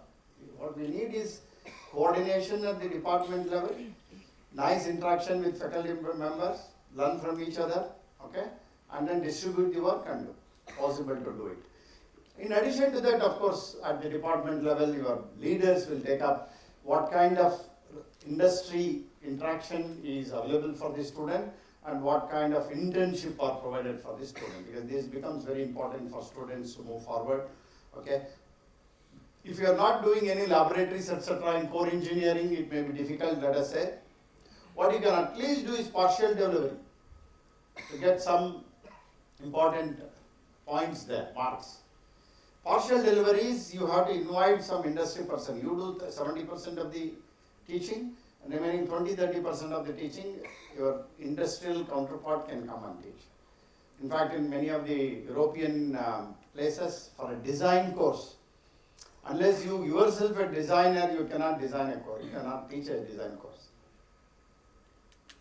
हम तो standard book पढ़ के 20 years we are doing, we are never a consultant, let us say. We do it here, and then in some places, but it may also change here basically. So partial delivery can help you. If a designer comes and give a design perspective, fundamentals you are taught very well. So design perspective possible. That is every institution has to do, at least 1 to 2 core courses. Don't do it for all the courses in a semester. Pick up those courses and encourage people to do. And of course, internship now, I think mostly from the intervention of the AICT, I think most students are doing. The minute internship people go, are you evaluating? Evaluation becomes important. If you are evaluating, what are the POs you are targeting? Independent learning. When they go to industry internship, are they designing? When they go to internship, are they conducting investigation PO4? Or are they looking at environment and society? What is that PO? So you have to devise internship outcomes and accordingly evaluate when they come back. That is something which you can do. And once you do that, PO2 is criteria 2 is complete. Okay? Now the same exhibits will look at it. Coming to criteria 3, again in the morning it has been already discussed elaborately. You need to write about 6 to 8 course outcomes for picking up each one from 3rd, 4th, 5th, 6th, etc. and then map it to CO, PO. That's what we expect. Course outcome, 1 per semester. Now, appropriate statements. So this becomes very important. This is what you have to write here, statements, and then CO, PO mapping for the corresponding. Now this is very important. Many SARs which we look at may not look at seriously, I don't know. Many times they do not give a good opinion for an evaluator before they land up to your program on the morning. If that is not good, the evaluation may not happen in a way you wanted to do it. So you have to write it very carefully, select carefully your courses which you are very confident and write it. However, you have to have a CO, PO mapping and CO rating for all the courses available in the department, randomly whichever the example I gave. Okay. Now, program outcomes, CO, PO mapping important. Some discussion I would like to spend for 3 to 5 minutes, let us say. POs, morning you have been seeing. First 5, very important. If you look at carefully, complex comes, complex engineering problem at different places. Okay? And then of course from there onwards, there are various attributes of the engineer. Morning it was already done. Now these POs are evolved, please remember that for last 20 years, started all with competencies, okay? And people started asking questions, whom do we call as engineers, for example? Whom do you call doctors? Whom do you call, barristers or advocates? For engineering, when it comes, people started telling that if you have to apply this with engineering fundamentals, mathematics, etc., in engineering it's required, so hence. Is it sufficient? No, he has to solve problems. Preferably complex, unknown problems, obviously. No problems will be there. Is it sufficient? No, you have to design few things. Be it system or a component. Is it sufficient in a new place? No, he has to conduct investigation and then design experiment. So the list goes on. My father was using slide rule. After that calculator. Now, God knows what kind of computation tools are coming and are likely to come. So we need to upgrade them for any and all those modern tools as we move on. So data analysis nowadays, very powerful tools are available, let us say. And is it sufficient? No, no, no. Engineer has to be responsible for society. So he cannot forget about it. For example, river sand is excellent for construction. It is beautiful material which nature has given. You all know. We kept on using for many, many years. What happened? Slowly the rivers started drying up. The far off places, the wells started drying up because all the percolating media, we started removing it. So the water was not percolating. So subsequent, many governments banned use of river sand for construction. Okay? Though sometimes engineering decision-wise, river sand may be still the best. In terms of impact on society, I may not use it. Similarly, your TV towers and all those towers which are receiving various vibration, I don't know what they are doing. We are all using now, so some study has to be done. If it is not good, then you may have to look at it very seriously. And then sustainability. Somebody was talking in the morning, yeah, your director was talking on sustainable goals. So like that, and then engineers should have ethics. Of course, professional ethics is absolutely necessary. Then gone those were the days of Vishwesvaraya. You have to have a teamwork. A satellite has to be launched, you need a team. But I may be an excellent engineer. If I am not a team man, and if I don't communicate properly, I have no role to play. And then, of course, all engineers become eventually managers. 4 or 5 years, they have to plan, lead a team, they move on. Natural progression will happen. And hence, project management and finance. Whatever you teach in VJTI or in your institution, it is only up to a level. But after that, you should have a belly to engage in lifelong learning. Whatever I am discussing today, I cannot attribute to what I learned in National Institute of Engineering, Mysore, 25 years back, or IIT Delhi, 20 years back. Lifelong learning has taken me here. Of course, I had a strong foundation. I should never forget that. Okay? So hence, these are the attributes. Now, how are we going to devise them? In addition, NBA also said if you got very specific about something, you can also write 2 to 4. So preferably 2 or 3 if you want, okay, which are very specific to your program. That in electrical engineering, only electrical students will do this. Electronics or telecommunication students should not do this. So specific to your program, you can also devise 1 or 2 specific outcome, program specific outcomes. But many a times people write slightly differently where, and you see it does not reflect as a PSO, and hence I brought this slide. So there is a guidelines for you what to do, okay? And then these are not exactly PSOs. When you see the self-assessment report, POs have been recorded. In some place I saw a student at the end of the program, will be able to analyze and develop solutions to work in interdisciplinary project. I saw this in a mechanical SAR, mechanical engineering SAR. Is it very specific to mechanical engineering? Is this very specific to mechanical engineering? Then how it come PSO? What should evaluators do if there are 5 marks? How many marks? So think. So similarly like that. Solve engineering problems using modern tool and tech. This is applicable to any program. And modern tools we have already included, PO5. So it should not be regular, but very specific to you. See, mining engineering, and then there are few printing engineering, there are for NBA, we have plenty of programs to accredit. Not all of them may not be. So very specifically they will write. For you, when you want to write only your program, which is very specific, that only you have to write. General, please don't write. Okay? Right, that's only indication. So 1 to 5, complex engineering problem, again and again.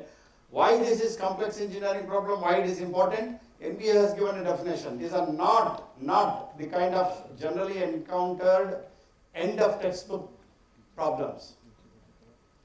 You do a chapter and then first 1 to 5 question you solve. They are all complex because I could not solve. Not like that.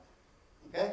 It has to be a problem which has got not completely framed and leave at least few choices for the students. That is what, when he becomes a professional, when he go for a work, that's what he will face. Nothing is known to him. He has to start using all his engineering knowledge, design knowledge, investigation knowledge. So you have to create something very similar, if not exact problems, basically. And they may use any of these tools which you have given or they have learned in 10+2.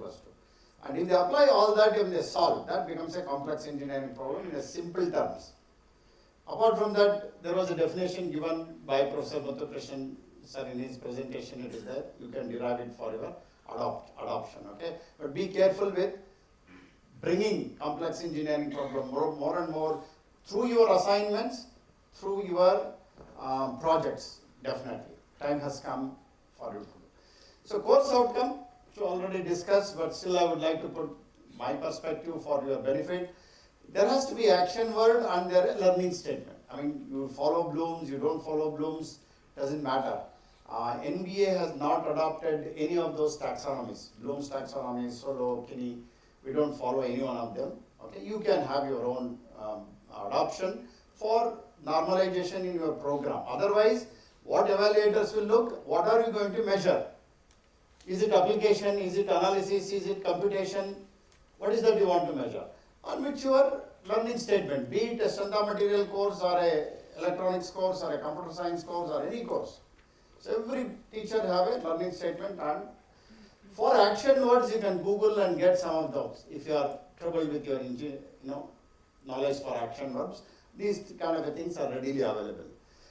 Now typical course outcomes, Professor Matunga told very clearly, unit wise if you start writing, you will be in trouble. Basically in means you will not do justice for that course. Again and again you repeat 7, 8 courses, you repeat in each unit again 2 course outcomes, they are very similar. As a teacher, whichever course you are teaching, comprehend. Out of that course, what students have to learn. Or when they learn, either they go for the next courses which are aligned with that, or they will use it independently for their professional development. Only two things happen when you teach a course. After your course, what students will do, either there is aligned courses, they have to, that will become very important input for the next course. Analysis 1, analysis 2. Analysis 2 cannot be done unless you do analysis 1 in any kind of a thing, okay? Or if it is a standalone course, environmental engineering, let us say. Once the student study, that's it. He will use it for his real life problems, basically. So you have to understand what is important in that and keep that as a learning statement, what you want to test. But out of that, what you want to test, whether students can apply, or whether they can analyze, or whether they can design, or whether they can conduct, something like that. You can devise. On the learning statement for standard material first level course, these are all laws of physics, Hooke's law, Centinel's principle, Macaulay's principles. These are all laws of physics. People will apply different chapters. So you can write a general statement like that and typical responses of stress deformation, bending moment and shear force. Bending moment and shear force, that's all we write. So it's possible to write like that, and then you also map it to company. So whenever I write apply, it is PO1. So when you write your CO, you should always be thinking on the back of your mind which PO you are targeting in that course outcome. Because any course outcome is written is always on a target of which PO. It is not general. If I don't measure a PO, because POs can be measured through courses. And through courses, course outcomes. So which course outcome I write for which PO? Unless you think first, you will not be able to map it properly. That's the importance, okay? So this is for 2, this is for 3, and it is an integrated course, you can bring in these 2. If it is not standalone course, that may not come. But you can also do very smartly. If you are teaching a theory course and the laboratory on the same semester, you can combine them. And use that, basically, okay? So that's possible to do. So then comes the CO-PO relationship. Now what is this relationship? 3, 2, 1. Professor Matunga has told. This is another thing very many people probably struggle to do it, okay? So it will take some time. This is basically how much evidence you can provide. That could be one simple thing for you to, whether you have to say 3, 2, 1, okay? Now take an example, for example. You are teaching a course called concrete technology, because I am a civil engineer, I have taken this example, but it's very easy. In concrete, it's very easy. Cement is there, aggregate is there, water is there, sand is there. Imagine you are trying to do a sambar, I give you all the ingredients, dal, etc., and ask you to make sambar for all of you. Will it be same? Same taste? No. Why? Optimization. Yeah, proportioning. Proportioning is the right. So I'm sure in each of your discipline, this kind of a optimization, proportioning will come. Now this is something I have to teach to students, different ways of proportioning. You can make same ingredient, there is something called display bath. People make it, okay? My mother used to make many things with the same ingredients. Possible to do unless you understand the process of doing it basically. So, but a teacher, whether in VJTI or BMS college or in Singapore or in US, will teach this proportioning of concrete mixers.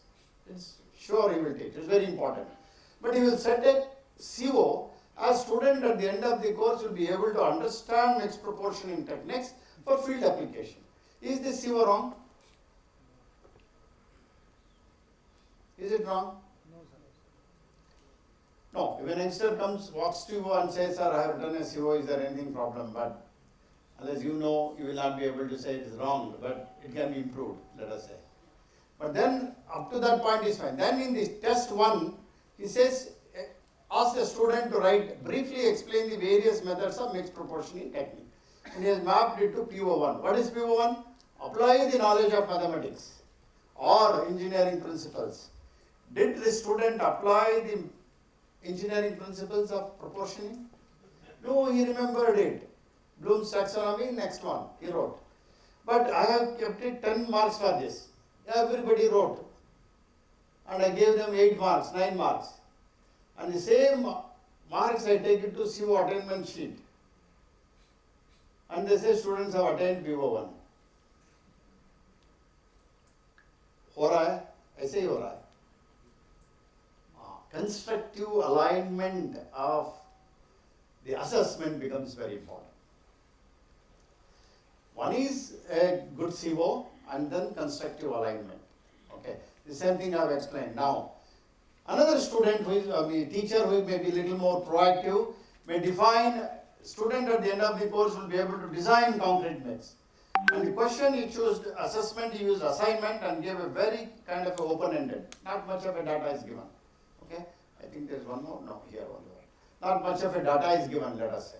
Here students in their groups, they can have to do on their own. They will have to refer to some of the IS course reference. Okay, and bring out. Whatever they may do doesn't matter. As a teacher, you can always be a little liberal in assessing your assignments. I would like to appeal to you. Don't be very tough nuts as far as assessments and etc. assignments are concerned. You can be liberal, but challenge them. Challenge the students to take up new things. Encourage them to do it. Okay? So in that, and he has mapped it to PO3, which is design. So in the previous example, if there are 5 marks, how much you will give as evaluator? 5 out of 5? 4? 3? 2? No, you have to give some marks. Student have written something. So 2 out of 5 is what percentage? Deficiency. So your teachers are contributing you to pull you down for no accreditation. Yeah, very careful. Now something like this, you try that. Okay? So something relative. 5 marks are there. People from IIT or NIT have come. You are only VJTI, they are NIT, let us say. Thoda rehta hai. Okay? 5 out of 5? They won't give. 4? Yes. Yes, that is correct, they can answer. And even if they give 3, it's good. So our effort should be to give write a good course outcome and align constructively the questions for a particular PU and the mapping. So आपका criteria 3 हो गया. Done. That's all we look at criteria 3. Of course, mapping we will see. Understand is not application. And if you map with a correlation of 3, you are in trouble. Then people ask me questions wherever I go. Sir, can I not write an understanding course outcome in OB, in Bloom's taxonomy, they write, understand, remember, everything. So you can write absolutely. As a teacher, you have got every right to know what your students are doing. You have no problem.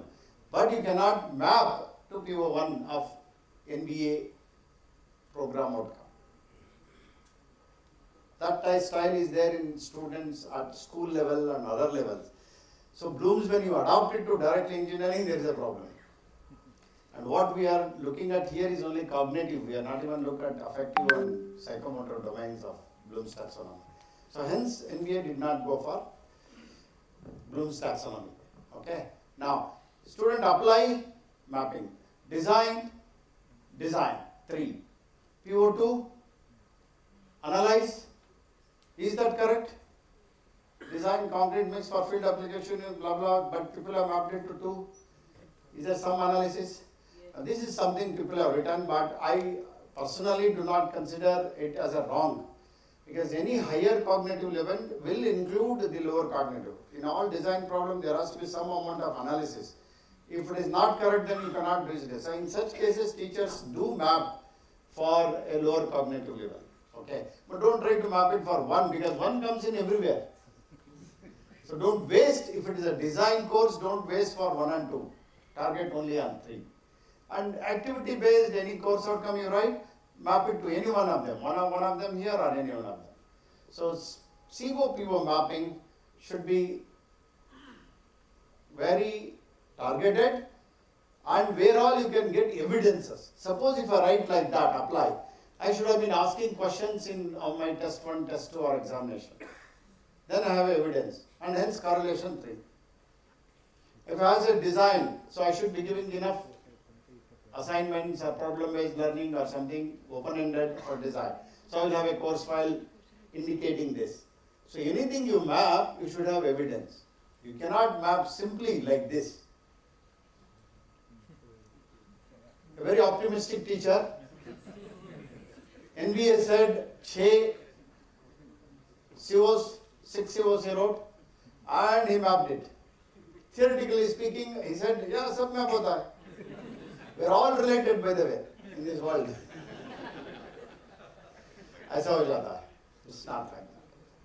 But you ask me as an evaluator, but I will never say this teacher, nothing is wrong in OB. I mean, let us be very careful. But if a teacher has written like that, he should have evidence. Let him show people. I will ask, sir, please can you bring evidence for this PO6 because you have written criteria 3. I am very interested. In this course, which CO he has written, student will only understand the design process. How he has linked to engineering and society. What questions he asked. Did he ask an assignment? Did he ask a quiz? What did he do? To find out whether, see, outcome-based education, what students know. This is something you need to appreciate. Once you appreciate, OB is very easy. And filling up SAR, etc. will come very natural. Okay? So don't do this. Be responsible. What you want to target, please target. And start collecting evidence for that. That only you should present in your SAR. And when the evaluators come, even course files will be there. You can always show that. Defend it, what you do. Okay? So can problem-based learning help to solve complex engineering? Because many of you come from affiliated universities. You don't have much of a program, but something can be done in your own course. It's possible to do. Called problem-based learning. Basically, it's inquiry learning. Project-based learning is there is a specific target to the projects. Basically, problem-based learning within a course you can do. Case studies are also very similar. In some courses you can do. You can learn from MBA. Master of Business Management, do a lot of case studies, they write. So this can be incorporated in any course. It is learner-centered. And apart from one of the first 5 POs which you target, either design or analysis or conduct investigation, you can also target on teamwork, communication, lifelong learning if you make them work in groups. So you should encourage to do that. So one such example, what I do in my class is I float a company. There is nothing like BMS construction company, don't Google it.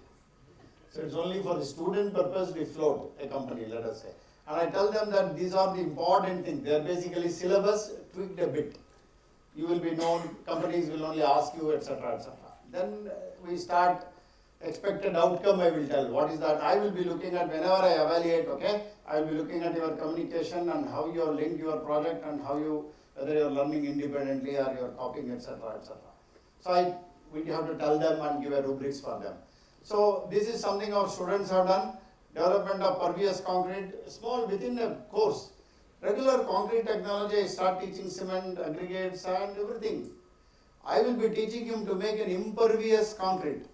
Nothing should come out of a concrete in a regular class. That's what we have to teach, no? Yes. And now the urban areas, lot of inundation is happening. That's because many parking lots, etc., concrete is not percolating inside. Now we may have to also design a concrete which also allows water. Now I am challenging my students, the knowledge what I give is only impervious concrete. Now they have to exactly design opposite. So self-learning. For that, there is no standard course, so they have to search. Independent learning. Again, research literature. Conduct investigation. I want to tell them, okay, the sir, concrete, all water is coming. No. They have to calculate how much water to Darcy's equation, apply some fundamental equation. So you can encourage students to do. Different people will do different kind of projects like that. What you teach is a regular course. An assignment or a problem-based students from there, they will be learning different things from that course outcome. So that's how you can link it to many of those complex engineering problems. But only thing is evaluation, you have to be very clear in your mind. What are you evaluating? Which POs you are targeting and performance indicators and what are you expecting from a student you have to write and fill it up and then evaluate them. This you can, activity directly you can take it for a PO attainment straight up. Possible to do, okay? So likewise in a department you need to look at about 2 to 3 compulsory courses for each PO. You have to have your assessment tools properly and then the targets. Now these targets also Professor Muthukrishnan sir told in the morning, these are very important for you to calculate how much. So NBA also want to know in this criteria how you are calculating your COs and hence how you are calculating your POs, PO attainment. Okay. So COs you are doing it at the end of the course, and I know various courses are marked like that, the beginning of the semester maybe, or okay, and then you start doing it. So attainment of courses, about 50 marks, let us say. What assessment tools you use, you have to write here carefully. Generally people do, we have tests, whatever you have in your syllabus, you write them systematically and how you would like to use it. Indirect tools are only course and survey in the course attainment. Okay, so that will come here. Now record the attainment here, how you have recorded your attainment. So a simple Excel sheet will help you, but before that you need to have a target. Now in target there is a cohort group, how much percentage of student and how much marks they have to score. That is very important. Now a lot of discussion, deliberations happen at every place. People say 60% of students can score 40% of marks. Is this target wrong? No, nothing wrong in it. But what does it mean? Suppose 60 students are coming to your class. 60% of them is how much? 36 students? 36 students, if they get 40% of marks, is that okay? Will you put your ward in that program? Will you recommend your ward, your children, brother? But we MBA, we don't say it's wrong. We give you low marks. Because you have to set a good, reasonable target. We don't want you to say 90% of our students will score 90% of marks. Ye bhi nahi hoga. This is also not possible. Realistic. So realistic target is very important. So first class marks you can start, you can always aim for first class because many placement people will come and ask for more and more first class students and things like that. You will also be good target. So, but it's up to you. Okay? Right. So that's what I said. 60% of students should get only 50% of marks. So which means almost 60% you are targeting for a second class students. Remaining 40, I don't know whether they are first class or fail. These are the things which come to your mind. So be careful in setting target. Good. So once you do that, of course, you have to define your calculation purpose. Very simple, which CO, in which assessment tool you are evaluating them. So all COs you need not have to do test 1, test 2, A1, A2, assignment 1, etc. lab. One CO you need not have to do all the assessment tools. You should be very smart enough to pick up. Within the semester you get test 1, test 2 or mid semester and 1 or 2 assignment. Within that you have to collect evidence, direct assessment, direct tools. So you do that and then you start putting each students and their marks here. I have expanded that to a bit. So whatever marks you get, if it is more than 70%, it is 3, level 3. And less than that, it says so only when it is 3, 3, I have written yes, yes, yes. If not, if different levels are there, you have written and we take an average, you get average. For Tier 2, NBA is also accepting the average marks, though some of them are scoring less than 60% of marks, we are telling still they are pass, as long as it is fail, okay? So we are considering it for Tier 1, probably you have to see only whatever target you as a teacher kept it, level 1. You want to be a level 1 teacher. I don't want to compromise. You want to check it basically how you are doing. So only those people, and then accordingly your percentage will vary. Others we don't even consider, and then I make an improvement. So it will come to you either in average or in percentages. So when I do it in percentages, CO3, CO4, I am not attending it. Doesn't matter. Then I have to look at it. What happened to my CO? What I have taught and asked students why they are not performing well. I have to record it in my assessment sheet, something like that. Oops, it's not okay.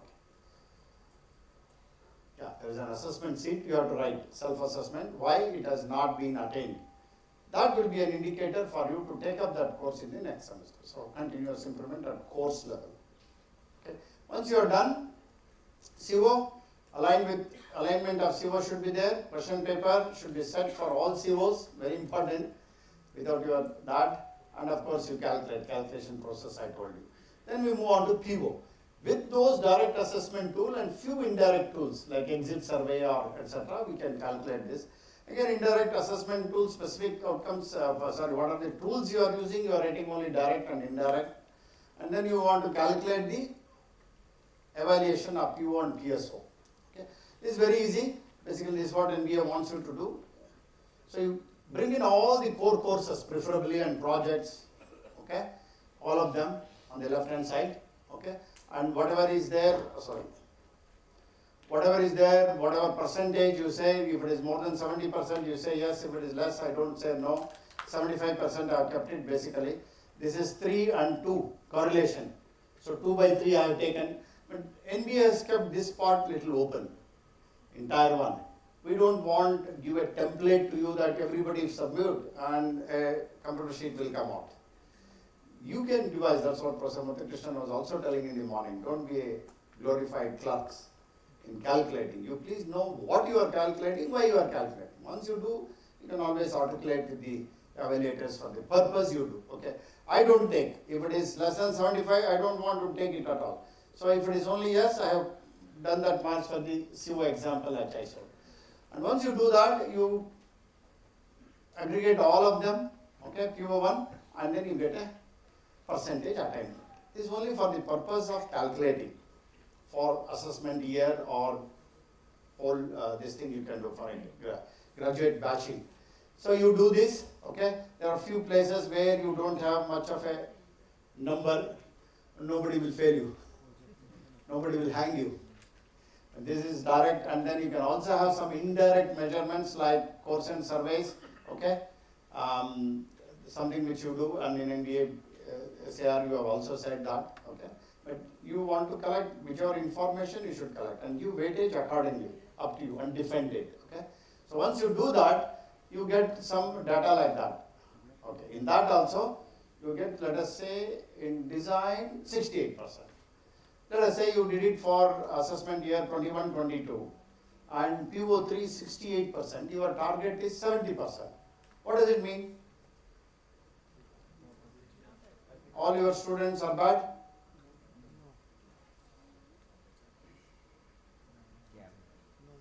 This is what evaluators will ask you. This, whether if you understood or not. So what am I doing basically? I am adding all courses, let us say, how students are done in different courses, and I have combined it, and I got a number. Although this number is 68%. So you have to get back to the design courses which are contributed for design. RCC1, RCC2, or design 1, design 2, whatever it is. So in which course which has pulled you down? You make a note of it, that's all. It doesn't mean that your students are very bad. Your students have very good attributes in other things. Those who are gone. Those who are gone are gone. For you to improve, for continuous improvement, this will give a good number. Engineers have to make decision based on numbers. That's why all this CO calculation, PO calculation. As long as you keep a reasonable target, compute, collect good courses, core courses, very important courses, project for PO attainment, and use it for the purpose of continuous improvement, your process are okay. On the way, something has not achieved out of 2.1.2, 1.6, etc. Something is not achieved, does not mean that you are very bad or something. You have got a scope for improvement. So that you have to take it in CA1, CA2, CA minus 1, CA minus 2, etc. Okay? But when we ask the evaluators, when we go, oh good, you have got this assessment, what next? Sir, I don't know, sir, computer gave me this result, we have a standard macro. So that it has all come from central, sir. And you tell me how much marks I have to give. How many marks? You tell me, sir, how many marks I have to give for your answers. Okay? Right. So leave it as it is. So all POs can be adequately addressed, attainable targets, basically, not impossible targets.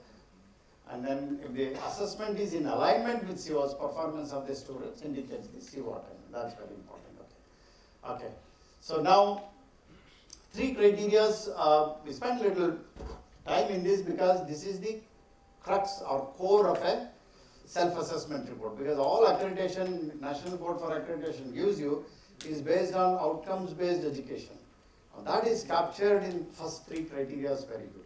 Most of the programs we feel even today, except barring 2, criteria 2, many people have got a complaints there. 1, some statements you can quickly improve.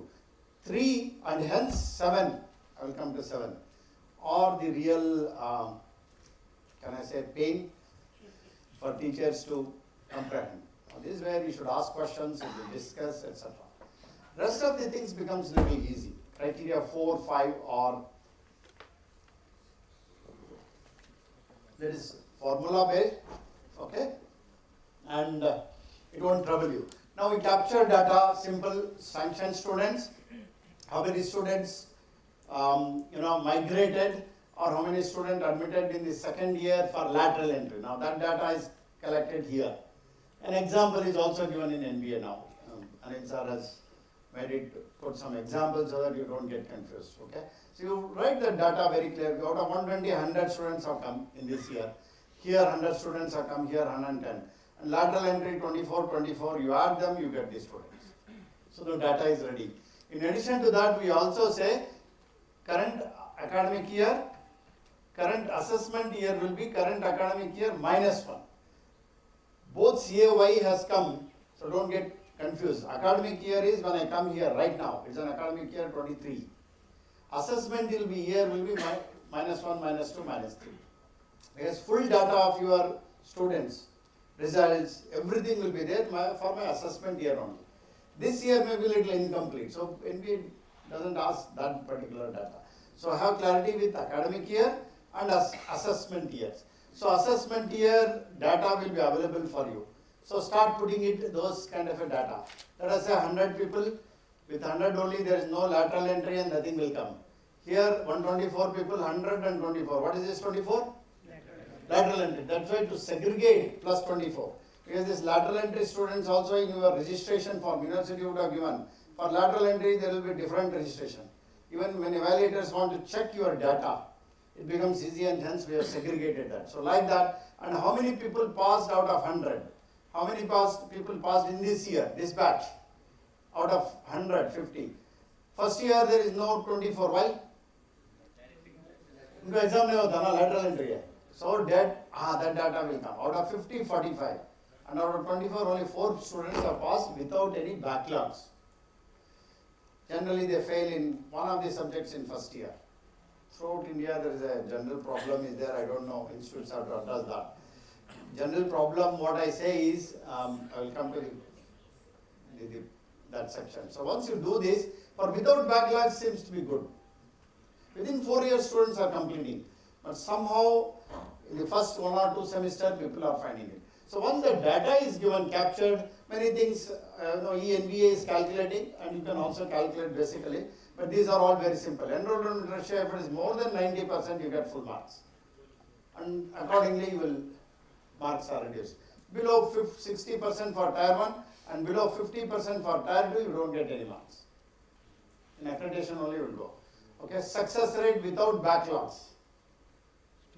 Not even in one criteria you should not fail. So I will take an example here. So out of the total students, 150 here, only number of students who have graduated without any backlog. Out of 150, people have to start calculating in the first year. Even if they have failed one, you should delete that. Then check the second year, then third year, like that if you calculate. So some coordinators of the program student criteria will do. And in this example, only 23 has come. So you take a ratio for 3 years and then average it. So 25%. Now we see only 50% in many even good institutions, including ours. So there is a serious problem for us. Partly because of the type of students, the students are coming at different times, centralized admission, and partly because many students might be coming for their parents' wishes, not necessarily interested in the first year, because engineer to hame banana hai na bachon ko.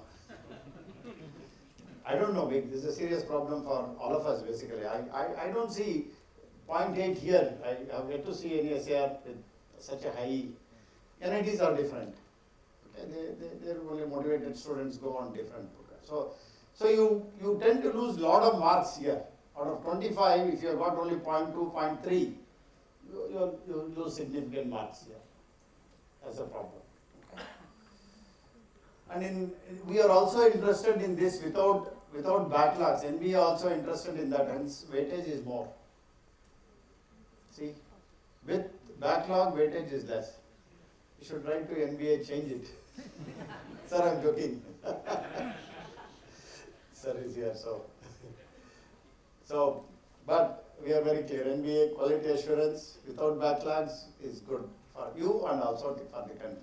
Okay, success rate, of course, we have to calculate, without backlogs example. So generally you get about 60, 70, 80% also, no problem. Performance of academic performance is very simple. What average performance index, what marks your students have got for that graduating class. A mean you have to calculate, and then you divide with those numbers, you get y by z and x, multiply that. So index will come. One example simple, out of that 6.7, 7.1, 5.8, mean CGPA. This institution which is autonomous is not a good institution. Why? They are giving very low grades. Average grade is only 5.87. No, it's actually a good institution. So they are not compromised on quality. That also says. What do you say if everything is 999? Average itself is 9 means what? Most of your students have got A and S, that's all. Or A and O outstanding. That's not good. That cannot be a general distribution. So we know many things for the minute you present your data, okay, but only database, how many successful students, and then take that y by z, okay, and then multiply by this, actually you get a factor. This is only for about 15 marks. Generally performance is good because we take here second year. Generally we get a good marks. And similarly for third year, you can calculate exactly same. So once you do that, those are formula based. Even if evaluators make mistake, you make a mistake, the data is also collected from you. And that will be corrected at the MBA office also. So there is no problem with that. Okay? And then placement. Placement, of course, how many students placed and how many students went for higher studies with GATE, GRE, whatever it is. And then entrepreneur, morning he was talking about how many people would like to give job, we want to encourage it, that also has been included. You average it and get the number. Earlier this used to be very important criteria, certain percentage of placement, if it is there you get accreditation, it is not. But then after many deliberations, that limiting factor has been removed. So whatever placement you are trying to do, you get a marks. Yeah. In addition to that, your students have to be professionally active through professional bodies, be it Society of Mechanical Engineering or IEEE and all that. All that data is required here at different places, what kind of societies, what kind of publications, and how do you encourage your students to go outside that ecosystem, your own system. So they have to go and compete with other institutions, premier institutions, let us say. And if they have won prizes or even participated within state, outside state, all that documentation, whatever it is there, you have to write. Okay, don't try to put all evidences. Evidences will be looked when evaluators come. Only put a small table and write it what is the policy you have and how many students are gone. That's what you have to write. So that's about criteria 4. Moving on, the criteria 5 is faculty information. Now this is one of the criteria which evaluators will spend a lot of time and actually struggle because data is not given properly most of the time. Okay? So, but NBA is not going to leave it at that. So, with many iteration, this particular table has been formalized now. So, read carefully the name of the faculty, what degree, which university, what designation, when did he promoted, and his academic research. Okay, whether he is there or not, you have to write very clearly. If he has left, when did he left? So only this format, you have to provide for 3 years. And that will become a basis. And 3 years corresponding data, current academic year, -1, -2, whatever data, student information is also required. Only that much is required. And it's all data based. Once it is that, calculation will start. Again, 1 to 4 are very easy, formula based, no mistakes can be done. This is very simple. Only change which has been happened is student faculty ratio is department wise, not program wise. Earlier it used to be program wise. So whether UG, PG, first year, isko hata do, there used to be a lot of confusion. Many a times hum khud hat jate. By the evening we can't segregate. They will come with new list. Sir, this is finalized list, sir. Our chairman's got, excited by the 5:30. If you are not giving in next 1 minute, we are walking away. Then one more list will come. Don't do that, please. Okay? Now it is department. Whoever is there, drawing salary, in whatever capacity, your agreement with the institution, with the contract, morning it was explained very clearly, through a selection process for whatever period you have come. Those things are required. List them carefully. If somebody has left, you write down when they left. That's all. So that will be taken into account, and students of your 2nd year, 3rd year, 4th year, not 1st year. 1st year students will go to criteria 8. So those students, and if you have got post-graduation, 2 years sanctioned intake. Here sanctioned intake plus actual lateral entry. Lateral entry sanction may be 12, but only 8 people are there, only add 8. But UG sanctioned intake 120, only 100 people have come, but you should write 120. So reverse, okay? Sanctioned intake of UG, actual admitted of lateral entry, plus PG sanctioned intake. Add all of them, that is your total number of students. And all the faculty in the department who are signing, except if some of them you have assigned them for 1st year. Deduct them. Out of 22 people are required for 1st year, load calculation, -2. Show them in your department. Make it easy, okay? And then you divide. So one example we have taken here. So the numbers will come like that. You add all of them. There are 2 PGs here, okay? 18, 18, 36, 18, 18, 36 sanctioned intake. These will be sanctioned intake plus lateral entry, admitted. All of them together for 1920, 702, 720, like that. And then your faculty. Of course, 17, 18, 51. Then it became 44. And then it became 40. That was pre-pandemic. Don't say pandemic. So these things can happen. We don't mind. Okay? For some reason you have taken out your faculty for whatever reason. Doesn't matter. So ratio will come. You take the average. Okay? Department wise. And accordingly marks will be allocated. Whatever marks. This is for marks. Accreditation criteria is different. If you cross 25, you don't get any accreditation. Marks भी नहीं, accreditation भी नहीं, if you cross 25, okay? Right. Cadre proportion, of course, AICT wants you for every 1 professor, 2 associate and 6 assistant professor, cadre. Accordingly, this formula has been devised, more weightage for professors, little less for associate professor and less for assistant professor. Because otherwise, people used to do, okay, you need about 9 people. 7 people here, or 8 people here, 0, 1. Cadre. Okay? But whatever it is, it's possible. But if you are running with the multiples of 60, more than 120, 180 or 240, so your sample calculation will be like that. Required number of faculty will be whatever number you have got in 5.1, which was 702 for 1920. Okay? You divide by 20, you get the total number. You proportionate, you get about 4 professors, 8 associate professors, and about 23 assistant professors, depending upon the number, total number. So criteria 5.1, what number of students you have shown. For that, if you divide by 20 by 20, 1:20 is ratio. So required faculty. And then you take required faculty is your denominator. Whatever is available, you put, apply this formula. Whatever marks you get, you will get it.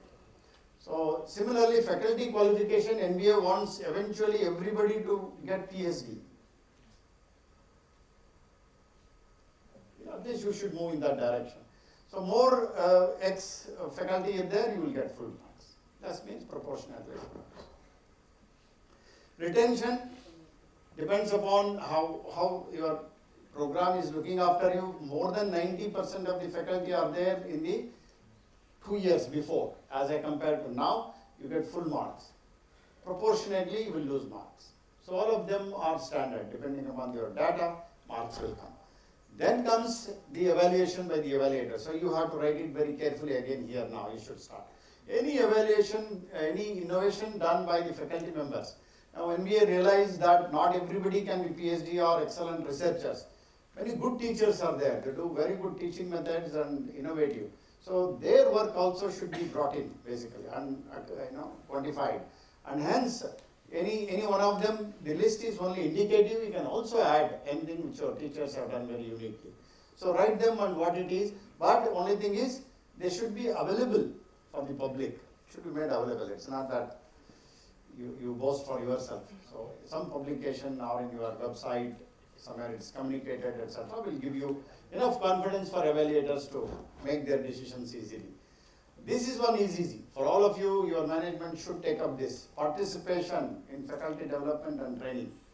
Okay, so you get 15 full marks. Of course, guidelines is, if it is only 2 to 5 days, 3 points. Greater than 5 days, 5 points. Accordingly, all faculty members have to be listed which way go. But look at the formula carefully. Total sum divided by only 50% of the required faculty. If in your department, required faculty is only 10, let us say, people are there. You can go and nominate only 5 people this year and remaining 5 people next year. And these first 5 people will go for the other 5 years. But you have to have a policy. But keep encouraging them to go for continuous improvement. By doing so, you get full 15 out of 15. You do not have to send all the 10 because paise nahi hai bolte. They will say no money, no policy. But it's possible to do. It's good. Okay. Then research and development. What academic research you do? Publication will tell you. Generally, Scopus index. If you go to Scopus author profile, you type, bring it. All that is listed. Evaluators are taking it basically. Okay. Paid journals, etc. People will discourage. So keep publishing. You will get that. If you are guiding PhD or you yourself is going through PhD, it is accounted here. Sponsored, it has been made quantified. Perfectly all right. All the 3 years of the assessment period, anybody in your department, 1 or 2 or 3 put together, if you have got more than 20 lakhs sponsored project, you get full 5 marks. For 3 years, not one person, anybody put together. Okay. Similarly, consultancy. More than 10 lakhs, you get full marks in the assessment period. And of course, development activity, product, research laboratory, instructional method, working models also, if something is done in your laboratory or in your program, that should also be listed. That's about 5.7. Okay. 5.8 is appraisal system. Most of the people have adopted AICT, FDAP, faculty development appraisal system, performance index. But many a times its implementation is a problem. So NBA wants you to look at it very carefully. What happened at the end of the semester based on the criteria? Did a committee met them? What proceedings they have done? And is there a carrot and stick policy? Somebody is, encouraged. Of course, generally cash motivates people. Cash incentives are better. If not, at least in Teachers' Day or some other day, some flower bouquet or whatever shawl the honor does today morning. Whatever policy you like. I mean, we are only trying to find out what policy you have, how you have implemented when we come from MBA. We don't comment on your systems, by the way. Okay? And if somebody has not done for consecutive 1 year, 2 year, 3 year, less than 50%, 60% performance, what was it done? Was he thrown out of the system? Or was he encouraged to take up those courses? Was he hand-holded? Those are the implementation systems. So based on that, your marks will come. But it's very easy for the program to do. Head of the department should take a note of that. This is where you can score marks. Okay. And then of course last, but not the least, visiting faculty. I told you partial delivery, you can also score marks here. And if you can align those alignments here, if a teacher comes and teaches more than 50 hours in a semester per year, as an adjunct faculty or something like that, any one of them, visiting, adjunct or emeritus for a period of 50. Every year you get 3 marks. For 3 years, maximum 9. Process, 1 mark. So this is about criteria 5. Very important. And entire 2, if you don't get 40% of the 200 marks, how much 40% of 200? You are not accredited. Even if you get 700 overall, please come next year. So that is why faculty contribution becomes very important for accreditation. Okay? Tier 2. Rest all, it's not much, I'm not going to take much time here because these are all facility. What we want is which laboratory, how many students generally you handle, and what are the important equipment you have added, how the weekly utilization is happening. Okay? That we will see quickly. And then what kind of supporting staff is available and how are they qualified is important. So each lab, you must be having some kind of a guideline to recruit them, whether they are qualified or not. That's what we see. Once we see, fine. Then 6.2, what additional facility you create. Just list again what faculty name, which resource person, where did they come. Whatever facility you created, does it help any POs or PSOs additional in terms of laboratory or something. That information is asked here and how relevant. Then of course general maintenance and overall ambience you have to write which safety standards or safety norms are generally followed. You write down and put some nice photographs in your SAR along with this thing, okay? And evaluators also when they visit your program, they will actually visit the laboratory. So that will be evidenced at that point of time. In addition to that, NBA wanted for you to multidisciplinary, we thought about it almost 5-6 years back, where prepared SAR basically. A project lab is something pursued as a general system, evaluation system, where different students can work for their project. If some such facilities are created, okay, so that will attract almost 25 marks there. So if it is not there, you should encourage your management to create one, for accreditation purpose at least. That will help your students, by the way. Okay. Apart from that, safety norms, whatever safety norms you have to write. Then comes criteria 7, which was explained very beautifully in the morning by Professor Matunga sir. How you take, and he has also given an example. I will not take much time here. Okay, this is the one. What target you kept? What attainment level? Target was 2.1, and attainment is 1.8. Okay, so your observation for PO1 let us. Then what action you are proposing in current academic year, and what actions you did actually. Now, when you write for CA current academic year, you should look back at CA -1, what you have written for PO1. After reading that, then you have to write here. Many SARs will be cut and paste. Some people are laughing, they might be written that criteria 7, they know what they.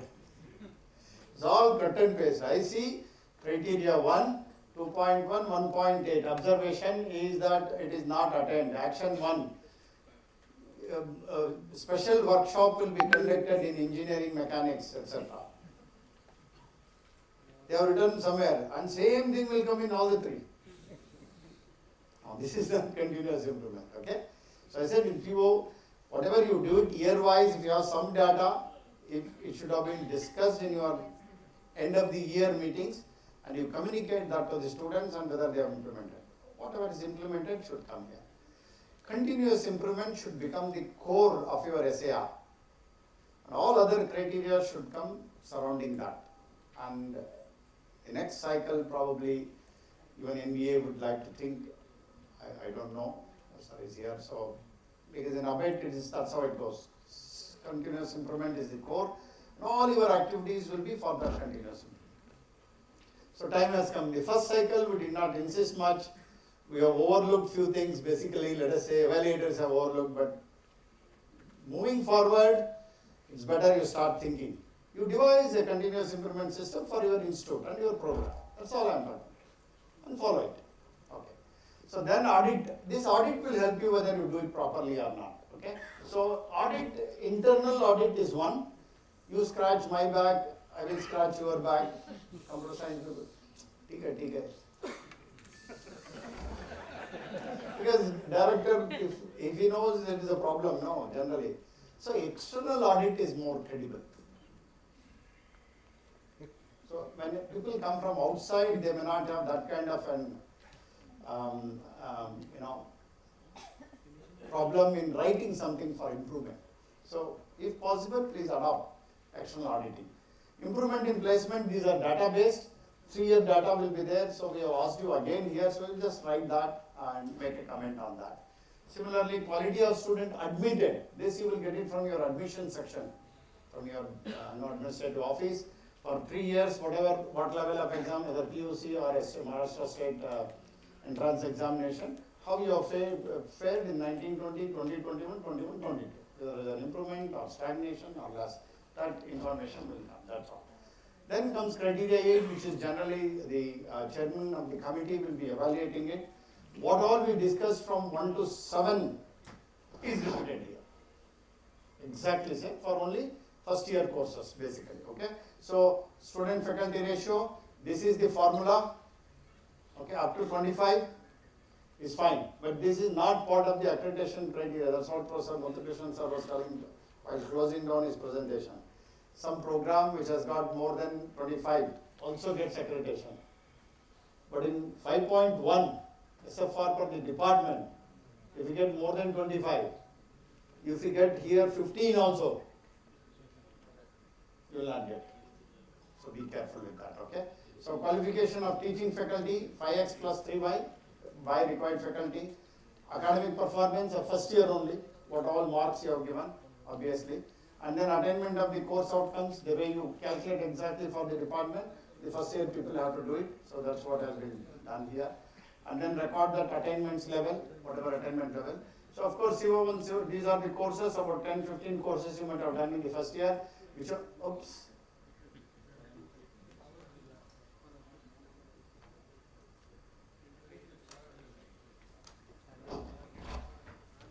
You know? Let's switch on now. Okay. So whichever POs you target basically, PO1, PO2, that has to come. And then of course the, for first year itself, continuous improvement. So all that has been, tabulated in criteria 8. Then these two are generally at the institute level. Criteria 8, 9, 10 is written only for at institute level. Some of your senior faculty or a dean or somebody will write. That is used for all programs. You don't write every program. 1 to 7 only written for each program, civil, mechanical, etc. 8, 9, 10 are common at institute level, okay? So they are common here. So monitoring system, individual level or group level, what of type of professional guidance, career advancement, coursework, faculty mentors. Professor Sasubhadeva was talking about today morning. They got 15, even after 4 years they have not met. So not that system we are talking about. So you have to write what you are doing, how frequently you meet, and evidence for that. Any diaries you have, mentor diaries, proctor diaries, will be the evidence. So make them. Feedback is a continuous process.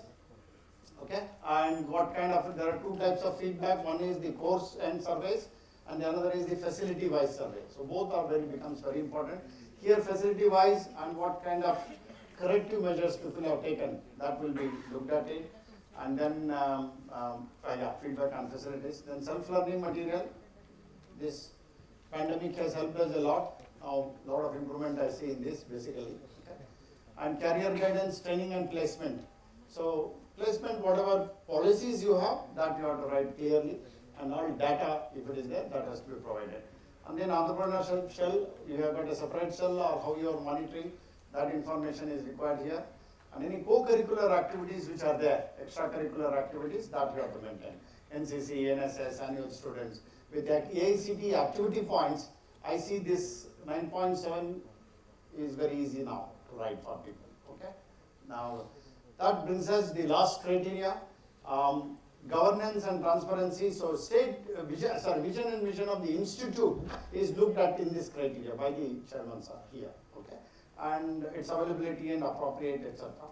And governing body, what administrative setup you have, whether you have a board of studies or a governing council, what council, whether only one person who is the owner of your institution does everything, or there is any dissemination of powers, how much is the power, what is the structure, is your BOG proceedings are put in the website, all that you have to write. Whatever it is there in your system, you have to write. Depending upon that, people will evaluate.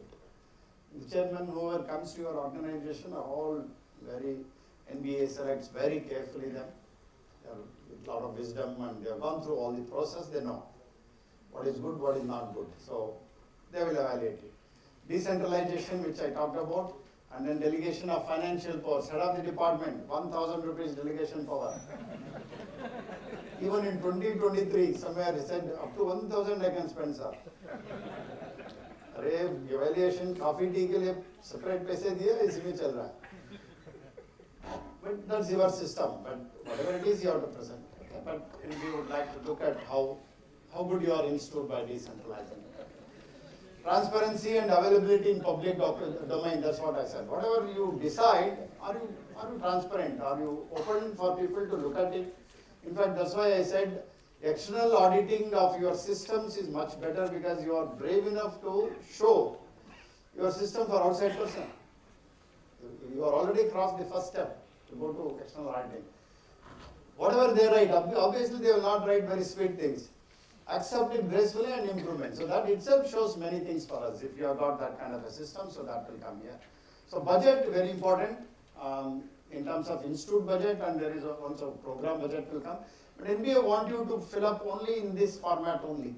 Because when in the first cycle, people will write in the, sir, we have this system. So it's very difficult for evaluators to look at it constantly. So please fill up whatever may be your system, fill up only in this format. Okay, and give it to that. And then whether adequacy of the budget and how you have used quantum of budget and how did you justify this budget, why you did it. Okay, utilization of the allocated budget, you have to show some evidences of purchase orders and all that within that year, etc. And availability of audited statements, if you have put it in website, half the problem is done. You're already good. And then program specific budget, evaluators will do, though you write here, evaluators will also look at it, this program evaluation. And then of course, utilization, last, library and internet, of course, now with last 2 years, every institution have got very good speed and all that, online, everything. So, but we look at only AICT zero deficiency reported. Zero deficiency is there, not much to probe. Otherwise, probably a few questions will come from the chairman to the appropriate authorities. So that is something which 10.4 governance, but these are common. Now, why 8, 9, 10 becomes very important, which your institution has to put a lot of efforts to do is, if you get very good marks or compliance in these 3, which the chairman sir will evaluate, let us say, your program accreditation becomes much easier. Out of 7, you already have 3 compliances. So only 4 of them you have to do. So hence you cannot neglect 8, 9, 10. In fact, you should put a lot of efforts on 8, 9, 10. With that, come back to the original slide. So now you read the first slide. SAR provides the preparedness, how well we are prepared when I read it. So it gives a first impression. When I read all this, what you have filled up, I know already where I am coming. It's like reading a PhD thesis.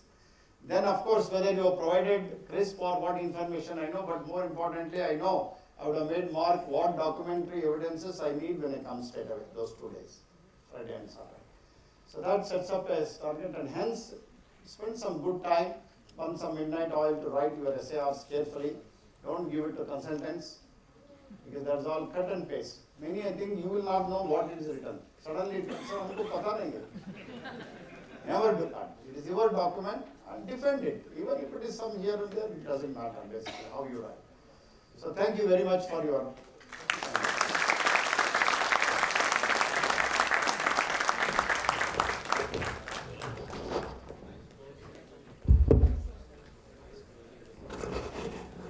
Thank you, Professor Ranganatha, for detailed presentation, explanation for how to prepare the self-assessment report. Sir, I discussed importance of formation process for forming the vision, mission, POs, PSOs, and their mapping at the relevant places. How to compile the university syllabus to attain our defined vision and mission, and if required through the gap analysis, what are the additional content we need to introduce into the curriculum for the proper attainment of the vision and mission and POs and PUs. As well, sir has also discussed the quality parameter which we need to consider during the assessment process, importance of the course file, importance of the rubric, formation and execution during the assessment for the courses, kind of the project or seminar or maybe summer or internship or industry interaction.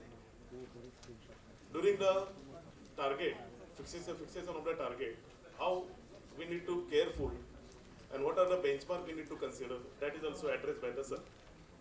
All the criteria 4, 5, 6, those are the information collection and calculation based.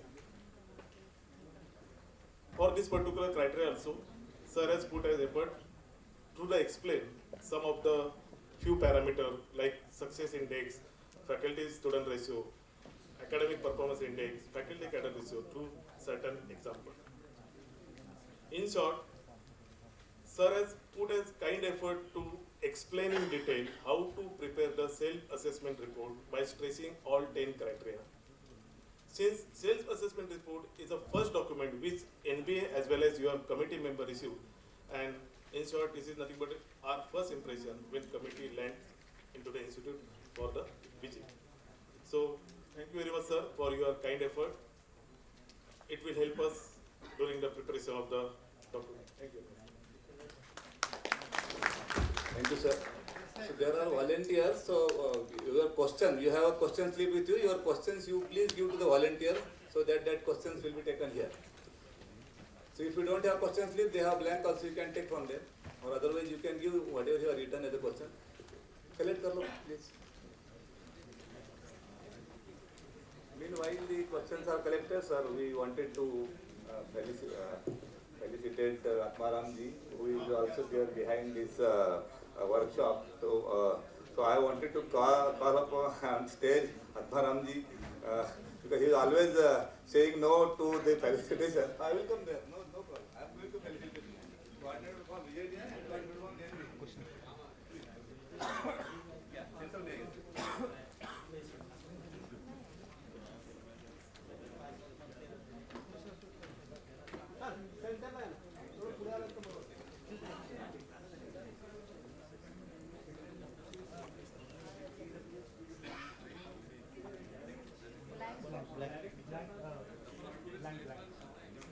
Blank.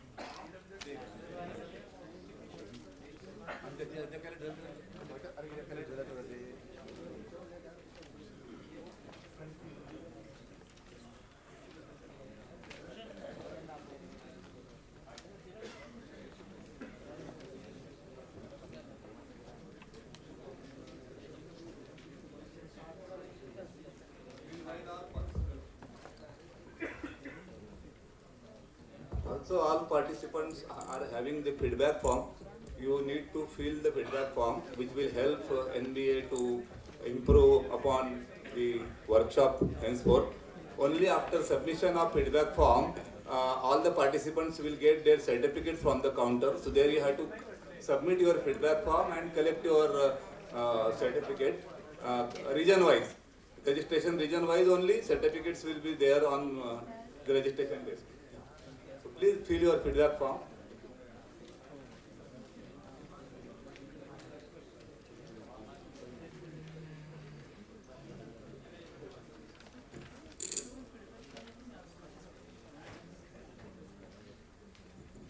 First question is, can we apply for NBA accreditation if name of the branch will change and 2 batches are not passed out? If only there is a change in the nomenclature of the program, and if you certify that the syllabus remains the same, then you can apply. If there is a change in the syllabus, then you can't, then 2 batches have to come out. For academic year 22-23, whether the faculty joining date considered 1st January 2022 to 31st December 23. What? 2 years? No. It is 2022-3 means it has to be from 1st January 23, not 22. You are not taking 6 months in advance the faculty there. Nowadays, getting a computer science and engineering faculty are tough. Can other branch faculty be recruited like ETC, etc. and interdisciplinary? We have not taken a decision in this regard. After NEP has been announced, we are going to have our revised SAR maybe in another 6 months or so, because it is going to take at least 6 months from now onwards. But now, till now, no. Those faculty members who are appointed in the computer science engineering department and they are relevant to that, they will be considered. If they are appointed in electronics, they are not. How a regular faculty is defined by NBA? What proof about regular faculty is needed to provide it? What percentage of contractual? You can have 100% of contractual faculty members, but you need to have 1 professor and 1 associate professor in tier 1 and 1 professor or associate professor on regular full-time basis. They should not be on contract. That is the definition. We are the affiliated institution and semester examination is conducted by university. How can we prepare? You will answer that later on. Assessment year 19, 20, 21, 22, what will be the faculty joining and relieving dates? I told you for the last pandemic years, it was shifted from 1st October rather to 1st of December. So 1st December 20, 1st December 21, 1st December 22. In criteria 3, whether criteria 3 you can take that. How many students batch need pass out in NBA's? CAY will be considered which month of the year? 2 batches should have completely passed out, and the batch start, it depends on the university. If they have started the classes from September, we start from that. Otherwise, it was taken as 1st of October. Till now, it is 1st January. We are going to revise it soon now. With God's grace, the pandemic is over. Can different colleges affiliated in the same university have different COPO mapping? See, university has given, I think you should answer, sir will answer, okay, sir will answer. Can a PG program be considered for applying for NBA when its corresponding UG program is not eligible? What? Not eligible for accreditation due to less number of admissions? No, you cannot. For restoring earlier sanction intake, is it necessary to get program accredited? What does it mean? I think if it is a penalty by AICTE, I can't do anything. per penalty. In fact, earlier it was 60. Thereafter, due to less number of admissions, it get reduced to 30. And that program. So that is AICT role. We don't have anything. We are accrediting agency. Whether it is required by AICT or not, I don't know. You have to see the approval handbook. Because that will be seen as an increase in intake. If you was earlier 60, then reduced to 30. Now you want to again come back to 60. That I think that as per AICT approval handbook, you need to get accreditation. Sir, one more my question is that, sir, we have started electronics and communication in 2008, and we are eligible in 2012 plus 16. But 2021 and 22, we have changed that course, electronics and computer engineering, because the AICT is given that the probable conversion of nomenclature in this way you can perform. Maximum in India, almost all they have changed their branch electronics and communication into electronics and computer engineering. And I told you if there is... Syllabus is changed, sir. What? Syllabus is changed according to that nomenclature. Syllabus is changed and we can't do anything, sorry. Whether we are eligible to... No, not at all. If the syllabus is changed, we can't do it. It means the students are not getting the same degree as they were getting earlier. So for that degree, they have to get at least 2 batches pass out.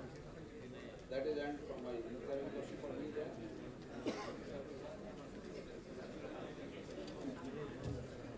Our college has polytechnic as well as BTech courses. We have acquired NAC. Is this accreditation applicable to polytechnic also? We have a different format for polytechnic also, that is known as diploma programs. You can refer our website also. We do accreditation for engineering courses at diploma, degree and postgraduate level, not PhD level. So all other programs are considered for accreditation. Our intake is 120 for computer engineering, but now we have 460 students instead of 360 students. What does it mean? Whose question is? We have more students now. Over. More students. I have 172 students in final year now. Those who have failed in previous years now they have came up. But the sanction intake remains 120, na? Yeah. So what is the issue then? Now in computer engineering instead of 360 I have 460 students. We are not asking how many students are there in the second year. We were asking what was the sanction intake. Sanction intake was 120 each year. So that will be, sorry? Actually students admitted is the 10% maximum, or the number of students admitted which goes higher than 10% including the center sanction strength, then only it will be considered, otherwise We are no. having problem for SFR. Now I have 20 staff members. But the See, I told you, please have a seat, please have a seat. If you have an intake of 120 each year, that means 360 students, and you have a rollover student, that is not your fault. Right? We will calculate the sanction intake based on 360 plus the lateral entry, whichever is applicable to you. If it is 10% or more than 10%, then more than 10% will be counted. In Maharashtra, there is a peculiar problem. You are allowing the lateral entry students to be admitted against the vacant seats also. So we take that plus 10% of the, if they allow 10% of the sanction intake as lateral entry, we will take whichever is the higher. Any revision in manual guidelines in near time is as 2019 manual is currently available on website.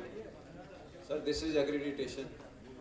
You want every year to be accredited, it's quite impossible. You know, it took us 1 year time to revise the earlier accreditation manual. It is very, very difficult. But yes, now of course we are doing it because NEP has come. We will try to see that how we can fit in those parameters which have been the aspirations of the NEP, which are the directions of the in the NEP. We will definitely try to incorporate them. What is this? Is there any consideration of trust vision mission? What is the trust vision mission? Sir, if the institute is under the trust, What do you mean? if the institute is under the trust, and the trust is having a What is your trust is doing? I have no business. they have to fund you as an institution. So their vision mission is definitely, if they are allowed in their MOA that they will be allowed to have an educational institution, that is more than sufficient for me. What other business they are doing, what is the mission of theirs, we are not. We are only looking for program accreditation where we see the institution vision mission and the program vision. Okay. Are you going to publish today's presentation? Yes. Otherwise, these presentations have been going on from time to time. Right now also it is available on our website of the last week presentations. Presentations are same. In Maharashtra, we have EWS, TFWS, quota, whether and how it will be, it is not counted. Those quotas which are supernumerary in nature, we don't count it. We count only the sanction intake and the lateral entry. And if you have 2 sections, you can count. There was a circular regarding 60% of the programs of the institutions to be accredited by NBA in next 2 years, that is up to 2025. We will apply to work on it, but what would be the better action if accreditation is not possible in next year?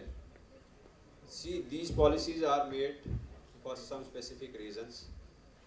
As far as NBA is concerned, we are an accrediting body. Whosoever comes to me, this is my responsibility to give them any decision. What will happen, how this will happen, that is, if government gives us policy, we will work to further strengthen our education system. If any of the institution is having UG program only and applying for NIRF ranking, that institute is unable to get more marks in research because of only UG program. Why separate UG, PG, PhD is not separate in NIRF ranking? Sir, it is very, very difficult. How will you compare those institutions? And particularly if I accept your suggestion, how will you compete with IITs? If I take only their undergraduate programs. See, I tell you an example here where one of the principal wanted to meet me from Uttar Pradesh. He said, he came and met me, he said, a group of 20 students of undergraduate programs, they wanted to meet the principal. And principal asked the reason why they want to meet. They said about NIRF they want to speak. Then they discussed with the principal and told the principal that we have formed a group of 20 students that will only cater to the research component. We have got, they were somewhere in 150 to 200. We have got this year a rank of 150 to 200. Next year we will see that we get the rank between 100 to 150. This was the students' aspiration, that too only at the undergraduate level.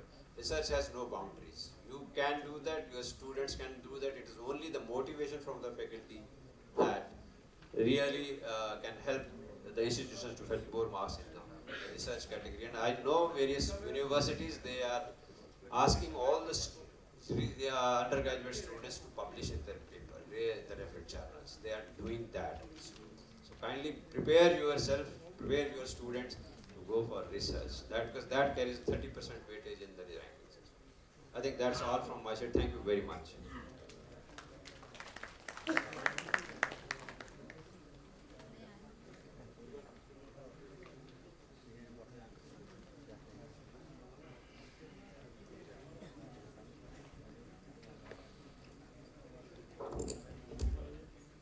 A small suggestion, when you write the question in the questions clip, you could also put which of the speakers you want to address.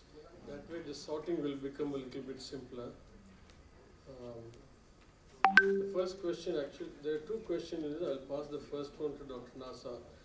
For PG accreditation, if we do not have a UG course, then which process to follow? Dr. Nasa, please. Dr. Nasa?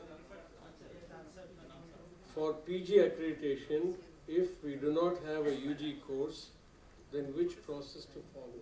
I have written in our presentation that if the corresponding UG program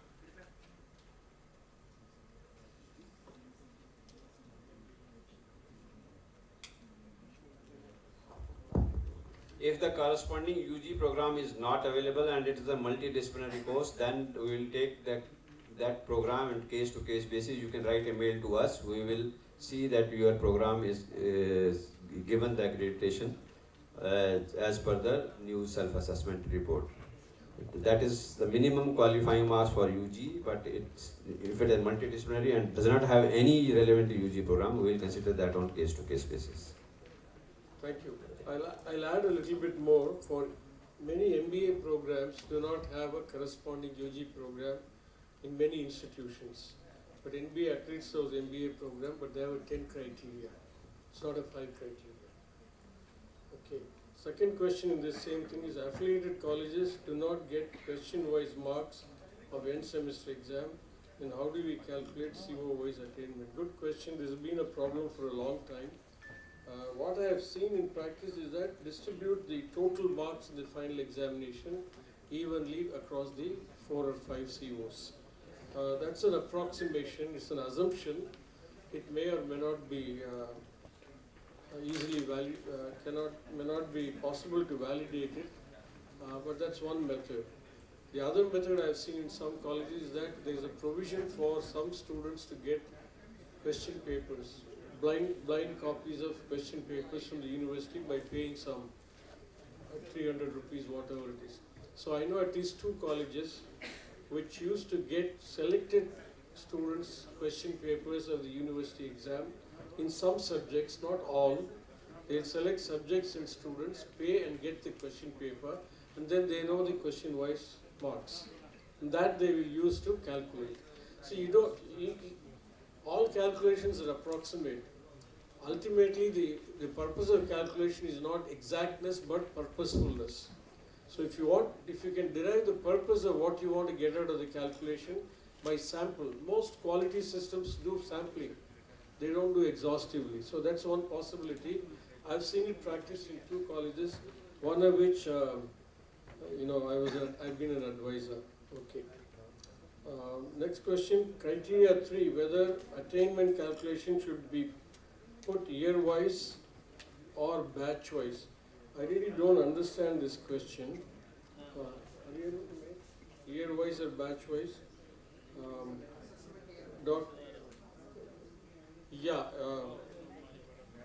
I think, if you're talking about CO attainment, it will be done at the end of the course when the course is completed and the final grades are awarded for the successful students who have earned the credit. If you're talking about PO, you should calculate it for the particular batch. Because with partial PO, with respect to all the courses that they have completed up to that point, using the COPO, relevant submatrix of the COPO. Okay? That part of the COPO matrix, which is yet to come for these students, we can't obviously include it in the calculation. Okay. How do we calculate first year PSO attainment? I've seen some colleges map first year courses to PSOs. It's a very long shot. Typically in a first year course, you don't specialize it to the level of depth of the particular program. PSOs will be specific to your program, and first year is a preparation in general, unless we have some department program subjects in the second or third semester. So if a mapping is showing first year course to PSO, I get a little suspicious and go through it in detail. Okay. It's not exactly an answer, but generally I would recommend avoid mapping first year courses to PSOs. A related point here is that what do we mean by first year courses? First year is 2 semesters out of the 4 years. What we mean is common courses, but now I find many autonomous institutions, through the due process of Board of Studies, Academic Council, etc., have also specialized the first year courses relevant to the respective discipline. For example, the same modules of mathematics are not taught for all engineering branches. They make a list of mathematics modules, maybe 12, 14 of them, and a smaller set of this, like 5 or 6, is selected, and that is done in the mathematics course for the respective disciplines. For example, data science programs definitely bring in more linear algebra and statistics into the mathematics course compared to, let us say, for example, mechanical or chemical engineering, where they might do a little bit more calculus. For electronics and communication, they bring in more of partial differential equations and calculus of that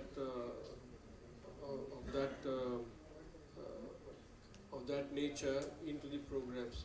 They may also do a little bit more on random processes and so on. The reason for this is that if 8 semesters is a fixed amount of time, you can't push too much. Students are not buckets to keep on filling. They'll break at some time. So therefore, you have to optimize the content in the curriculum and do it effectively. So, coming back to this question, how do we deal with okay, that's about PSO. If COs are given by a university, and I will take it that's for tier 2 colleges, can be modified if it's required. If university is giving COs, some universities have started doing it the last few years or so. You can change it. Sorry. You can write your own COs, provided you write proper justifications for it. The cases are the university CO may not be very well constructed. I've seen some university provided CO which says to understand, to impart knowledge, etc. That's not the way to write a CO. So at that level also some improvement is required. So you can do it as a way of improvement. But anyway, or you can do it also as a more sharper focus on what you want to teach in the course. But keep in mind, the end semester examination is designed and conducted by the university and evaluated by the university. So you shouldn't put students at a disadvantage. Keeping that in mind, you can modify with proper justifications. If somebody asks you why have you rewritten it and what is the thinking behind it, you should be able to articulate it properly. And if that sample forms part of what you put in your SSR, we don't ask for exhaustive information in SSR. We ask only for some courses and some COs, including some in the first year. So if your modified CO forms part of it, you should put the thinking behind it in words also in the SAR. Can you throw more light on distribution of course outcomes in a semester end examination? Very good question. Are we emphasizing all the course outcomes in good proportion in the different assessment? This question was also discussed outside. You see, the end semester examination comprises only one part of the total assessment. There are typically the internal assessment or continuous internal examination carries anywhere between 20% to 50%. Affiliated colleges typically have 20 or 30%, but autonomous colleges have up to even 50% weightage for internal assessment, which is completely conducted by them. The other 50, they may involve external examiners and so on.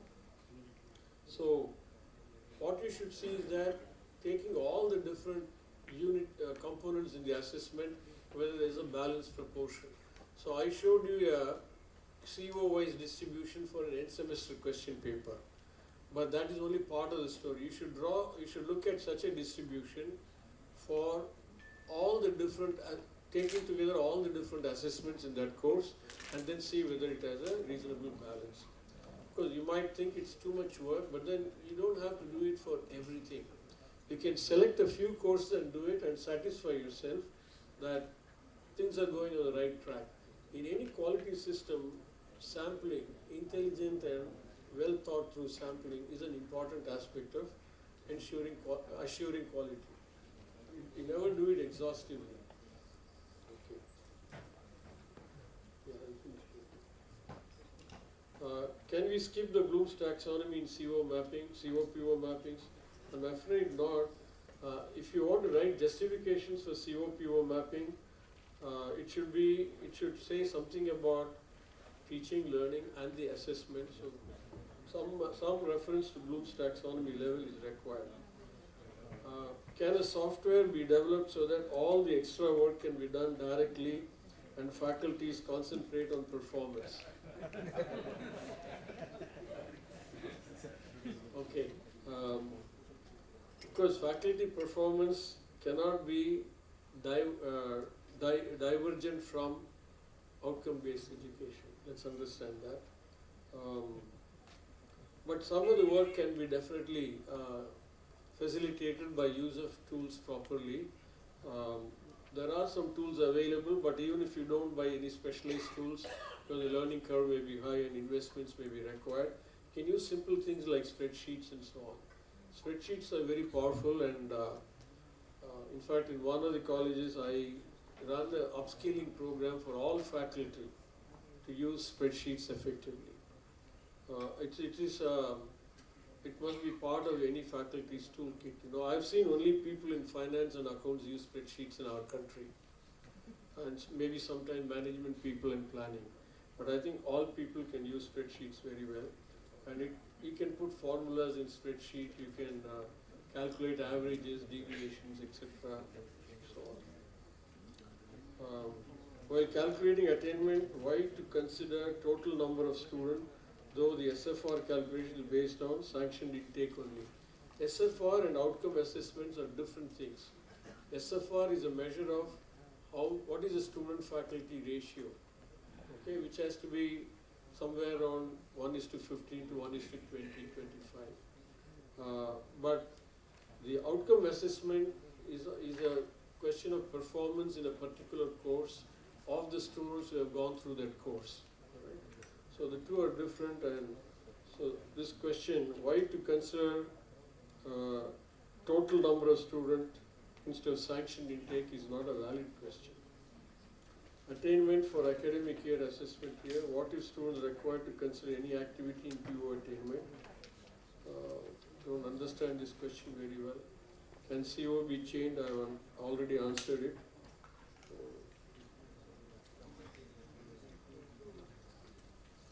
Yeah, last question I think. Higher cognitive level of Bloom's taxonomy in UG category is difficult to attain, even though in project we may try to attain. It will be only for third year and final year class only. Is it effective in attainment calculation? I think that's the question. I agree with this partly. You know, the higher levels of Bloom's taxonomy has to come only when a certain progress has been made in the specific discipline per se.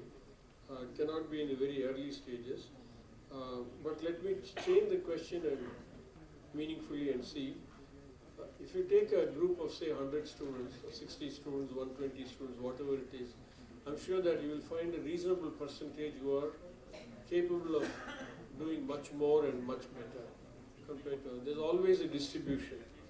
We refer to it as slow learners, weak students, bright students, etc. The question to ask is, are we serving our bright students adequately?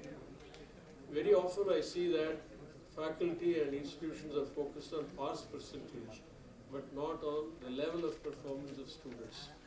CO attainment focuses on level of performance of students. So I think, you know, this question can be rephrased as, are we serving our better students, more capable students adequately and so on. Thank you very much.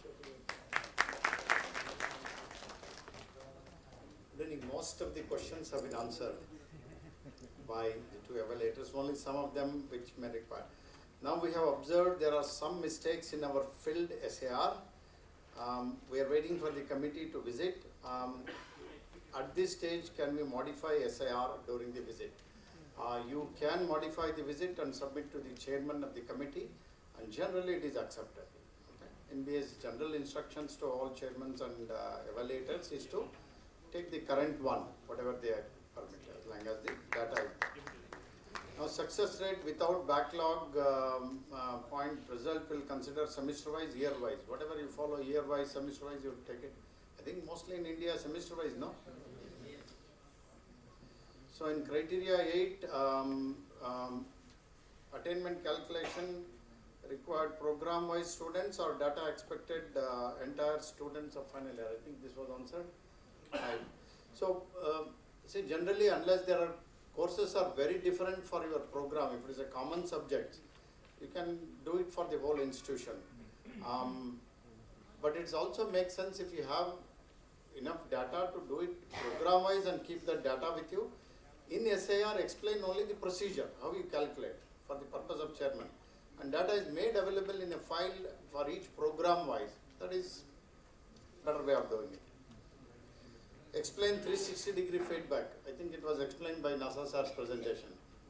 And how to map CO, PO, do you have some evidences? I think I spent enough time to explain that.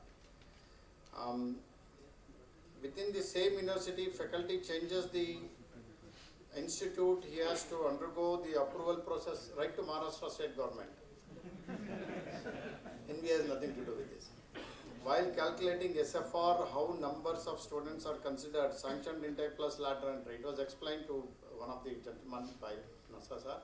It is sanctioned intake plus actual admitted by lateral entry. That's all. You have to follow. If CO given by affiliated university, I think this again answered already. Program intake is 60, student admitted 20, vacancy from second year, again it is answered. Most of your problem, whatever first year is not admitted, it has been permitted at the second year, and that's why you are asking this question, so that is already explained.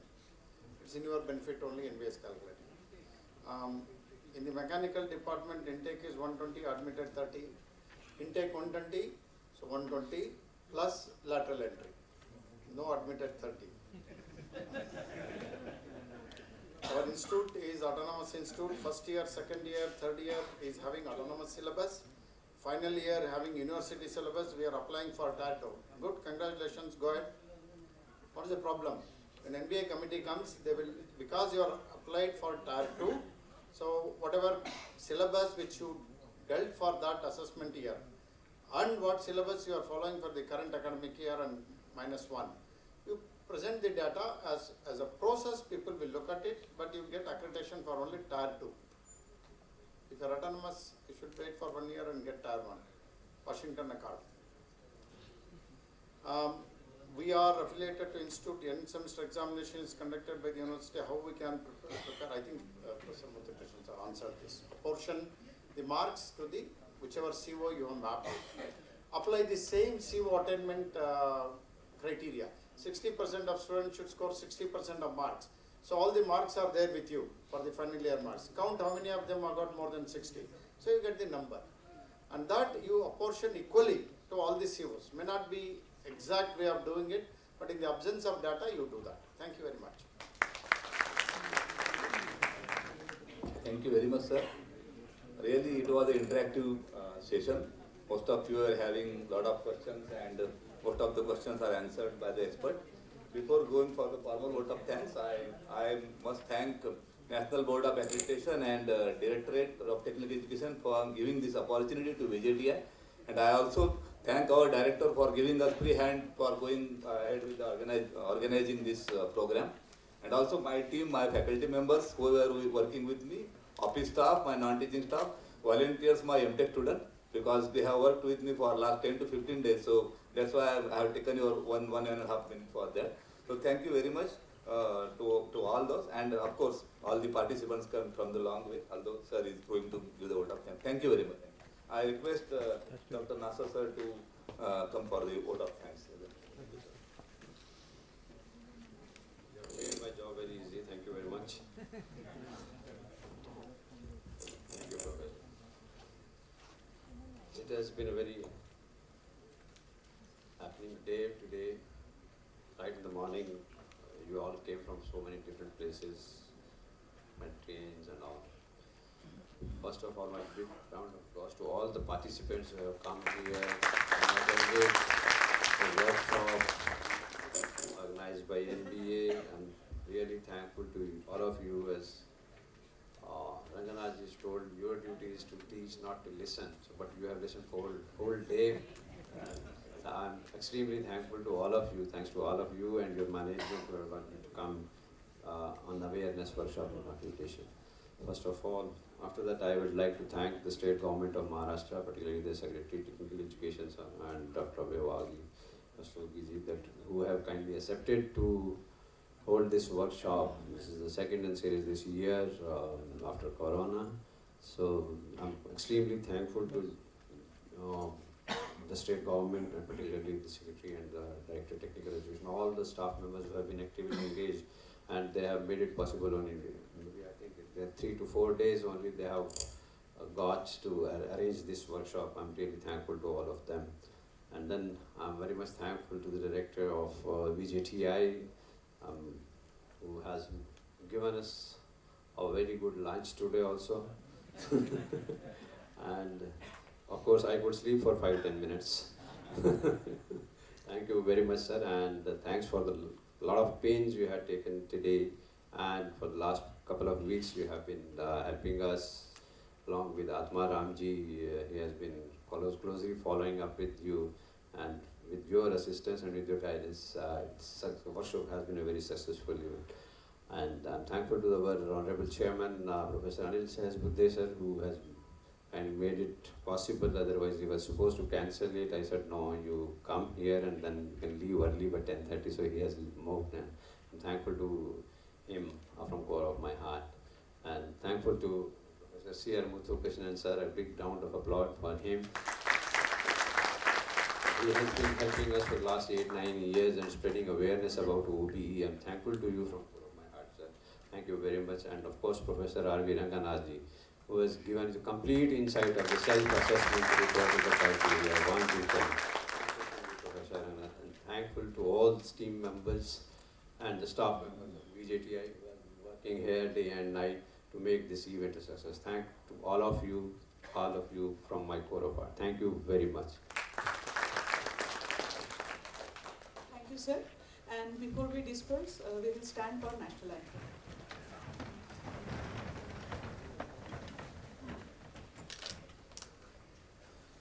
जनगण मन अधिनायक जय हे भारत भाग्य विधाता पंजाब सिंध गुजरात मराठा द्राविड उत्कल बंगा विंध्य हिमाचल यमुना गंगा उच्छल जलधि तरंगा तव शुभ नामे जागे तव शुभ आशीष मागे गाहे तव जय गाथा जनगण मंगलदायक जय हे भारत भाग्य विधाता जय हे जय हे जय हे जय जय जय जय हे.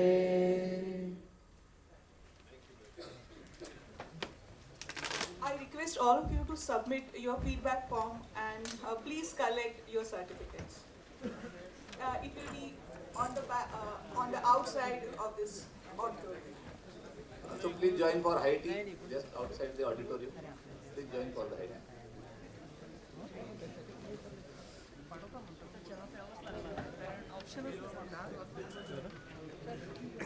कारण हे जे आहे हे द्यायला करायला सुद्धा वेळ लागणार आहे की तोपर्यंत आपल्याला वेळ इकडून जाईल.